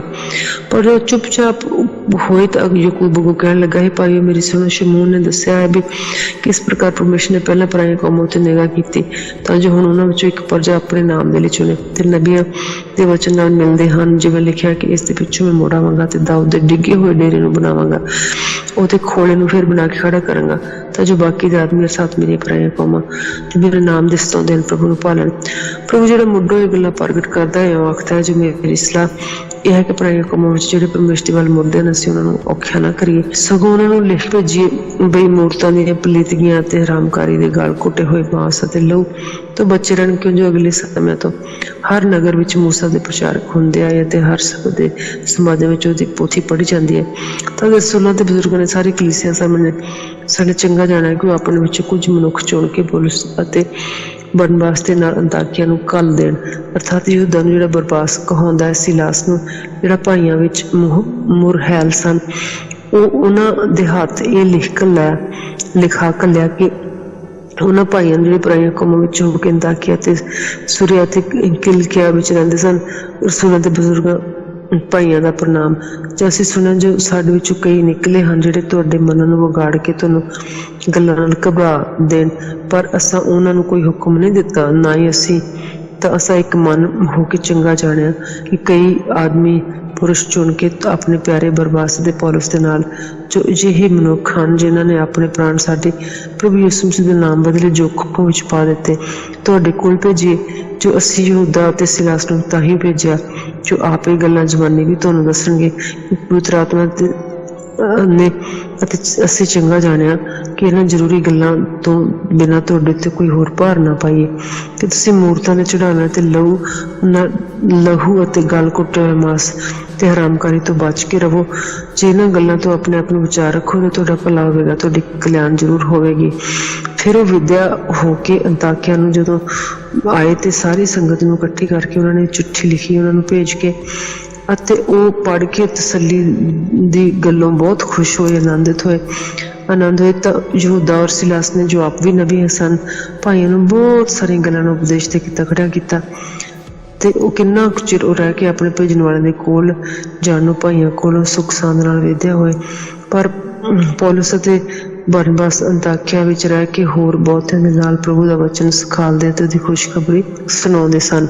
ਕਈ ਦਿਨ ਪਿੱਛੋਂ ਪੌਲੁਸ ਨੇ ਬਰਨਬਾਸ ਨੂੰ ਆਖਿਆ ਕਿ ਆਓ ਹਰੇਕ ਨਗਰ ਵਿੱਚ ਜਿੱਥੇ ਅਸੀਂ ਪਰਮੇਸ਼ਰ ਦਾ ਵਚਨ ਸੁਣਾਇਆ ਸੀ ਫਿਰ ਜਾ ਕੇ ਭਾਈਆਂ ਦੀ ਖਬਰ ਲਈਏ ਵੀ ਉਹਨਾਂ ਦਾ ਕੀ ਹਾਲ ਹੈ। ਅਤੇ ਬਰਨਬਾਸ ਦੀ ਇਹ ਸਲਾਹ ਹੋਈ ਜੋ ਅਸੀਂ ਯੂਹੰਨਾ ਨੂੰ ਵੀ ਜਿਹੜਾ ਮਰਕੁਸ ਸਦਾਉਂਦਾ ਹੈ ਨਾਲ ਲੈ ਚੱਲੀਏ, ਪਰ ਪੌਲੁਸ ਨੇ ਚੰਗਾ ਨਾ ਜਾਣਿਆ ਅਤੇ ਉਹਨੂੰ ਨਾਲ ਲੈ ਕੇ ਉਹ ਲੈ ਚੱਲੇ ਜਿਹੜਾ ਪੰਫੂਲਿਆ ਤੋਂ ਉਹਨਾਂ ਕੋਲੋਂ ਅੱਡ ਹੋਇਆ ਅਤੇ ਉਹਨਾਂ ਦੇ ਨਾਲ ਕੰਮ ਨੂੰ ਨਹੀਂ ਗਿਆ ਸੀ। ਤਦ ਉਹਨਾਂ ਵਿੱਚ ਇੰਨਾ ਵਿਗਾੜ ਹੋਇਆ ਕੋਈ ਇੱਕ ਦੂਜੇ ਤੋਂ ਵਾਕੀ ਹੋ ਗਏ ਤੇ ਬਰਨਬਾਸ ਮਰਕਸ ਨੂੰ ਨਾਲ ਲੈ ਕੇ ਜਹਾਜ਼ ਉੱਤੇ ਚੜ੍ਹਿਆ ਤੇ ਕਪੁਰਸ ਨੂੰ ਚਲਿਆ ਗਿਆ। ਪਰ ਪੌਲਸ ਨੇ ਸਿਲਾਸ ਨੂੰ ਚੁਣਿਆ ਅਤੇ ਜਦੋਂ ਭਾਈਆਂ ਕੋਲ ਪਰਮੇਸ਼ਰ ਦੀ ਕਿਰਪਾ ਨੂੰ ਸੌਂਪਿਆ ਗਿਆ ਤਾਂ ਉਹ ਤੁਰ ਪਿਆ ਔਰ ਸੁਰਿਆ ਅਤੇ ਕਿਲਕਿਆ ਵਿੱਚ ਫਿਰਦਿਆਂ ਹੋਇਆ ਉਸਨੇ ਕਲੀਸਿਆ ਨੂੰ ਤਕੜੇ ਕੀਤਾ। ਪੌਲਸ ਦਾ ਬਿਆਨ ਚੈਪਟਰ 22। हे ਭਰਾਵੋ ਤੇ ਪਿਤਰੋ, ਇਹ ਮੇਰਾ ਉਜ਼ਰ ਹੈ ਜੋ ਮੈਂ ਤੁਹਾਡੇ ਸਾਹਮਣੇ ਕਰਦਾ ਹਾਂ, ਸੁਣੋ। ਉਹਨਾਂ ਨੇ ਜਦੋਂ ਸੁਣਿਆ ਕਿ ਉਹ ਇਬਰਾਨੀ ਭਾਖਾ ਵਿੱਚ ਸਾਡੇ ਨਾਲ ਗੱਲਾਂ ਕਰਦਾ ਹੈ ਤਾਂ ਹੋਰ ਵੀ ਚੁੱਪ ਰਹਿ ਗਏ। ਤਦ ਉਹ ਬੋਲਿਆ, ਮੈਂ ਇੱਕ ਯਹੂਦੀ ਮਨੁੱਖ ਹਾਂ ਜਿਹੜਾ ਕਿਲਕਿਆ ਦੇ ਤਰਸੁਸ ਵਿੱਚ ਜੰਮਿਆ ਹਾਂ, ਪਰ ਇਸੇ ਸ਼ਹਿਰ ਵਿੱਚ ਗਮਲੀਏਲ ਦੇ ਚਰਨਾਂ ਵਿੱਚ ਪਲਿਆ ਤੇ ਪਿਓ ਦਾਦਿਆਂ ਦੀ ਸ਼ਰ੍ਹਾ ਪੂਰੇ ਚੱਜ ਨਾਲ ਸਿੱਖੀ ਅਤੇ ਪਰਮੇਸ਼ਰ ਦੇ ਲਈ ਅਜਿਹਾ ਹੀ ਅਣਖੀ ਸਾਂ ਜਿਹੋ ਜਿਹੇ ਤੁਸੀਂ ਅੱਜ ਸਭ ਹੋ, ਅੱਜ ਦੇ ਦਿਨ ਸਭ ਹੋ। ਪਰ ਮੈਂ ਪੁਰਖਾਂ ਅਤੇ ਔਰਤਾਂ ਨੂੰ ਬੰਨ੍ਹ ਕੇ ਔਰ ਕੈਦ ਵਿੱਚ ਪਵਾ ਕੇ ਇਸ ਪੰਥ ਦੇ ਲੋਕਾਂ ਨੂੰ ਮੌਤ ਤੀਕਰ ਸਤਾਇਆ, ਜਿਵੇਂ ਸਰਦਾਰ ਜਾਜਕ ਅਤੇ ਬਜ਼ੁਰਗਾਂ ਦੀ ਸਾਰੀ ਪੰਚਾਇਤ ਮੇਰੇ ਲਈ ਸਾਖੀ ਦਿੰਦੀ ਹੈ ਕਿ ਜਿਨ੍ਹਾਂ ਕੋਲੋਂ ਮੈਂ ਭਾਈਆਂ ਦੇ ਨਾਂ ਚਿੱਠੀਆਂ ਵੀ ਲੈ ਕੇ ਦਮਿਸ਼ਕ ਨੂੰ ਜਾਂਦਾ ਸਾਂ ਵੀ ਉਹਨਾਂ ਨੂੰ ਵੀ ਜਿਹੜੇ ਉੱਥੇ ਸਨ ਸਜ਼ਾ ਦੇਣ ਲਈ ਯਰੂਸ਼ਲਮ ਵਿੱਚ ਬੱਧੇ ਹੋਏ ਲਿਆਵਾਂ। ਤੇ ਇਉਂ ਹੋਇਆ ਕਿ ਜਾਂ ਮੈਂ ਤੁਰਦੇ ਤੁਰਦੇ ਦਮਿਸ਼ਕ ਦੇ ਨੇੜੇ ਪਹੁੰਚਿਆ ਤਾਂ ਦੁਪਹਿਰ ਕੁ ਵੇਲੇ ਚੁਫੇਰੇ ਅਚਾਨਕ ਆਕਾਸ਼ੋਂ ਵੱਡੀ ਜੋਤ ਚਮਕੀ ਔਰ ਮੈਂ ਜ਼ਮੀਨ ਉੱਤੇ ਡਿੱਗ ਪਿਆ ਤੇ ਇੱਕ ਆਵਾਜ਼ ਸੁਣੀ ਜੋ ਮੈਨੂੰ ਆਖਦੀ ਹੈ, हे ਸੌਲੁਸ, ਤੂੰ ਕਿਉਂ ਮੈਨੂੰ ਸਤਾਉਣਾ ਹੈ? ਤਦ ਮੈਂ ਉੱਤਰ ਦਿੱਤਾ ਕਿ ਕੌਣ ਹੈ ਤੂੰ ਪ੍ਰਭੂ ਜੀ, ਕੌਣ ਹੈ? ਤਾਂ ਉਸਨੇ ਮੈਨੂੰ ਆਖਿਆ, ਮੈਂ ਹਾਂ ਜਿਹਨੂੰ ਤੂੰ ਸਤਾਉਂਦਾ ਹੈ। ਉਹਨੇ ਮੇਰੇ ਨਾਲ ਤੇ ਉਹਨਾਂ ਨੇ ਜੋ ਮੇਰੇ ਨਾਲ ਸਨ ਇਹ ਰੌਸ਼ਨੀ ਦੀ ਜੋਤ ਵੇਖੀ, ਪਰ ਉਹਦੀ ਆਵਾਜ਼ ਜੋ ਮੇਰੇ ਸੰਗ ਬੋਲਦਾ ਸੀ ਕਿਸੇ ਨਾ ਸੁਣੀ। ਫਿਰ ਮੈਂ ਕਿਹਾ, हे ਪ੍ਰਭੂ, ਮੈਂ ਫਿਰ ਕੀ ਕਰਾਂ? ਪ੍ਰਭੂ ਨੇ ਮੈਨੂੰ ਕਿਹਾ, ਤੂੰ ਉੱਠ ਕੇ ਦਮਿਸ਼ਕ ਵਿੱਚ ਜਾ ਤੇ ਇਹ ਸਭ ਗੱਲਾਂ ਜੋ ਤੇਰੇ ਕਰਨ ਲਈ ਠਹਿਰਾਈਆਂ ਹੋਈਆਂ ਹਨ ਮੈਂ ਤੈਨੂੰ ਉੱਥੇ ਹੀ ਦੱਸੀਆਂ ਜਾਣਗੀਆਂ। ਜਦੋਂ ਮੈਂ ਉਸ ਜੋਤ ਤੇਜ ਤੇ ਕਰਕੇ ਵੇਖ ਨਾ ਸਕਿਆ ਤਾਂ ਆਪਣੇ ਸਾਥੀਆਂ ਦੇ ਹੱਥ ਫੜੀ ਦਮਿਸ਼ਕ ਵਿੱਚ ਆਇਆ। ਇੱਕ ਆਦਮੀ ਹਨਾਨਿਆ ਨਾਮੀ, ਜੋ ਕਿ ਸ਼ਰ੍ਹਾ ਦੀ ਰੀਤ ਮੁਜਬ ਬਹੁਤ ਹੀ ਭਗਤ ਲੋਕ ਸੀ, ਸਾਰੇ ਯਹੂਦੀਆਂ ਵਿੱਚ ਜਿਹੜੇ ਉੱਥੇ ਰਹਿੰਦੇ ਸਨ ਨੇਕ ਨਾਮ ਸੀ, ਮੇਰੇ ਕੋਲ ਆਇਆ ਤੇ ਉਸਨੇ ਮੈਨੂੰ ਕੋਲ ਖੜੋ ਕੇ ਆਖਿਆ ਵੀ ਸਲੋਸ ਸੁਜਾਖਾ ਹੋ ਜਾ, ਭਾਈ ਸਲੋਸ ਸੁਜਾਖਾ ਹੋ ਜਾ। ਫਿਰ ਉਸੇ ਵੇਲੇ ਮੈਂ ਉਹਦੀ ਉੱਤੇ ਨਜ਼ਰ ਕੀਤੀ ਤੇ ਉਹ ਬੋਲਿਆ, ਸਾਡੇ ਵੱਡਿਆਂ ਦੇ ਪਰਮੇਸ਼ਰ ਨੇ ਤੈਨੂੰ ਠਹਿਰਾਇਆ ਹੈ ਜੋ ਤੂੰ ਉਹਦੀ ਮਰਜ਼ੀ ਨੂੰ ਜਾਣੇ ਤੇ ਉਸ ਧਰਮੀ ਨੂੰ ਵੇਖੇ ਤੇ ਉਹਦੀ ਮੂੰਹ ਦਾ ਸ਼ਬਦ ਸੁਣੇ, ਕਿਉਂ ਜੋ ਉਸ ਦੇ ਲਈ ਤੂੰ ਸਭ ਆਦਮੀਆਂ ਦੇ ਅੱਗੇ ਉਹਨਾਂ ਗੱਲਾਂ ਦਾ ਗਵਾਹ ਹੋਵੇਗਾ ਜਿਹੜੀਆਂ ਤੈਂ ਵੇਖੀਆਂ ਤੇ ਸੁਣੀਆਂ ਹਨ। ਹੁਣ ਤੂੰ ਕਿਉਂ ਢਿੱਲ ਕਰਦਾ ਹੈ? ਉੱਠ ਤੇ ਉਹਦਾ ਨਾਮ ਲੈਂਦਾ ਹੋਇਆ ਬਪਤਿਸਮਾ ਲੈ ਤੇ ਆਪਣੇ ਪਾਪ ਤੋਂ ਸੁੱਟ।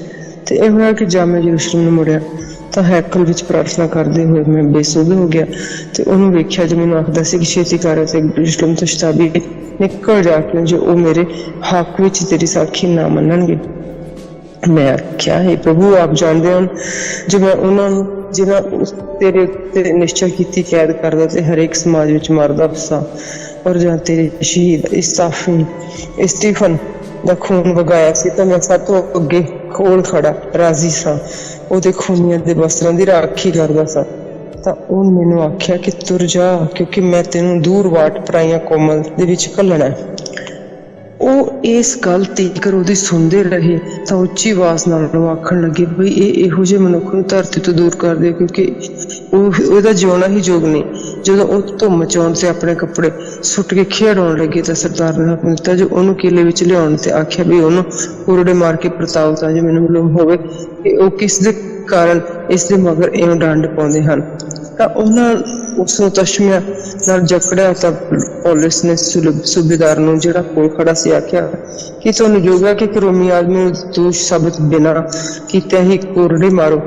ਜਦ ਸੂਬੇਦਾਰ ਨੇ ਸੁਣਿਆ ਤਾਂ ਸਰਦਾਰ ਦੇ ਕੋਲ ਜਾ ਕੇ ਖਬਰ ਦਿੱਤੀ ਤੇ ਕਿਹਾ ਕਿ ਤੁਸੀਂ ਇਹ ਕੀ ਕਰਨ ਲੱਗੇ ਹੋ? ਇਹ ਮਨੁੱਖ ਤਾਂ ਰੋਮੀ ਹੈ। ਸਰਦਾਰ ਨੇ ਕੋਲ ਜਾ ਕੇ ਉਹਨੂੰ ਆਖਿਆ, ਮੈਨੂੰ ਦੱਸ ਤੂੰ ਰੋਮੀ ਹੈ? ਉਹ ਬੋਲਿਆ, ਹਾਂਜੀ। ਤਾਂ ਸਰਦਾਰ ਨੇ ਅੱਗੋਂ ਆਖਿਆ, ਮੈਂ ਬਹੁਤ ਪੈਸਾ ਖਰਚ ਕਰਕੇ ਮਰਾਤਬਾ ਪਾਇਆ। ਪੁਲਿਸ ਬੋਲਿਆ, ਪਰ ਮੈਂ ਅਜਿਹਾ ਹੀ ਜੰਮਿਆ। ਉਪਰੰਤ ਜਿਹੜੇ ਉਹਨੂੰ ਪਰਤਾਉਣ ਲੱਗੇ ਸਨ ਝਟਪਟ ਉਹਦੇ ਕੋਲੋਂ ਹਟ ਗਏ ਤੇ ਸਰਦਾਰ ਵੀ ਇਹ ਜਾਣ ਕੇ ਵੀ ਉਹ ਰੋਮੀ ਹੈ ਤੇ ਮੈਂ ਉਹਨੂੰ ਬੰਨਿਆ ਤੇ ਡਰ ਗਿਆ। ਅਗਲੇ ਪਲ ਉਸਨੇ ਇਸ ਰਾਤ ਦੇ ਨਾਲ ਜੋ ਹਕੀਕਤ ਮਾਲੂਮ ਕਰੀ ਵੀ ਯਹੂਦੀਆਂ ਨੇ ਉਹਦੇ ਉੱਤੇ ਕਾਹਤੋਂ ਦੋਸ਼ ਲਾਇਆ, ਉਹਨੂੰ ਖੋਲ ਦਿੱਤਾ ਤੇ ਪ੍ਰਧਾਨ ਜਾਜਕਾਂ ਦੇ ਸਾਰੇ ਮਹਾਸਭਾ ਦੇ ਇਕੱਠੇ ਹੋਣ ਦਾ ਹੁਕਮ ਕੀਤਾ। ਫਿਰ ਉਸਨੇ ਪੌਲੁਸ ਨੂੰ ਬਿਠਾ ਉਤਾਰ ਕੇ ਉਸਦੇ ਸਾਹਮਣੇ ਖੜਾ ਕੀਤਾ। ਪੌਲੁਸ ਘਾਤੀਆਂ ਤੋਂ ਬਚਾਇਆ ਜਾਂਦਾ ਹੈ, ਚੈਪਟਰ 23। ਤਾਂ ਪੌਲੁਸ ਨੇ ਸਭਾ ਵੱਲ ਧਿਆਨ ਲਾ ਕੇ ਕਿਹਾ, ਹੇ ਪ੍ਰਭੂ, ਮੈਂ ਅੱਜ ਦੀ ਇੱਕ ਪੂਰੀ ਨੇਕ ਨੀਤੀ ਨਾਲ ਪਰਮੇਸ਼ਰ ਦੇ ਅੱਗੇ ਚੱਲਦਾ ਰਿਹਾ ਹਾਂ। ਤਾਂ ਹਨਾਨਿਆ ਨਾਮੀ ਸਰਦਾਰ ਜਾਜਕ ਨੇ ਉਹਨਾਂ ਨੂੰ ਜਿਹੜੇ ਕੋਲ ਖਲੋਤੇ ਸਨ ਹੁਕਮ ਦਿੱਤਾ ਵੀ ਮਾਰੋ ਇਹਦੇ ਮੂੰਹ ਤੇ ਪੌਲੁਸ ਨੇ ਉਹਨੂੰ ਆਖਿਆ, ਹੇ ਸਫੇਦੀ ਫੇਰੀ ਹੋਈ ਕੰਧੇ, ਪਰਮੇਸ਼ਰ ਤੈਨੂੰ ਜ਼ਰੂਰ ਮਾਰੇਗਾ। ਤੂੰ ਤਾਂ ਸ਼ਰ੍ਹਾ ਦੇ ਮੂੰਹ 'ਚ ਮੇਰਾ ਨਿਆਂ ਕਰ ਲਈ ਬੈਠਾ ਤੇ ਸ਼ਰ੍ਹਾ ਦੇ ਉਲਟ ਕੀ ਮੈਨੂੰ ਮਾਰਨ ਦਾ ਹੁਕਮ ਦਿੰਦਾ। ਤੇ ਜਿਹੜੇ ਕੋਲ ਖੜੇ ਸਨ ਉਹ ਬੋਲੇ, ਕੀ ਤੂੰ ਪਰਮੇਸ਼ਰ ਦੇ ਸਰਦਾਰ ਜਾਜਕ ਨੂੰ ਗਾਲਾਂ ਕੱਢਦਾ ਹੈ? ਪੌਲੁਸ ਨੇ ਕਿਹਾ, ਪ੍ਰਭੂ, ਮੈਨੂੰ ਖਬਰ ਨਾ ਸੀ ਜੋ ਇਹ ਸਰਦਾਰ ਜਾਜਕ ਹੈ, ਕਿਉਂ ਜੋ ਲਿਖਿਆ ਹੈ ਵੀ ਤੂੰ ਆਪਣੀ ਕੌਮ ਦੇ ਸਰਦਾਰ ਨੂੰ ਬੁਰਾ ਨਾ ਕਹਿ। ਪਰ ਜਿਵੇਂ ਪੌਲੁਸ ਨੇ ਮਾਲੂਮ ਕੀਤਾ ਜੋ ਇਹਨਾਂ ਵਿੱਚ ਕਈ ਸਦੂਕੀ ਤੇ ਕਈ ਫਰੀਸੀਅਨ ਸਭਾ ਵਿੱਚ ਉੱਚੀ ਬੋਲੇ, ਪ੍ਰਭੂ, ਮੈਂ ਫਰੀਸੀ ਅਤੇ ਫਰੀਸੀਆਂ ਦੀ ਅੰਸ਼ ਹਾਂ। ਮੁਰਦਿਆਂ ਦੀ ਆਸ ਤੇ ਜੀ ਉੱਠਣ ਦੇ ਬਦਲੇ ਮੇਰੇ ਜਿਵੇਂ ਦੋਸ਼ ਲਾਈਦਾ ਹੈ। ਜਾਂ ਉਹਨੇ ਇਹ ਕਿਹਾ ਤਾਂ ਫਰੀਸੀਆਂ ਦੇ ਸਦੂਕਿਆਂ ਵਿੱਚ ਝਗੜਾ ਹੋ ਗਿਆ ਤੇ ਭੀੜ ਵਿੱਚ ਆਪੋ ਨੂੰ ਫੁੱਟ ਪੈ ਗਈ ਆਪੋ ਵਿੱਚ, ਕਿਉਂਕਿ ਵੀ ਨਾ ਕੋਈ ਜੀ ਉੱਠਣਾ ਤੇ ਨਾ ਦੂਤ ਨਾ ਕੋਈ ਆਤਮਾ ਹੈ, ਪਰ ਫਰੀਸੀ ਦੋਵਾਂ ਨੂੰ ਮੰਨਦੇ ਹਨ। ਤਦ ਵੱਡਾ ਰੌਲਾ ਪੈ ਗਿਆ। ਫਰੀਸੀਆਂ ਦੀ ਵੱਲ ਦੇ ਗ੍ਰੰਥੀਆਂ ਵਿੱਚੋਂ ਕਈ ਆਦਮੀ ਇਕੱਠੇ ਹੋਏ ਤੇ ਇਹ ਕਹਿਣ ਲੱਗੇ ਕਿ ਇਸ ਨੂੰ ਕੁਝ ਸਾਨੂੰ ਕੋਈ ਬੁਰਾਈ ਨਹੀਂ ਮਾਲੂਮ ਹੁੰਦੀ, ਪਰ ਜੇ ਕਿਸੇ ਆਤਮਾ ਜਾਂ ਦੂਤ ਨੇ ਉਹਦੇ ਨਾਲ ਗੱਲ ਕੀਤੀ ਤੇ ਇਹਦੇ ਵਿੱਚ ਇਹਦਾ ਕੀ ਕਸੂਰ ਹੈ ਤੇ ਕੀ ਹੋਇਆ? ਜਾਂ ਵੱਡਾ ਝਗੜਾ ਜਾਂ ਫੌਜ ਦੇ ਸਰਦਾਰ ਨੇ ਇਸ ਡਰ ਦੇ ਮਾਰੇ ਵੀ ਕਿਤੇ ਪੌਲੁਸ ਦੇ ਟੋਟੇ ਨਾ ਕਰਨ ਸਿਪਾਹੀਆਂ ਨੂੰ ਹੁਕਮ ਦਿੱਤਾ ਜੋ ਉੱਤਰ ਕੇ ਉਹਨਾਂ ਵਿੱਚ ਬੁੱਧ ਕੱਢ ਕੇ ਕਿਲੇ ਦੇ ਅੰਦਰ ਲੈ ਜਾਓ। ਉਸੇ ਰਾਤ ਪ੍ਰਭੂ ਨੇ ਉਹਦੇ ਕੋਲ ਖਲੋ ਕੇ ਆਖਿਆ, ਹੌਸਲਾ ਰੱਖ, ਕਿਉਂਕਿ ਜਿਸ ਤਰ੍ਹਾਂ ਤੇ ਮੇਰੀਆਂ ਗੱਲਾਂ ਮੰਨੀਆਂ ਯਰੂਸ਼ਲਮ ਵਿੱਚ ਸਾਖੀ ਦਿੱਤੀ, ਉਸੇ ਤਰ੍ਹਾਂ ਤੈਨੂੰ ਰੋਮ ਵਿੱਚ ਵੀ ਸਾਖੀ ਦੇਣੀ ਪੈਣੀ ਹੈ। ਜਦੋਂ ਦਿਨ ਚੜ੍ਹਿਆ ਤਾਂ ਯਹੂਦੀਆਂ ਨੇ ਏਕਾ ਕਰਕੇ ਆਖਿਆ, ਜਦ ਤੱਕ ਪੌਲੁਸ ਨੂੰ ਮਾਰਨ ਲਈ ਅਸੀਂ ਕੁਝ ਖਾਣਾ ਪੀਣਾ ਨਹੀਂ, ਜੇ ਕੁਝ ਸਾਡੇ ਮੂੰਹ ਹੋਵੇ ਤਾਂ ਸਾਡੇ ਜੀਵਨ ਉੱਤੇ ਤੇਰੇ ਹੋਵੇ। ਅਸੀਂ ਜਿਹਨਾਂ ਆਪਸ ਵਿੱਚ ਰਲ ਕੇ ਸਹੁੰ ਖਾਧੀ ਸੀ 40 ਤੋਂ ਬਾਅਦ। ਸੋ ਉਹਨਾਂ ਨੇ ਰਾਜਾਂ ਦੇ ਬਜ਼ੁਰਗਾਂ ਦੇ ਕੋਲ ਜਾ ਕੇ ਕਿਹਾ ਕਿ ਅਸੀਂ ਤਾਂ ਆਪਣੇ ਉੱਤੇ ਇੱਕ ਧਿਰਗ ਲਾਈ ਹੈ ਕਿ ਅਸੀਂ ਜਾਤਿਕ ਪੁਲਿਸ ਨੂੰ ਮਾਰਨ ਲਈ ਅਸੀਂ ਕੁਝ ਨਹੀਂ ਚੱਖਾਂਗੇ। ਸੋ ਹੁਣ ਤੁਸੀਂ ਸਭਾ ਦੇ ਨਾਲ ਰਲ ਕੇ ਫੌਜ ਦੇ ਸਰਦਾਰ ਨੂੰ ਕਹੋ ਜੋ ਉਹਨੂੰ ਤੁਹਾਡੇ ਕੋਲ ਲੈ ਕੇ ਆਵੇ। ਜੇ ਕੋਈ ਤੁਸੀਂ ਉਸ ਦੀ ਹਕੀਕਤ ਹੋਰ ਵੀ ਠੀਕ ਤਰ੍ਹਾਂ ਮਾਲੂਮ ਕਰਨੀ ਚਾਹੁੰਦੇ ਹੋ ਤੇ ਅਸੀਂ ਉਹਦੇ ਨੇੜੇ ਆਉਣ ਤੋਂ ਪਹਿਲਾਂ ਹੀ ਉਹਨੂੰ ਮਾਰ ਕੱਟਣ ਨੂੰ ਤਿਆਰ ਰਵਾਂਗੇ। ਪਰ ਪੌਲੁਸ ਦਾ ਭਣੇਵਾ ਉਹਨਾਂ ਦੇ ਘਾਤ ਲਾਉਣ ਦਾ ਹਾਲ ਸੁਣ ਕੇ ਆਇਆ ਤੇ ਕਿਲੇ ਦੇ ਅੰਦਰ ਜਾ ਕੇ ਪੌਲੁਸ ਨੂੰ ਦੱਸ ਦਿੱਤਾ।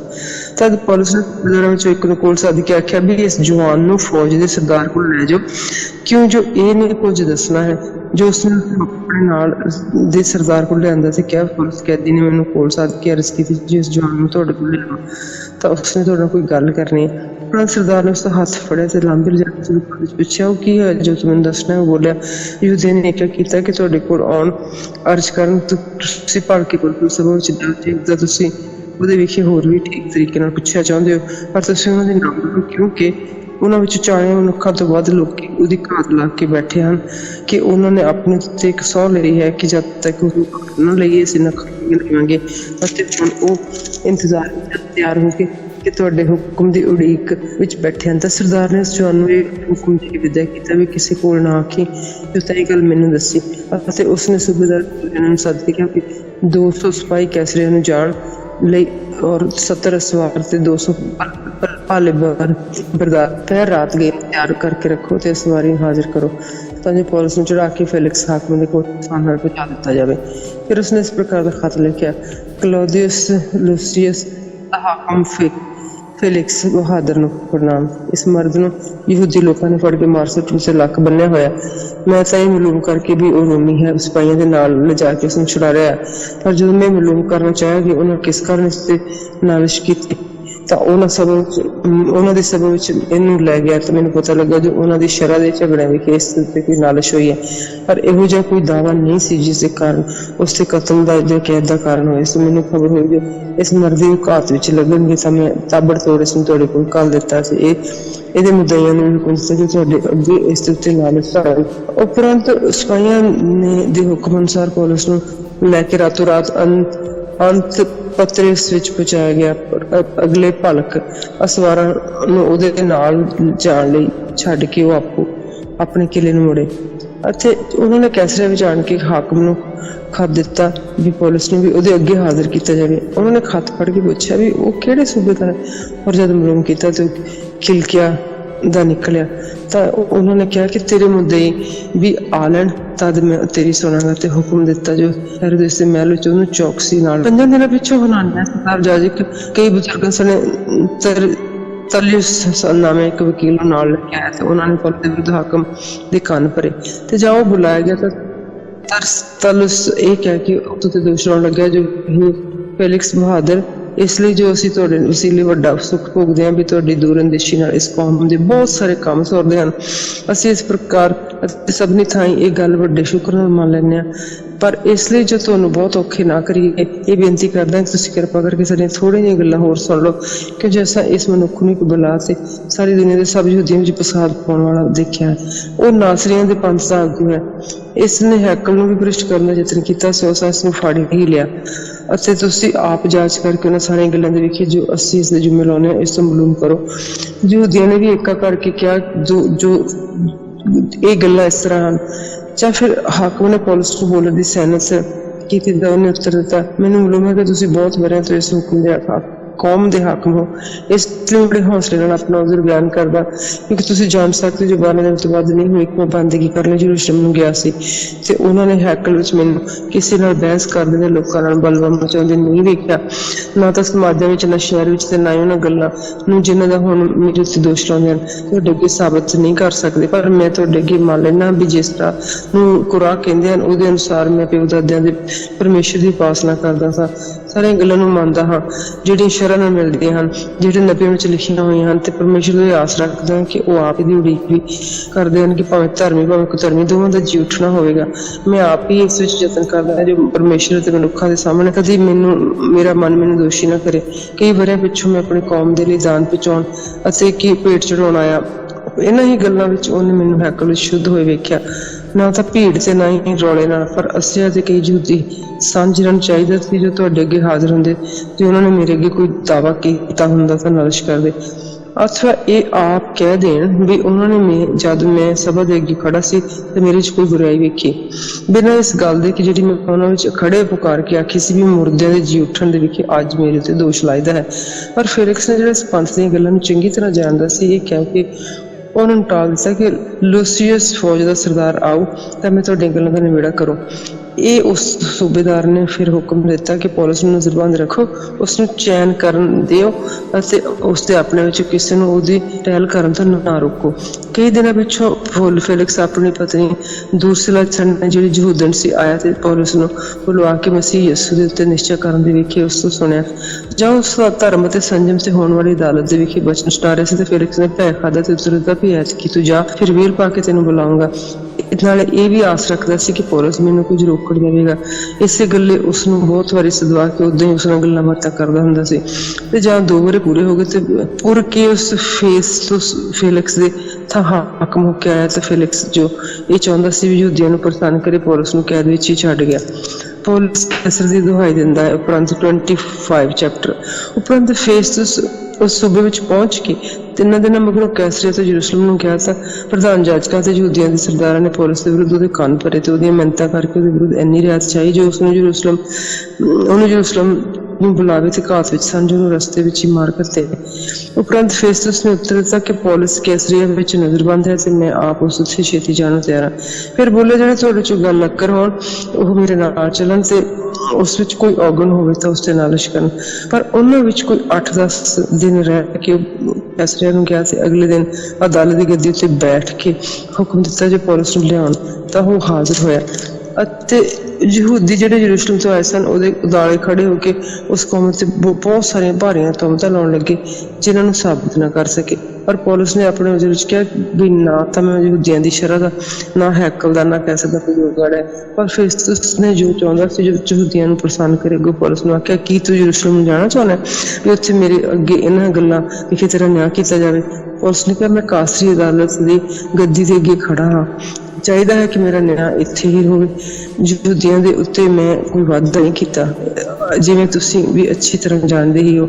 ਸੋ ਜੇ ਮੈਂ ਕੋਈ ਵਾਅਦਾ ਕੀਤਾ ਤੇ ਕਤਲ ਦੇ ਲਾਇਕ ਕੋਈ ਕੰਮ ਕੀਤਾ ਕੀਤਾ ਹੋਵੇ ਤਾਂ ਮੈਂ ਕਤਲ ਹੋਣ ਵਿੱਚ ਉਜਰ ਨਹੀਂ ਕਰਦਾ, ਪਰ ਜੇ ਉਹਨਾਂ ਗੱਲਾਂ ਦਾ ਕੋਈ ਅਸਰ ਨਾ ਹੋਵੇ ਤੇ ਜਿਨ੍ਹਾਂ ਦਾ ਇਹ ਮੇਰੇ ਉੱਤੇ ਦੋਸ਼ ਲਾਉਂਦੇ ਹਨ ਤਾਂ ਕਿਸੇ ਦੀ ਮਜ਼ਾਲ ਨਹੀਂ ਜੋ ਮੈਨੂੰ ਉਹਨਾਂ ਦੇ ਹਵਾਲੇ ਕਰੇ। ਮੈਂ ਕੈਸਰ ਦੀ ਦਵਾਈ ਦਿੰਦਾ ਹਾਂ। ਫੇਸਟਸ ਨੇ ਸਲਾਹਕਾਰਾਂ ਨਾਲ ਗੱਲ ਗਿਣ ਕੇ ਉੱਤਰ ਦਿੱਤਾ ਵੀ ਤੈਂ ਕੈਸਰ ਦੀ ਦਵਾਈ ਦਿੱਤੀ ਹੈ, ਤੂੰ ਕੈਸਰ ਦੇ ਕੋਲ ਜਾਏਗਾ।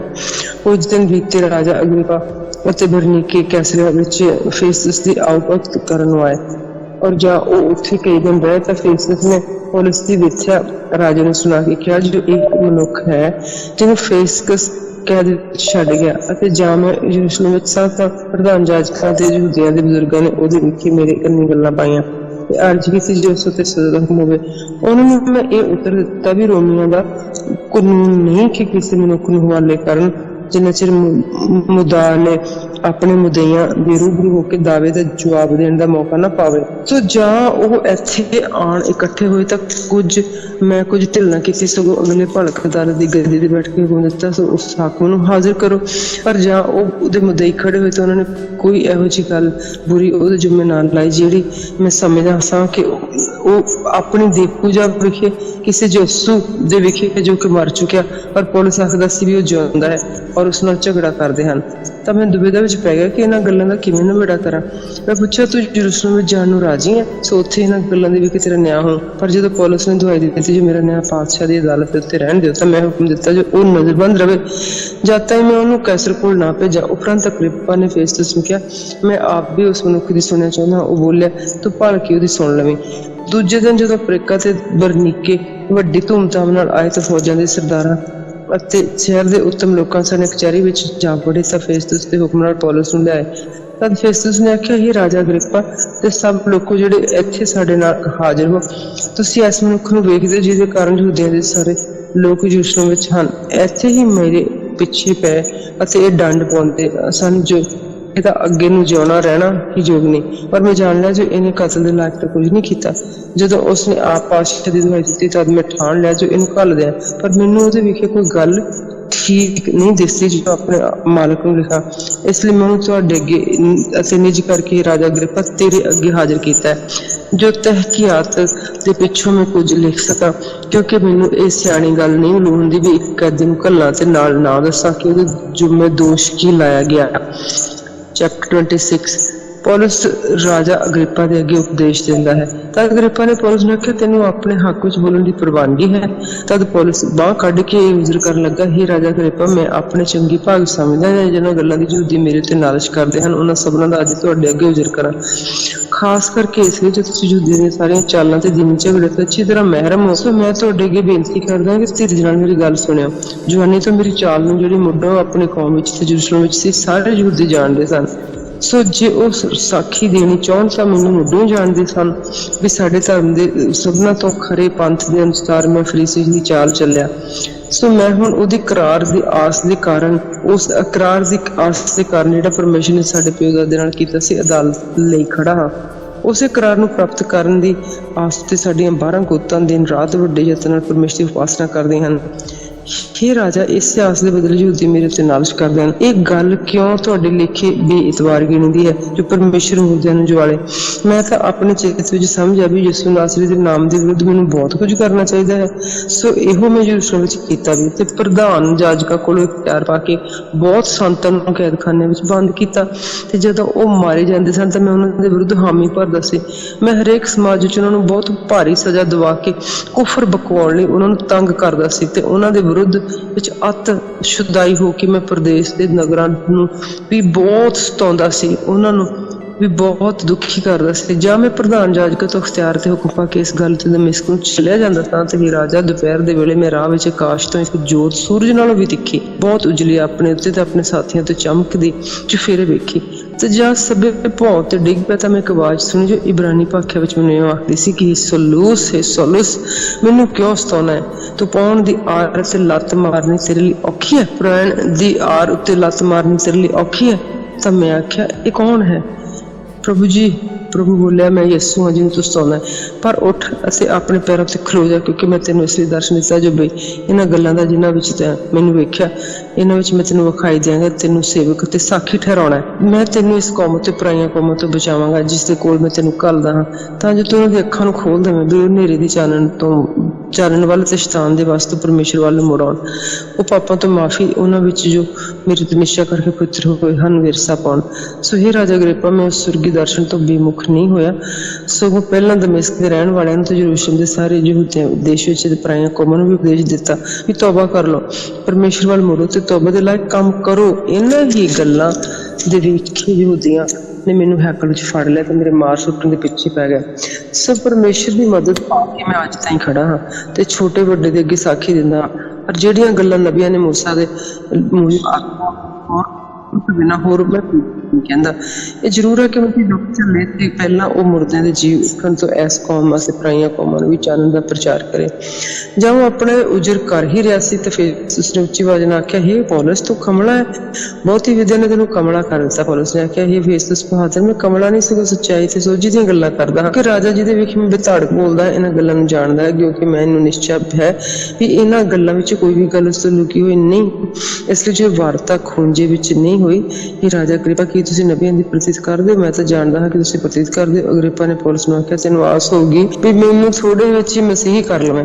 ਪੌਲਸ ਬੋਲਿਆ, ਪਰਮੇਸ਼ਰ ਕਰੇ, ਭਾਵੇਂ ਥੋੜੇ ਭਾਵੇਂ ਬਹੁਤੇ ਕੀਤੇ, ਮੇਰਾ ਤੁਸੀਂ ਹੀ ਨਹੀਂ ਪਰ ਉਹ ਸਭ ਵੀ ਜਿਹੜੇ ਅੱਜ ਦੇ ਦਿਨ ਮੇਰੀ ਸੁਣਦੇ ਹਨ, ਇਹਨਾਂ ਬੰਧਨਾਂ ਤੋਂ ਬਿਨਾਂ ਇਹੋ ਜਿਹੇ ਹੋ ਜਾਣ ਜਿਹੋ ਜਿਹਾ ਮੈਂ ਹਾਂ। ਤਦੋਂ ਰਾਜਾ ਹਾਕਮ ਬਰਨੀਕੇ ਔਰ ਉਹ ਜਿਹੜੇ ਉਹਨਾਂ ਦੇ ਨਾਲ ਬੈਠੇ ਸਨ ਉੱਠ ਖੜੇ ਹੋਏ ਤੇ ਅੱਡ ਜਾ ਕੇ ਆਪਸ ਵਿੱਚ ਗੱਲਾਂ ਕਰਕੇ ਕਹਿਣ ਲੱਗੇ, ਜੋ ਇਹ ਮਨੁੱਖ ਤਾਂ ਮਾਰੇ ਜਾਣ, ਮੈਂ ਕੈਦ ਹੋਣ ਦੇ ਲਾਇਕ ਕੁਛ ਵੀ ਨਹੀਂ ਕਰਦਾ। ਉਪਰੰਤ ਅਗਰਿੱਪਾ ਨੇ ਫੇਸਤੁਸ ਨੂੰ ਆਖਿਆ ਕਿ ਜੇ ਇਹ ਮਨੁੱਖ ਕੈਸਰ ਦੀ ਦੁਹਾਈ ਦਿੰਦਾ ਹੈ, ਨਾ ਦਿੰਦਾ ਤੇ ਫਿਰ ਛੁੱਟ ਸਕਦਾ ਸੀ।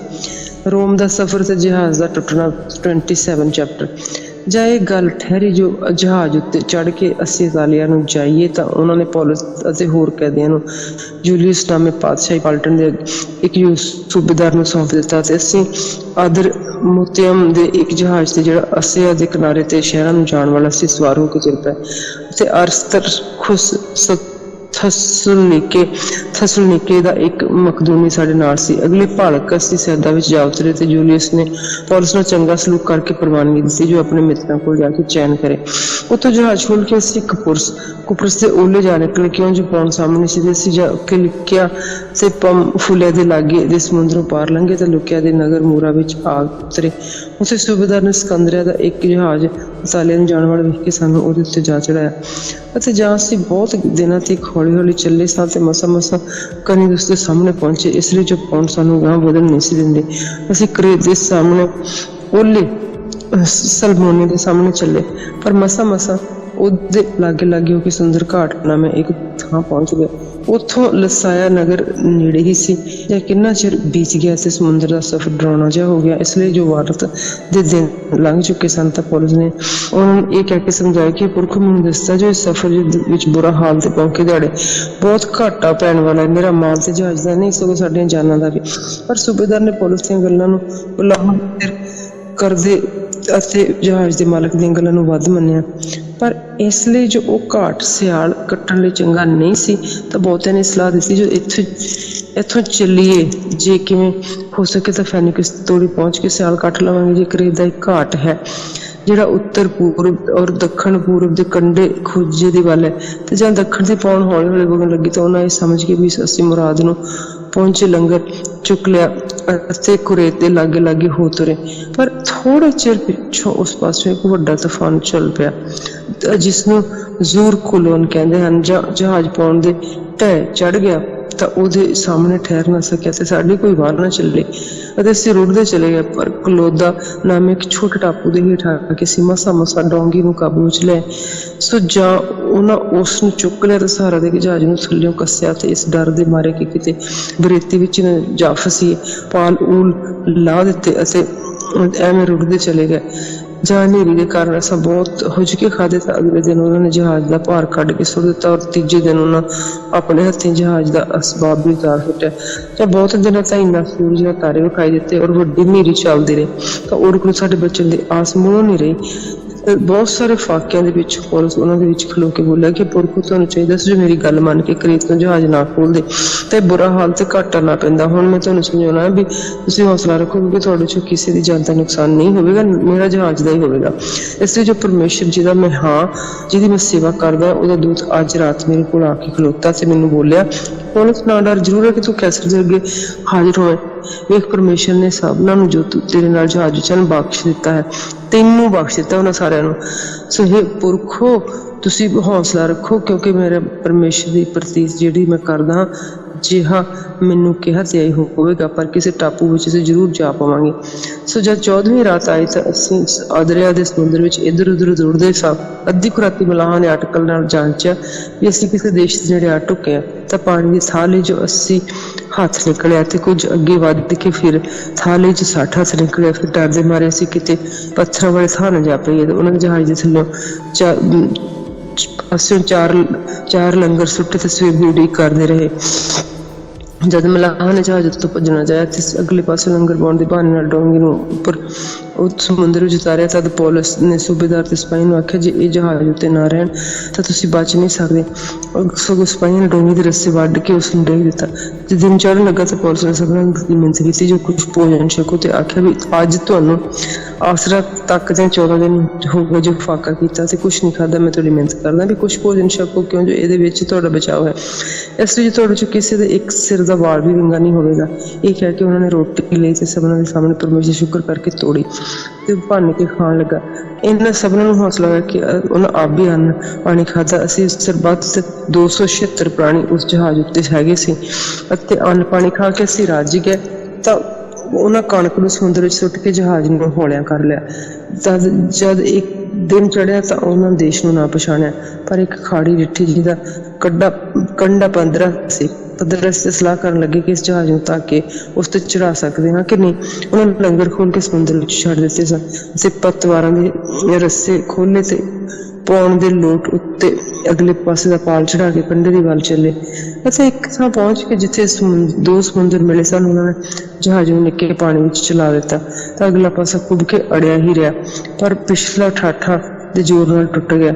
ਔਰ ਸਿਪਾਹੀਆਂ ਦੀ ਸਲਾਹ ਹੋਈ ਜੋ ਕੈਦੀਆਂ ਨੂੰ ਮਾਰ ਸੁੱਟੀਏ ਕਿਤੇ ਇਹ ਨਾ ਹੋਵੇ ਕਿ ਕੋਈ ਤਰ ਕੇ ਨੱਠ ਜਾਵੇ। ਪਰ ਸੂਬੇਦਾਰ ਨੇ ਜੋ ਇਹ ਚਾਹੁੰਦਾ ਸੀ ਕਿ ਪੁਲਿਸ ਨੂੰ ਬਚਾਵੇ, ਉਹਨਾਂ ਨੇ ਇਸ ਇਰਾਦੇ ਤੋਂ ਹਟਾ ਦਿੱਤਾ ਤੇ ਹੁਕਮ ਕੀਤਾ ਵੀ ਜਿਨ੍ਹਾਂ ਨੂੰ ਤਰਨਾ ਹੋਗਾ ਵੀ ਛਾਲ ਮਾਰ ਕੇ ਪਹਿਲਾਂ ਧਰਤੀ ਤੇ ਜਾ ਨਿਕਲਣ ਤੇ ਬਾਕੀ ਦੇ ਕੀ ਫੱਟਾਂ ਉੱਤੇ ਔਰ ਜਹਾਜ਼ ਦੀਆਂ ਹੋਰ ਚੀਜ਼ਾਂ ਉੱਤੇ। ਔਰ ਇਸ ਤਰ੍ਹਾਂ ਹੋਇਆ।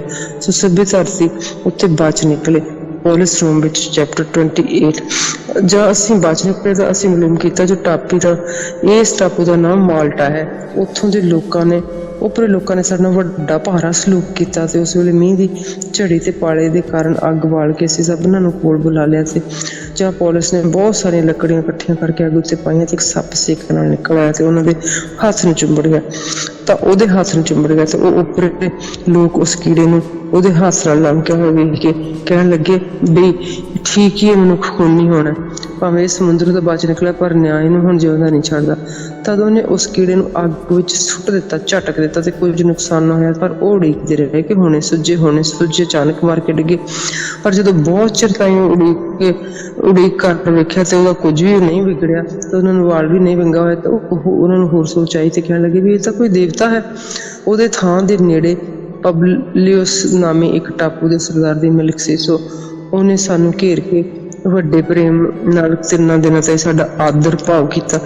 ਇਉਂ ਹੋਇਆ ਜੋ ਪਬਲਿਉਸ ਉਹਦਾ ਪਿਓ ਤਾਪ ਤੇ ਮਰੋੜਾ ਨਾਲ ਮੰਨਦਾ ਹੋਇਆ ਪਿਆ ਸੀ ਤੇ ਪੁਲਿਸ ਨੇ ਉਹਦੇ ਕੋਲ ਅੰਦਰ ਜਾ ਕੇ ਪ੍ਰਾਰਥਨਾ ਕੀਤੀ, ਉਸ ਤੇ ਹੱਥ ਰੱਖ ਕੇ ਉਹਨੂੰ ਚੰਗਾ ਕਰ ਦਿੱਤਾ। ਇਸ ਗੱਲੇ ਬਾਕੀ ਦੇ ਲੋਕ ਵੀ ਉਸ ਟਾਪੂ ਵਿੱਚ ਜੋ ਰੋਗੀ ਸਨ ਆਏ ਤੇ ਇੱਕ ਕਰਕੇ ਚੰਗੇ ਕੀਤੇ ਗਏ। ਤਾਂ ਉਹਨਾਂ ਨੇ ਸਾਰਾ ਵੱਡਾ ਆਦਰ ਕੀਤਾ। ਤਾਂ ਅਸੀਂ ਤੁਰਨ ਲੱਗੇ ਤਾਂ ਜਿਹੜੀਆਂ ਚੀਜ਼ਾਂ ਦੀ ਸਾਨੂੰ ਲੋੜ ਸੀ ਜਹਾਜ਼ ਉੱਤੇ ਲੱਦ ਦਿੱਤੀਆਂ। 3 ਮਹੀਨੇ ਦੇ ਪਿੱਛੋਂ ਅਸੀਂ ਸਿਕੰਦਰੀਆ ਦੇ ਇੱਕ ਜਹਾਜ਼ ਉੱਤੇ ਚੜ੍ਹ ਕੇ ਤੁਰ ਪਏ ਜਿਹਦਾ ਪਤਾ ਦੇਵਸਕੂਰੀ ਸੀ ਅਤੇ ਉਸਨੇ ਸਾਰਾ ਸਿਆਲ ਇਸ ਟਾਪੂ ਵਿੱਚ ਕੱਟਿਆ ਸੀ ਅਤੇ ਸੈਰਾਕੁਸ ਵਿੱਚ ਉਤਰ ਕੇ 3 ਦਿਨ ਰਹੇ। ਫਿਰ ਉੱਥੋਂ ਚੱਕਰ ਖਾ ਕੇ ਰੇਗੀਓਨ ਵਿੱਚ ਆਏ ਤੇ ਇੱਕ ਦਿਨ ਪਿੱਛੋਂ ਜਾਂ ਦੱਖਣ ਦੀ ਪੌਣ ਵਗੀ ਤਾਂ ਅਸੀਂ ਦੂਜੇ ਦਿਨ ਪਤੀਓਲੇ ਵਿੱਚ ਪਹੁੰਚੇ। ਉੱਥੇ ਸਾਨੂੰ ਭਾਈ ਮਿਲੇ ਜਿਹਨਾਂ ਸਾਡੀ ਮਿਹਨਤ ਕੀਤੀ, ਜੋ ਇੱਕ ਸਾਥ ਸਾਡੇ ਕੋਲ ਕੱਟੋ ਅਤੇ ਅਸੀਂ ਇਸੇ ਤਰ੍ਹਾਂ ਰੋਮ ਨੂੰ ਆਏ। ਉੱਥੋਂ ਭਾਈ ਲੋਕ ਸਾਡੀ ਖਬਰ ਸੁਣ ਕੇ ਅੱਪੀ ਫੋਰਮ ਅਤੇ 3 ਸਰਾਵਾਂ ਤੀਕਰ ਸਾਡੇ ਮਿਲਣੇ ਨੂੰ ਆਏ। ਤਾਂ ਪੌਲਸ ਨੇ ਉਹਨਾਂ ਨੂੰ ਵੇਖ ਕੇ ਪਰਮੇਸ਼ਰ ਸ਼ੁਕਰ ਕੀਤਾ ਤੇ ਤਸੱਲੀ ਪਾਏ। ਜਦ ਅਸੀਂ ਰੋਮ ਵਿੱਚ ਪਹੁੰਚੇ ਤਾਂ ਪੌਲਸ ਨੂੰ ਉਸ ਸਿਪਾਹੀ ਨਾਲ ਜਿਹੜਾ ਉਹਦੀ ਰਾਖੀ ਕਰਦਾ ਸੀ ਅੱਡ ਰਹਿਣ ਦੀ ਪ੍ਰਵਾਨਗੀ ਹੋਈ। ਤਾਂ ਇਹ ਹੋਇਆ ਤਾਂ 3 ਦਿਨਾਂ ਪਿੱਛੋਂ ਉਹਨੇ ਯਹੂਦੀਆਂ ਦੇ ਵੱਡੇ ਆਦਮੀਆਂ ਨੂੰ ਇਕੱਠੇ ਬੁਲਾ ਲਿਆ।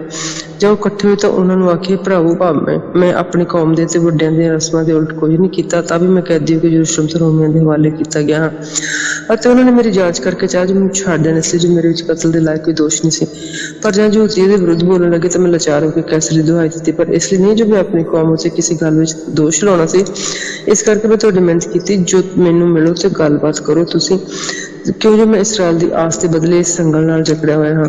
ਉਹਨਾਂ ਉਸ ਨੂੰ ਆਖਿਆ ਕਿ ਨਾ ਸਾਨੂੰ ਯਹੂਦੀਆਂ ਤੋਂ ਤੇਰੇ ਵਿਖੇ ਕੋਈ ਚਿੱਠੀ ਆਈ ਤੇ ਨਾ ਹੀ ਭਾਈਆਂ ਦੀ ਕੋਈ ਕਿਸੇ ਨੇ ਆਣ ਕੇ ਤੇਰੀ ਖਬਰ ਦਿੱਤੀ ਤੇ ਨਾ ਹੀ ਕੋਈ ਬਦੀ ਤੇਰੀ ਕਿਸੇ ਨੇ ਸੁਣਾਈ, ਪਰ ਅਸੀਂ ਇਹੋ ਚੰਗਾ ਜਾਣਦੇ ਹਾਂ ਵੀ ਤੇਰੇ ਕੋਲੋਂ ਹੀ ਸੁਣੀ ਜੋ ਤੂੰ ਕੀ ਮੰਨਦਾ, ਕਿਉਂ ਸਾਨੂੰ ਮਲੂਮ ਹੈ ਜੋ ਸਭਨੀ ਥਾਈਂ ਇਸ ਪੰਥ ਨੂੰ ਬੁਰਾ ਕਹਿੰਦੇ ਹਨ। ਜਦ ਉਹਨਾਂ ਨੇ ਉਸ ਦੇ ਲਈ ਇੱਕ ਦਿਨ ਠਹਿਰਾਇਆ ਤਾਂ ਬਹੁਤ ਸਾਰੇ ਉਹਦੇ ਡੇਰੇ ਉੱਤੇ ਉਸ ਕੋਲ ਆਏ ਤੇ ਪਰਮੇਸ਼ਰ ਦੇ ਰਾਜ ਉੱਤੇ ਸਾਖੀ ਦੇ ਕੇ ਮੂਸਾ ਦੀ ਸ਼ਰੀਅਤ ਦੇ ਨਬੀਆਂ ਵਿੱਚੋਂ ਯਿਸੂ ਦੇ ਹੱਕ ਵਿੱਚ ਪ੍ਰਮਾਣ ਲਿਆ ਕੇ ਸਵੇਰ ਤੋਂ ਸ਼ਾਮ ਤੱਕ ਉਹਨਾਂ ਨੂੰ ਉਪਦੇਸ਼ ਕੀਤਾ। ਤੇ ਕਈਆਂ ਨੇ ਉਹ ਗੱਲਾਂ ਮੰਨ ਲਈਆਂ ਤੇ ਜਿਹੜੀਆਂ ਸੁਣਾਈਆਂ ਗਈਆਂ ਤੇ ਕਈਆਂ ਨੇ ਪ੍ਰਤੀਤ ਨਾ ਕੀਤੀ। ਜਦੋਂ ਆਪਸ ਵਿੱਚ ਇੱਕ ਜ਼ੁਬਾਨ ਨਾ ਹੋਈ ਤਾਂ ਪੌਲੁਸ ਦੇ ਇੱਕ ਗੱਲ ਕਹਿੰਦੇ ਹੀ ਉਹ ਚਲੇ ਗਏ ਕਿ ਪਵਿੱਤਰ ਆਤਮਾ ਨੇ ਤੁਹਾਡੇ ਵੱਡਿਆਂ ਨੂੰ ਯਸਾਇਆ ਨਬੀ ਦੀ ਜ਼ੁਬਾਨੀ ਠੀਕ ਆਖਿਆ ਸੀ, ਕਿਸ ਪਰਜਾ ਦੇ ਕੋਲ ਜਾ ਤੇ ਜਾ ਕੇ ਆਖ ਤੁਸੀਂ ਕੰਨਾਂ ਨਾਲ ਸੁਣੋਗੇ ਪਰ ਮੂਲੋਂ ਨਾ ਸਮਝੋਗੇ ਤੇ ਵੇਖੋਗੇ ਪਰ ਮੂਲੋਂ ਨਾ ਬੁੱਝੋਗੇ ਨਾ, ਕਿਉਂ ਜੋ ਇਸ ਪਰਜਾ ਦਾ ਮਨ ਮੋਟਾ ਹੋ ਗਿਆ ਤੇ ਉਹ ਗੱਲਾਂ ਕੰਨਾਂ ਨਾਲ ਉੱਚਾ ਸੁਣਦੇ ਹਨ ਤਾਂ ਉਹਨਾਂ ਨੇ ਆਪਣੀਆਂ ਅੱਖਾਂ ਮੀਟ ਲਈਆਂ ਹਨ। ਮਤਿਓ ਅੱਖਾਂ ਨਾਲ ਵੇਖਣ ਤੇ ਕੰਨਾਂ ਨਾਲ ਸੁਣਨ ਤੇ ਮਨ ਨਾਲ ਸਮਝ ਤੇ ਮੁੜਨ ਤੇ ਇਹਨਾਂ ਨੂੰ ਮੈਂ ਚੰਗਾ ਕਰਾਂ। ਸੋ ਇਹ ਜਾਣੋ ਵੀ ਪਰਮੇਸ਼ਰ ਦੀ ਇਹ ਮੁਕਤੀ ਪਰਾਈਆਂ ਕੌਮਾਂ ਦੇ ਕੋਲ ਘੱਲੀ ਗਈ ਹੈ ਤੇ ਉਹ ਸੁਣ ਵੀ ਲੈਣਗੀਆਂ। ਤਾਂ ਉਹ ਪੂਰੇ 2 ਵਰੇ ਆਪਣੇ ਪਹਾੜੇ ਦੇ ਘਰ ਵਿੱਚ ਰਹਿ ਤੇ ਉਹਨਾਂ ਸਭਨਾਂ ਦਾ ਜੋ ਉਹਦੇ ਕੋਲ ਆਉਂਦੇ ਸਨ ਆਦਰ ਭਾਵ ਕੀਤਾ ਔਰ ਬਿਨਾਂ ਰੋਕ ਟੋਕ ਤੇ ਦਲੇਰੀ ਨਾਲ ਪਰਮੇਸ਼ਰ ਦੇ ਰਾਜ ਦਾ ਪ੍ਰਚਾਰ ਕਰਦਾ ਤੇ ਪ੍ਰਭੂ ਯਿਸੂ ਮਸੀਹ ਦੇ ਵਿਖੇ ਉਪਦੇਸ਼ ਦਿੰਦਾ ਰਿਹਾ। ਆਮੀਨ।